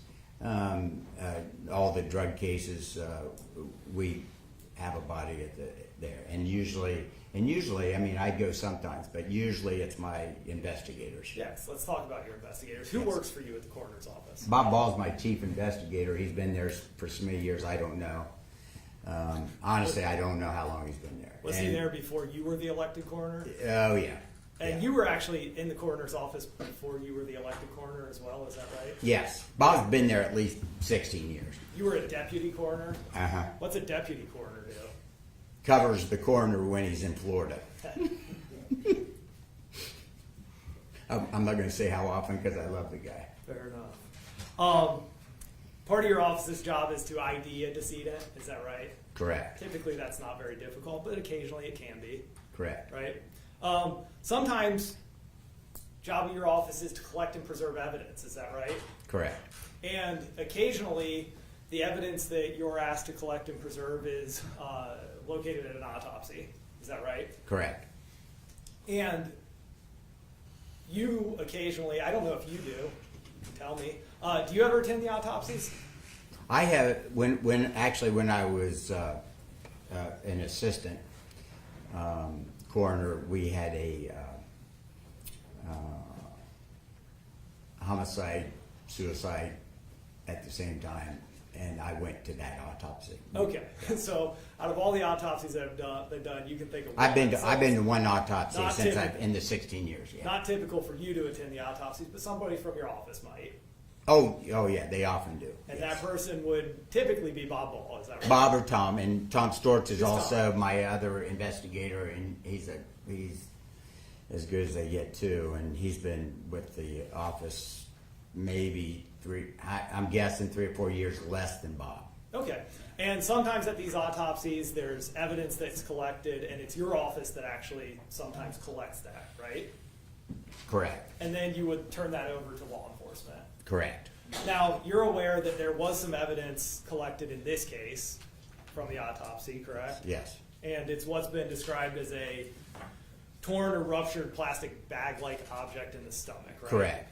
And that was collected at the autopsy, but that didn't go through your office, right? No. And that's because law enforcement was actually at the autopsy. Objection. This is all speculation and hearsay since he wasn't there. It would only be if he knows. It's only be if you have knowledge of it. Do I have knowledge of my investigator tell me what happened to it? Well, That's that hearsay. would be hearsay. No, so I can't tell you.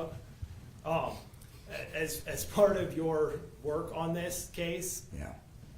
in order to make your opinions, did you have conversations with your investigator? Yes. And did you ask them about what was collected at the autopsy? Yes. And did you ask them where that item may have gone? Yes. And did they tell you it was with law enforcement? Yes. Okay.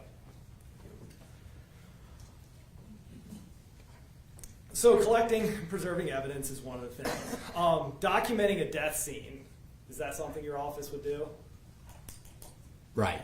Yes, absolutely. We go and take pictures of the death scenes we go to. Now, yes. in this case, we've heard this incident happened at the Richland County Jail, right? But- 8 days prior to us being involved. But he didn't die at the Richland County Jail. did Correct. He Correct. died at the hospital. 8 days later 8 or days 7 later. days later, yes. Sure. you determine if an autopsy is needed, and then you arrange for that autopsy, correct? Correct. And in this case, you determined that one was needed, yes? Correct. And you've talked about this, but you are contracted with Montgomery County, right? Correct. Along with, like, I think you said 40-something other counties Correct. in the Correct. state of Ohio. Yes. Do you know how long you've been contracted with Richland or with Montgomery County?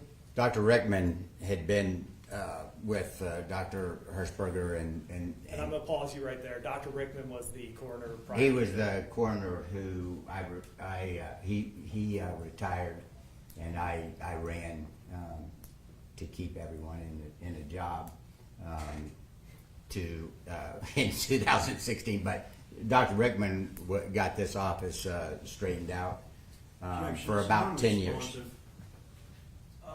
It's well beyond the scope of any question. It's non-responsive. I don't know. I was asking how long, and I think he was trying to explain how long they've been contracted with Montgomery County. Okay, I guess we. Dr. Rickman had him. Probably his last 4 or 5 years, I think.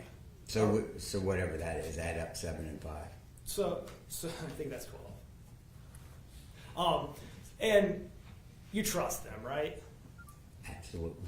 They are, in fact, forensic pathologists, Yes. unlike you, correct? Yes. They would be the experts that you would send these people to. Correct. And then, based on what they tell you, you rely on that, correct? Yes. Okay. And in the end, it is your job as a coroner to document information in an unbiased report, correct? Correct. You're not supposed to take sides, are you? No. You're supposed to call it as you see it. That's all you can do. You have one opinion. Okay. Your opinion. And in this case, and I think they may have alluded to it, did law enforcement, the sheriff's office, anyone ever come to you and say, hey, we need to cover this up, you need to call this excited delirium? Never. Anything like that? No. Did they tell you, hey, don't mention that this happened while he was in law enforcement custody? No. Now, you also signed death certificates, correct? Too many. Yes. I think sitting in front of you, State's Exhibit 2 maybe? Is that what's sitting in front of you? Yeah. And that's the death certificate for Alexander Rios, is Yes. that correct? Yes. Now, I'm going to approach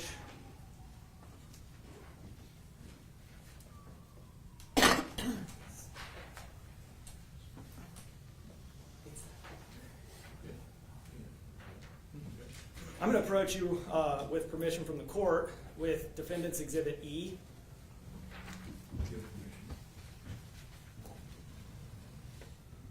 Yes. Do you recognize what Defendant's Exhibit E is? E is our pending, how we sign out a death certificate before we get all the information from the autopsy and the drug screen and everything. It usually takes, I don't know how long it took in this case, but 6 weeks, 8 weeks. Okay. And in fact, This is to allow them to go to the funeral home and have their funeral. yes, because until you sign a death certificate or a death certificate is signed, the body can't be released to the funeral home. Is that accurate? No, You tell me. no, I don't think so. I think it's just that if there's going to be a cremation, there has to be a death certificate signed by me. Okay. And in this case, there was going to be a cremation. So I think that's why that's why we try to provide a quick service. And you did not want to delay that process Correct. to wait for that to come. Correct. Okay. Yeah. And in fact, Defendant's Exhibit E is titled Certificate of Death, and then State's Exhibit 2 is Supplementary Medical Certification. We have to go in and supplement the pending to make it a final death certificate. Okay. And in fact, and you were asked some questions about this on direct, when it says cause of death on this preliminary death certificate, it says pending, right? Yeah, we don't fill out anything. We just say it's pending. You haven't made that We haven't made determination. any kind of determination until we get the autopsy back. Manner of death also says pending investigation, right? Yeah, when you hit this button, that one comes up. Automatic. Autofill. There you go. All right. Now, let's talk about State's Exhibit 2, the supplemental certification. That does tell you what the cause and manner of death in this case are. Correct. And as you've talked about, excited delirium is in there, right? Correct. And that's the only thing listed in the cause of death. Correct. Now, and then manner of death is box number 32, is that right? Yes. And that is listed as accident. Correct. And you've testified to that as well. Now, after that, there are some more boxes. I think the box 33 sets. Correct. Is that correct? Yes. And box 33 talks about injuries, right? Yes. Yes. Okay. And in fact, on this death certificate, you give the date and time of the injury, correct? Correct. September 19th, 2019 at 23:57, right? Correct. At the Richland County Jail, place of injury, correct? Correct. And then down there, altercation with corrections officers, correct? Correct. So you're not trying to hide in any way that this occurred in an altercation with corrections officers, is that right? No. I'm just trying to describe what happened. Just trying to describe what happened. Now, let's talk about that because you were asked what your cause of death would be now in 2023 because as we've heard a lot of testimony and as you indicated, excited delirium, no longer recognized. And I think the group that everybody keeps talking about is the National Association of Medical Examiners, is that right? Correct. That's like the big organization that most people in your position follow, correct? Correct. Okay. And you said that you would not put excited delirium in there if you were given the opportunity to today, correct? Correct. Correct. Instead, what you said was you would list anoxic encephalopathy, correct? Correct. Second, mechanical asphyxiation with altercation with law enforcement. Correct. And third, probable drug-induced delirium. Probable due to drug-induced delirium. I have that correct, right? Yes. And in doing this, you are following what the National Association of Medical Examiners has said to do instead of just saying excited delirium, correct? Correct. Kind of like show your work. That's exactly right. And in the cause of death, what you're doing is you're talking about what the chain of events were that ultimately led to this person passing away, correct? Correct. But we do it in reverse order. Correct. So the start of the chain is at the very bottom, and the end of the chain is at the very top, right? Correct. So the start of your chain is this probable drug-induced delirium. Correct. And you have given reasons on direct as to why you believed Alexander Rios to be under the influence of drugs, and specifically methamphetamine at the time that this went down, correct? Correct. And in doing that, you listed a number of things. The first thing you talked about was his behavior. Is that right? Agitation, confusion. Yes. Agitation, confusion. Anxiety, aggressiveness. He was standing up, acting bizarre on that half wall, correct? Yes, right? Correct. And to you, those types of behaviors are consistent with someone who may be on methamphetamine, correct? Absolutely. How do you know what somebody who may be on methamphetamine looks like? Do you have We've had other experience? cases. We've had other cases. I mean, I've been to continuing medical education where DEA shows cases, and they claim they can tell someone in 5 minutes or in 5 seconds what drug they're on by the way they're behaving. But I'm not that good. I'm not that good. But we had a case. You're a doctor, right? Yeah, yeah. And you have training and experience. This right? is not Ritalin. The presumed urine test at the hospital that says presumed amphetamines doesn't infer that this was a Ritalin behavior. And I was going to get there. So Also. the first thing, that's okay. The first thing you listed was his behavior. Yes. All right. That was consistent to you with methamphetamine intoxication. The second thing you talked about was that we have this presumptive positive for amphetamines, right? Correct. And that's in a urine screen at the hospital, correct? Correct. And it is a screening test, not a confirmatory test, right? We've been Correct. through this a lot. But what that means is that it will tell you a category of drugs, Yep. Yep. in this case amphetamines, and it will give you a cutoff level, correct? Correct. And that cutoff level in this case is 1,000 nanograms per milliliter, correct? So what that tells you is that he had at least 100 nanograms per milliliters of amphetamine in his urine at the time he got to the hospital. Correct. Right? Okay. But you have training and experience, right? And you know the other types of amphetamines, correct? And one type of amphetamine is ADHD drugs, right? Correct. He was not behaving in a way that would be consistent with somebody who was on a therapeutic dose of ADHD drugs. Was he? Absolutely not. In your mind, it kind of rules that out, right? I prescribe ADHD drugs every day.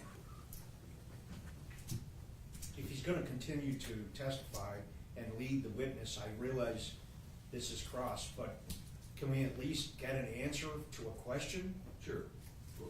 I think he's answering. So sometimes there's occasions where he may shake his nod his head where we need a yes or no. Okay. from it. But other than that, I think he's answering. So maybe re-ask it and Sure. have it answered. So based on your training and experience, you were able to eliminate a amphetamine for ADHD drug Yeah. from that. Yes.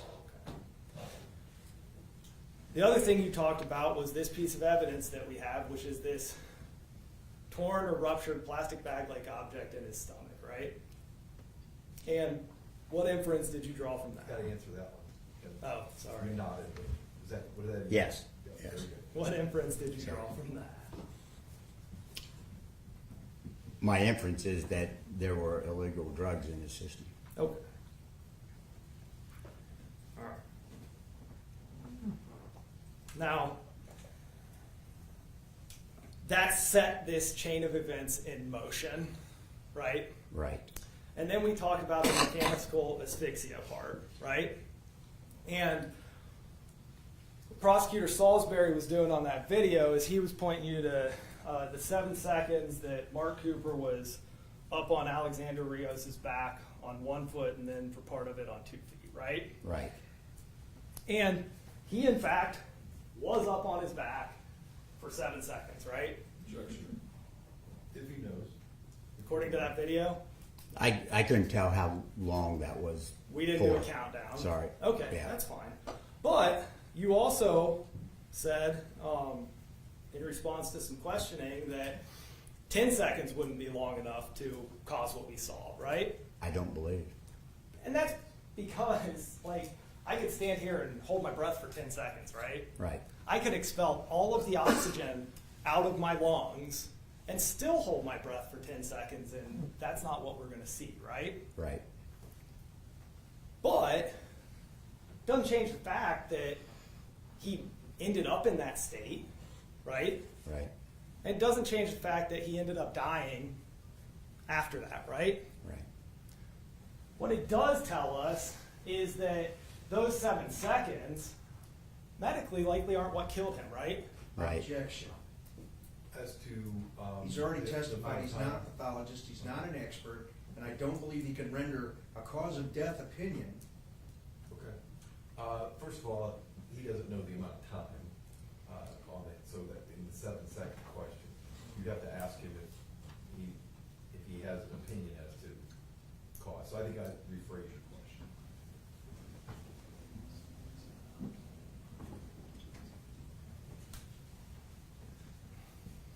So, you said 10 seconds isn't long enough, right? I stop breathing for 10 seconds, I am not going to die, am I? No. Objection. Judge, this has been testified to by other witnesses, that is totally circumstantial. Maybe you wouldn't, but under what conditions? Well, you can Holding your breath you is can not what follow happened up. here. Well, you can follow up with questions afterwards, so I'll review that. Sure. And that's under normal circumstances, right? Right. But what you said when Mr. Salisbury here was asking you about Cooper, what you said is, I can't tell because it's all of this going on, right? Right. That was your answer to his question. No, that's correct.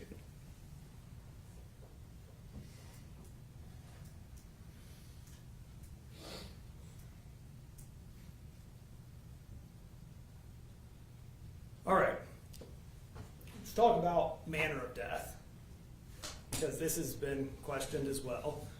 You're familiar with the National Association of Medical Examiners, correct? Correct. And you're familiar with the National Association of Medical Examiners has a guide.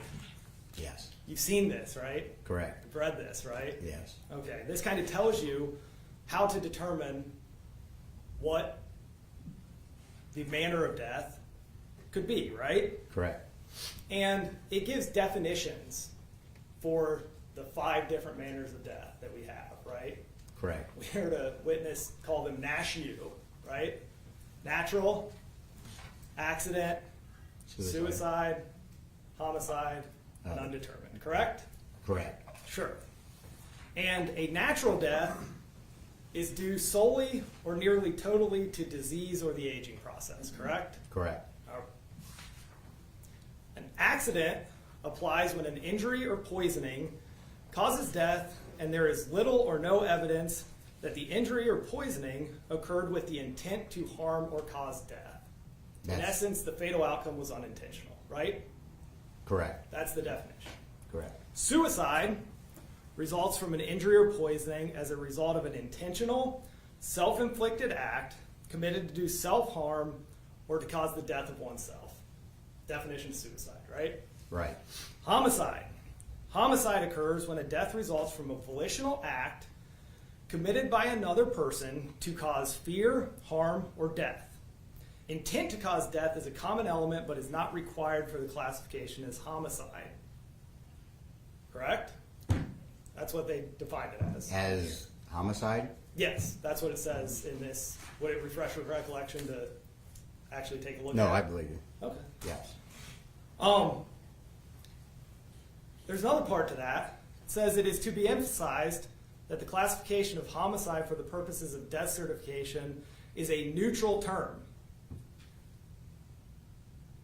and neither indicates nor implies criminal intent, which remains a determination within the provinces of legal processes. You're familiar with that definition, correct? All right, and then undetermined or could not be determined. Classification used when information pointing to one manner of death is no more compelling than one or more other competing manners of death in thorough consideration of all available information. Correct? Correct. All right. And you looked at this entire case back in 2019, right? Correct. You've been asked a bunch of questions here today. I think you've looked at it again in preparation for your testimony here today. And you have told us that you would change your cause of death, but your manner of death would remain as accident. Is that correct? That's correct. And nothing that you've heard here in court or watching that video has changed your position, correct? No, it wouldn't. And that's because to you, in your job as the coroner, there's little or no evidence that the injury or poisoning occurred with the intent to harm or cause death, right? Right. Accident. Accident. I don't have anything else, Judge. Follow-up question. Nothing else. Nothing else? Do any of the jurors have a question for Dr. Burwell? Dr. Burwell, I don't see any questions, so thank you. You may step Judge. down. Have a good weekend. Next witness?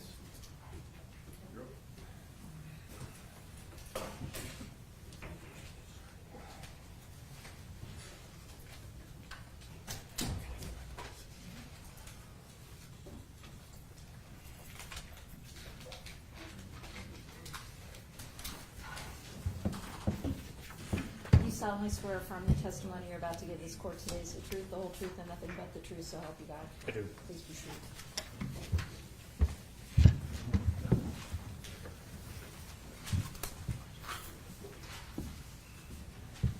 State your name, spell your last for the record, please. Sure. My name's Eric Lanehart. The spelling of my last name is Lehnhart. Where are you employed? I'm employed at the Ohio Attorney General's Office, Bureau of Criminal Identification and Investigation. And are you a duly sworn peace officer in the state of Ohio? I am a law enforcement official, yes. But Okay. I do have a peace officer status, or a Okay. certificate. How long have you been a peace officer? I've been with the total approximately 28 years. Say again. Approximately 28 years. Okay. How long with BCI? 17 full years and about 8 months. Okay. What are your duties at BCI? I am an investigatory special agent. So at the time of this, I was assigned to the Richfield Regional Office. My primary duties are public official corruption, financial fraud, officer-involved critical incidents, Okay. things like that. Where are you assigned now? Where am I at now? Yeah. I'm actually assigned to the Ohio Organized Crime Investigations Commission. Okay. Tell us what BCI&I is. So, the Bureau of Criminal Identification and Investigation is the best way to describe it is we are, for the most part, a requested law enforcement agency, which means somebody with jurisdiction, whether that would be like the county sheriff, the prosecuting attorney, or a police chief, and in some instances you could be like a municipal law director or mayor in some cases. I'm sorry, and we do have original jurisdiction in a very few topics like narcotics, economic crimes, and some things like that. But our jurisdiction is very limited outside the request. Okay. And so tell us how BCI in general and you personally became involved in this case. So it was on a Sunday, I believe it was September 29th. It was after lunchtime, somewhere around between maybe 12:30, 1:30. I received a phone call on one of the two of my phones, and I don't recall which phone it was, but it was a phone call from the then County Prosecutor Gary Bishop, the late Gary Bishop. Okay. And so what was the nature of the call? So the phone call was somewhat frustrating on the prosecutor's part, but because I have been involved in other cases in Richland County, obviously he had my phone numbers, so he called me to tell me that he was made aware that through the Sheriff's Department administration that there had been some kind of a critical incident in the jail, and that subsequently the person that was involved in that critical incident at the jail had passed away. And during that conversation, he made it known to me that the incident actually took place, I believe he said it was on the 20th, and what caused him frustration was that the gentleman that was involved in the critical incident, as far as the inmate, left the jail. He had been advised that then they went to the hospital, was in the hospital for 7 days, and then passed away on the 27th, I believe. Okay. And then he was made aware the morning of the 29th. Okay.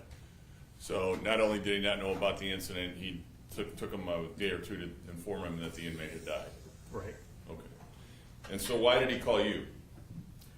He called me to request BCI's assistance in reviewing or looking at the in-custody death. And why is that? Why you? Why couldn't the Richland County Sheriff's Office do it? I mean, I think it's pretty obvious, but just tell us. Well, I will say since this incident has happened, we have somewhat changed our policies moving forward on this. But why me as opposed to the Sheriff's Department? No, why BCI, not you personally? Well, why BCI as opposed to the Sheriff's Department? Yeah. We tend to get called in on things that either there's some kind of an expertise level that needs to be done, whether it's the crime scene unit or whether it's maybe forensic testing at the lab. There's different reasons, and this reason he called us because he stated on the phone that he had a conflict of interest. Okay. But that's how we became involved, quite frankly. He had a conflict, so Medina County's prosecutor's office became involved. But BCI, again, they didn't want, isn't it because they didn't want Richland County Sheriff's Office investigating their own employees? Isn't that the reason BCI was called? I don't remember that was the exact reason that he told me. I do recall that he had a conflict, and because of that conflict, there was 2 employees, one being a corrections officer and one being, I believe, an assistant prosecutor, either had currently or had been at his office. Well, I think a lot of it's hearsay, so I think it can only be offered to show what he did, what he did next. It's just a So lot. I think at this point, he got a phone call, it looks like, and that's why he got involved. And I think so. But what happens, ladies and gentlemen, is he can't say what the late prosecutor Bishop told him as that is what happened, but he can say this is why I ended up doing what I did was because I got that phone call. So that's how that's being offered. So I think we're ready to move on. So when you got the assignment, what did you do? I then called my supervisor at the time, and then the following morning, which was I think the 31st, I had some other conflicts, but eventually that assignment was given to me to at least be the lead. Okay. And go ahead. Tell us what you did as part of your investigation in investigating this case. Because when we found out, or I found out that, I had ended up making some phone calls, and I believe the one of the very first phone calls that I made was to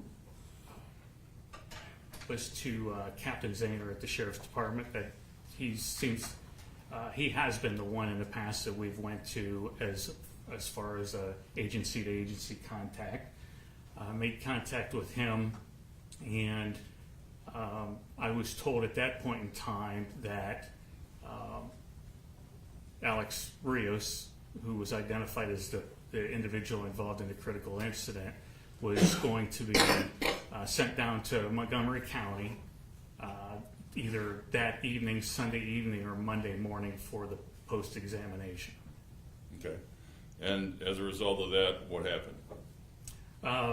My supervisor at the time, because I had a conflict on that morning, my supervisor called down to the the London office and requested from that supervisor somebody to attend the autopsy. And that person was, as we know, is John Rodriguez, right? Yes. All right. So let me let's get this out. Let's hand you what's been marked for identification purposes, State's Exhibit number 6. Go ahead and pull out the contents of that. What is that? This is a piece of evidence that Agent Rodriguez brought to me from the post-mortem examination of Alex Rios. Okay. And what markings are on that exhibit that cause you to believe that that is the same object that he brought to you on that day?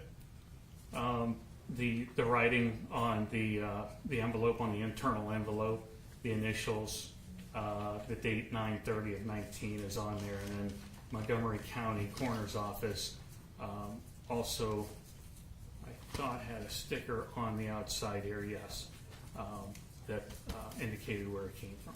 And on the outside of the white envelope, there's also a chain of custody form, I believe, right? Yeah. And you see your name and signature on there? I do. Okay. And, by the way, you brought this to court, correct? I did.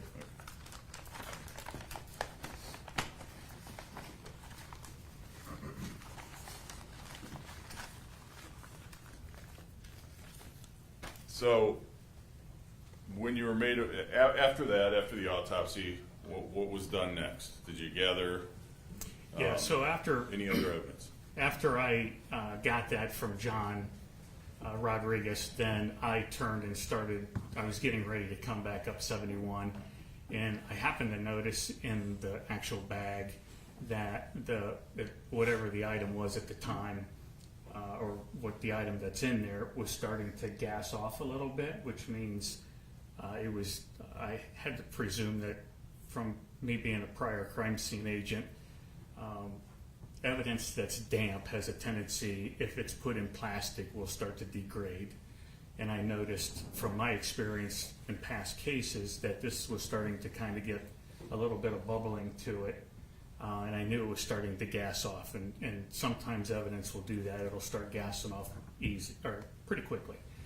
I knew I wasn't going to be able to get back to the Richfield office in time for us to get this submitted to the laboratory, and I wanted to get it dried, so I picked up the phone and I called the Mansfield Crime Lab and talked to Tony Tambasco, who agreed to stay a little bit later in the day until I got up there. So when I got back to Mansfield, I met Tony, and he took the item to put it in his drying chamber for us to dry it out and stop it from degrading. Okay. Go ahead. Tell us what other evidence that you eventually got some videos from the jail. Is that right? We did.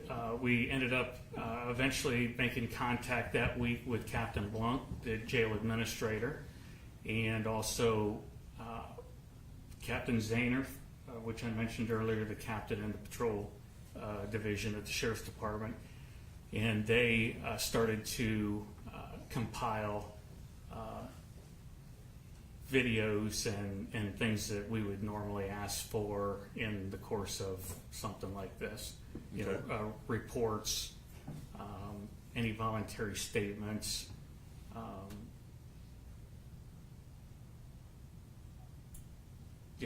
That's okay. So, and how many do you remember? How many videos did you receive relative to this case? So there was, initially we received the Sony video, and then we also received, I think there was 4 or 5 additional cameras that are fixed in the jail.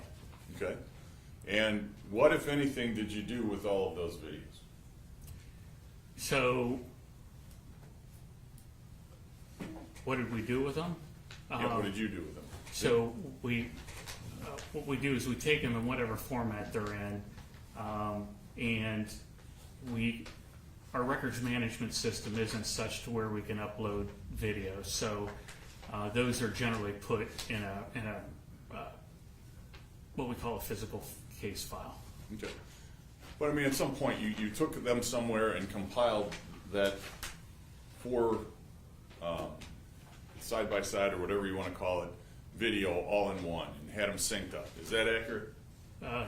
That is accurate. Tell us how that happened. So copies of the videos that we were given from the Sheriff's Department or from the jail were sent down to the OCIC, the Organized Crime Commission Task Force in Columbus, and the forensic computer specialist down there, the analyst, ended up making that 4-pack video that was shown earlier.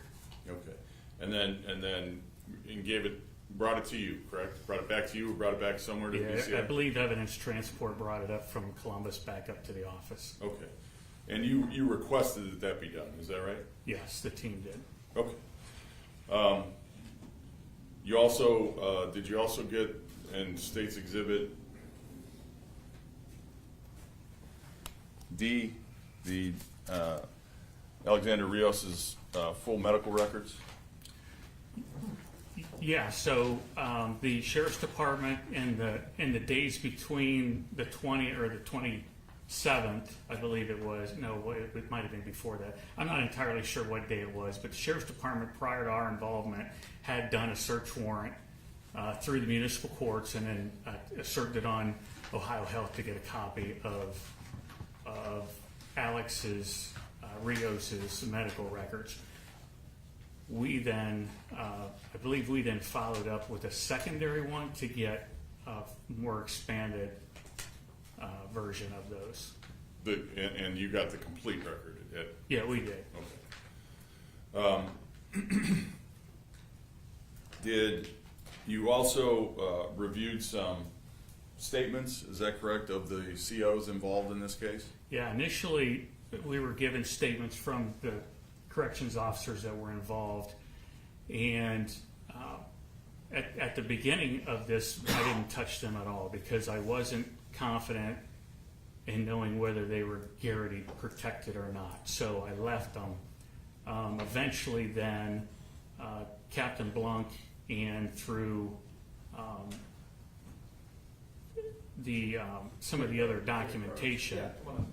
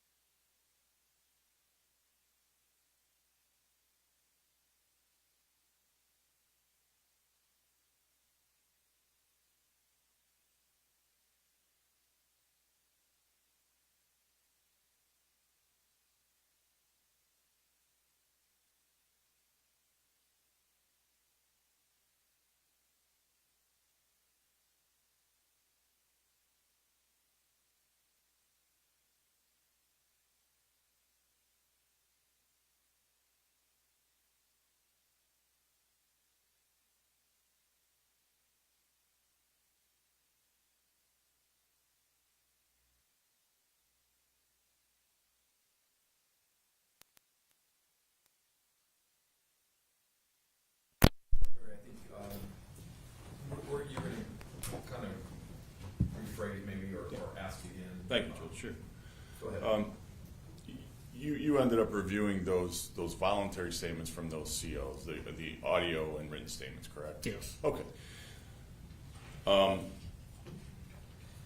And then beyond that, after you did that, you continued, or did you continue to? Well, you tell me. What did you do to continue your investigation? What did you do? You know, we were in contact with both the jail administrator and, of course, the captain off and on to the next several weeks, just getting, you know, personnel records and obviously the medical records, the videos. Yeah. Okay.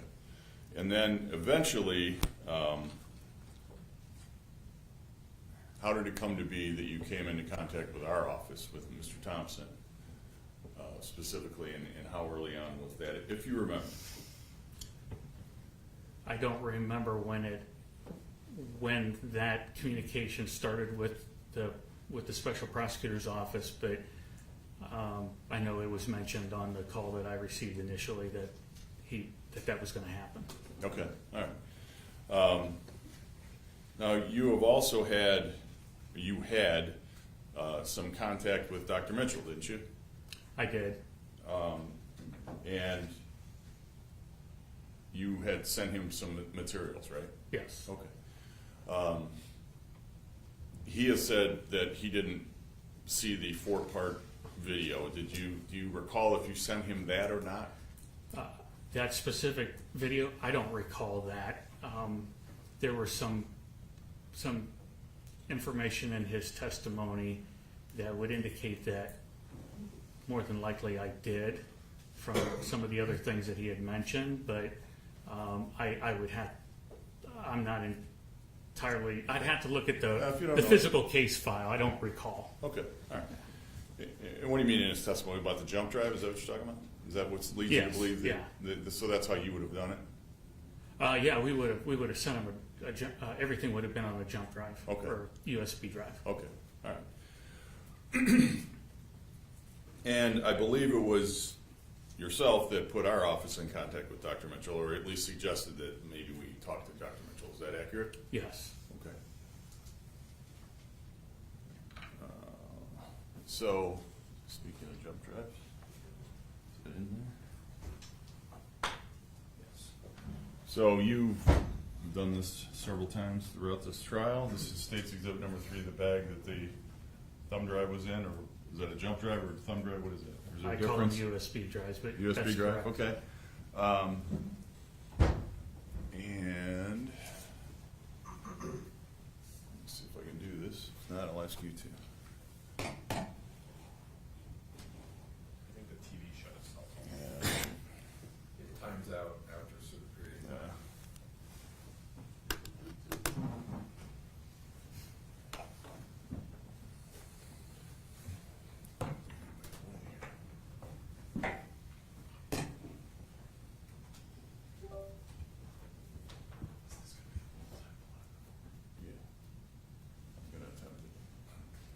If I double click this, is it gonna work? So we've been provided with this video just before it starts playing. We're not going to object on any authentication. We're going to stipulate that it's authentic without making people from CIC or anywhere else. What's his last name? Rios. Rios, I need you to come down so we can. Okay. Alright. Alright. I'm not gonna call anybody unless you come down from down here. Okay, this is the last time I'm gonna ask you. I've asked you for like 5 minutes. I'm not gonna do it anymore. Okay? We're gonna put you in a restraint chair for your safety. Do not listening beyond a divider, causing a risk to harm yourself. We don't have time to continue that all day. Okay? Alright, this is the last time I'm asking you. We're gonna go in. We're gonna go ahead and put you in the chair. Alright. Come on down. No. Is that a yes or no? Go ahead and turn around. Put your hands behind your back. Cuff up for me. If not, we're gonna come get you. All the way over. Alright. No? Okay, we're coming to get you. Alright, let me pause right there. So, tell me what these 4 angles are. We know that the top left is what? That's what was identified to me as the Sony handheld camera. Okay. And this is what angle? Now we've all seen the jail at this point, but what angle is this? Where's that camera located? It's in the booking area. Okay. But I'm not. So the way the map is at the jail, those cameras are actually identified by I believe the closest cell that's to them. So I think there was like one of them was camera 20, and without my notes I wouldn't know what the but That's it's okay. I don't want you to guess. This is obviously the officers at the door, right? yes, The cell door Yes. that Mr. Rios was in, correct? that's correct. So that's, well, speaks for itself. I'm sorry. And then this angle is again, seems like the furthest away because there they are there at the door, correct? Yeah, those employees are standing outside of Alex Rios' cell. Okay. And from here, and I'm just seeing it, that appears to be the cell. Yes, it does. Okay? All right. And the purpose of doing this is these are synced in time, correct? Yes, they're the computer forensic specialist or the analyst then takes all the film or video images and they sync them all into one with the audio. All right. I'm just going to play.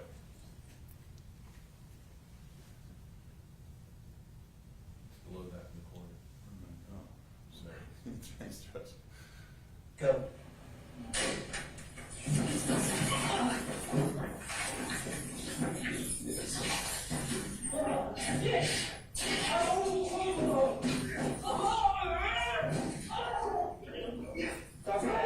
His time is back here.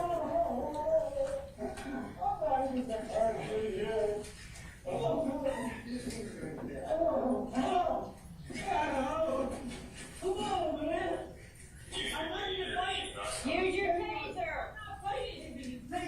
Taser.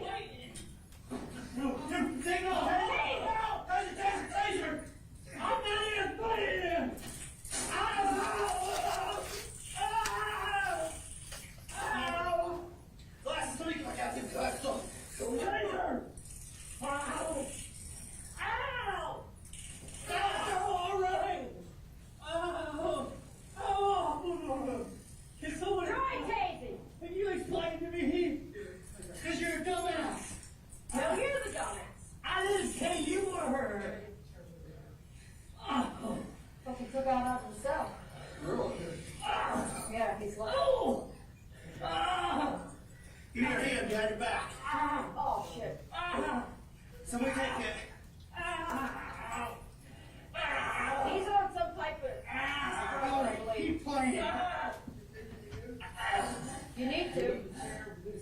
Do we have anybody else available?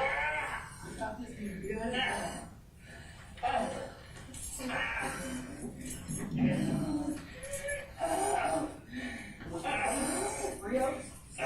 Rios. Alexander Rios.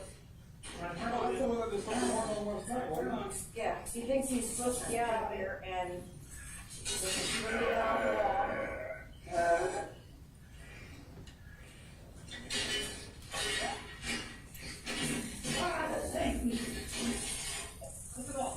Turn it off.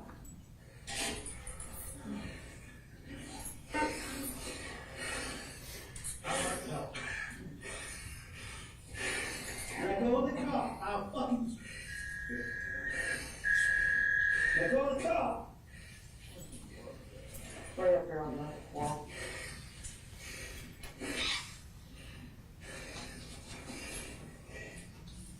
Pull that thing out.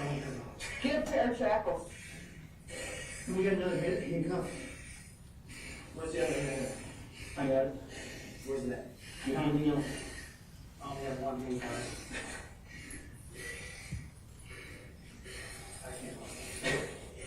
You want a pair of shackles? Okay, these over here. So I can't beside me. These are Look. Get up. All right. Grab some, oh, he's got it. He got shackles. Ready? Alright, Yeah. shackles. Give me the other hand. Bring it towards me, guys. You got it? Shackling down there. This club.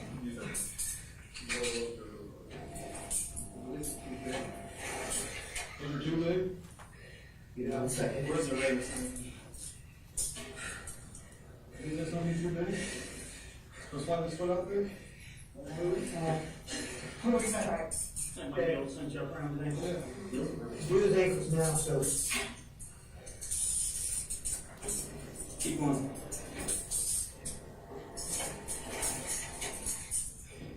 Hey, Gunner. Yeah. Come on the other side of the wall. Yeah. When we come up, we're going straight up into the chair. All right. Go Rob behind you. And Mark behind you.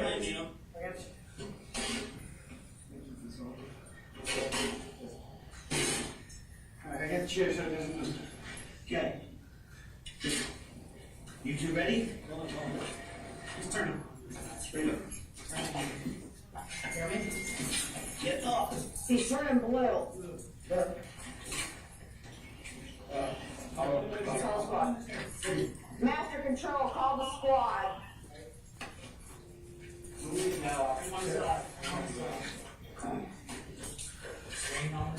Give one sec. Try to get some doc to make sure everything's going okay for him. You can move that.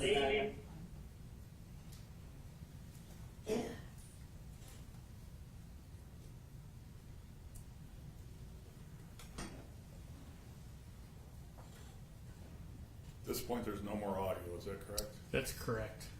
These are just, now we're just watching 3 jail cameras, correct? Correct. Did you ever find out why that handheld cut out? They just run out of battery power? That I don't know why it cut out.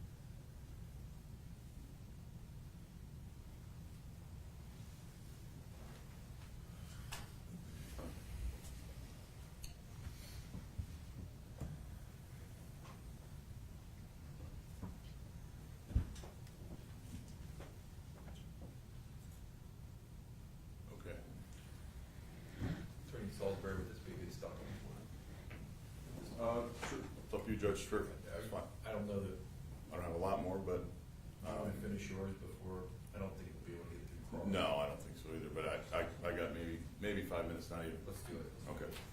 So, Agent Laner, this is the video that you had compiled, correct? And- Yes. And you've seen this before, Yes. correct? And I just want to draw your attention to one spot and real briefly.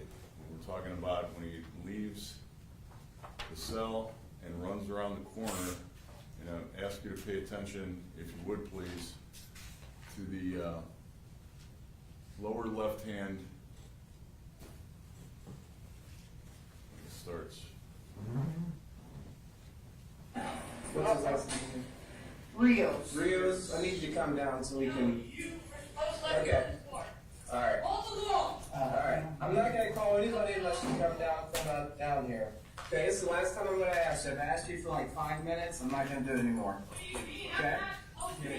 We're gonna put you in a restraint chair for your safety. Do not listen, be uninvited, causing a risk to harm yourself. We don't have time to I'm continue. going to ask you to pay attention to this angle right here, okay? Alright, this is the Ask last you a time I'm question asking you. about We're it. gonna go in, we're gonna go ahead and put you in the chair. Alright. Come on down. No. Is that a yes or no? Go ahead and turn around, put your hands behind your back, and cuff up for me. If not, we're gonna come get you. Alright. No? Okay, we're coming to get you. Ready? Let's go. Go.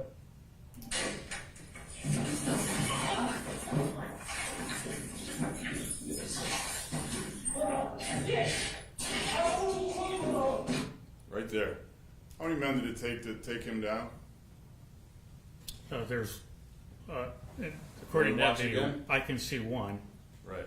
So when, and in those review of those statements, all of the COs talked about unusual strength, extreme strength, superhuman strength, one of them used the term. Remember those?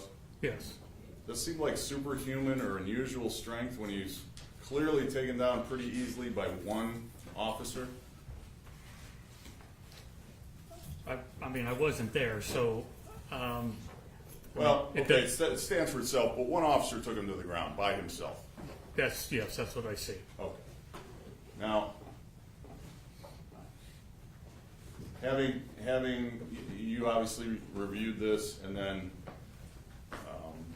had some meetings with, you had a team of investigators at BCI, but you were the lead, right? Well, we had a team of employees, not necessarily investigators. Okay, but okay, yes. fair.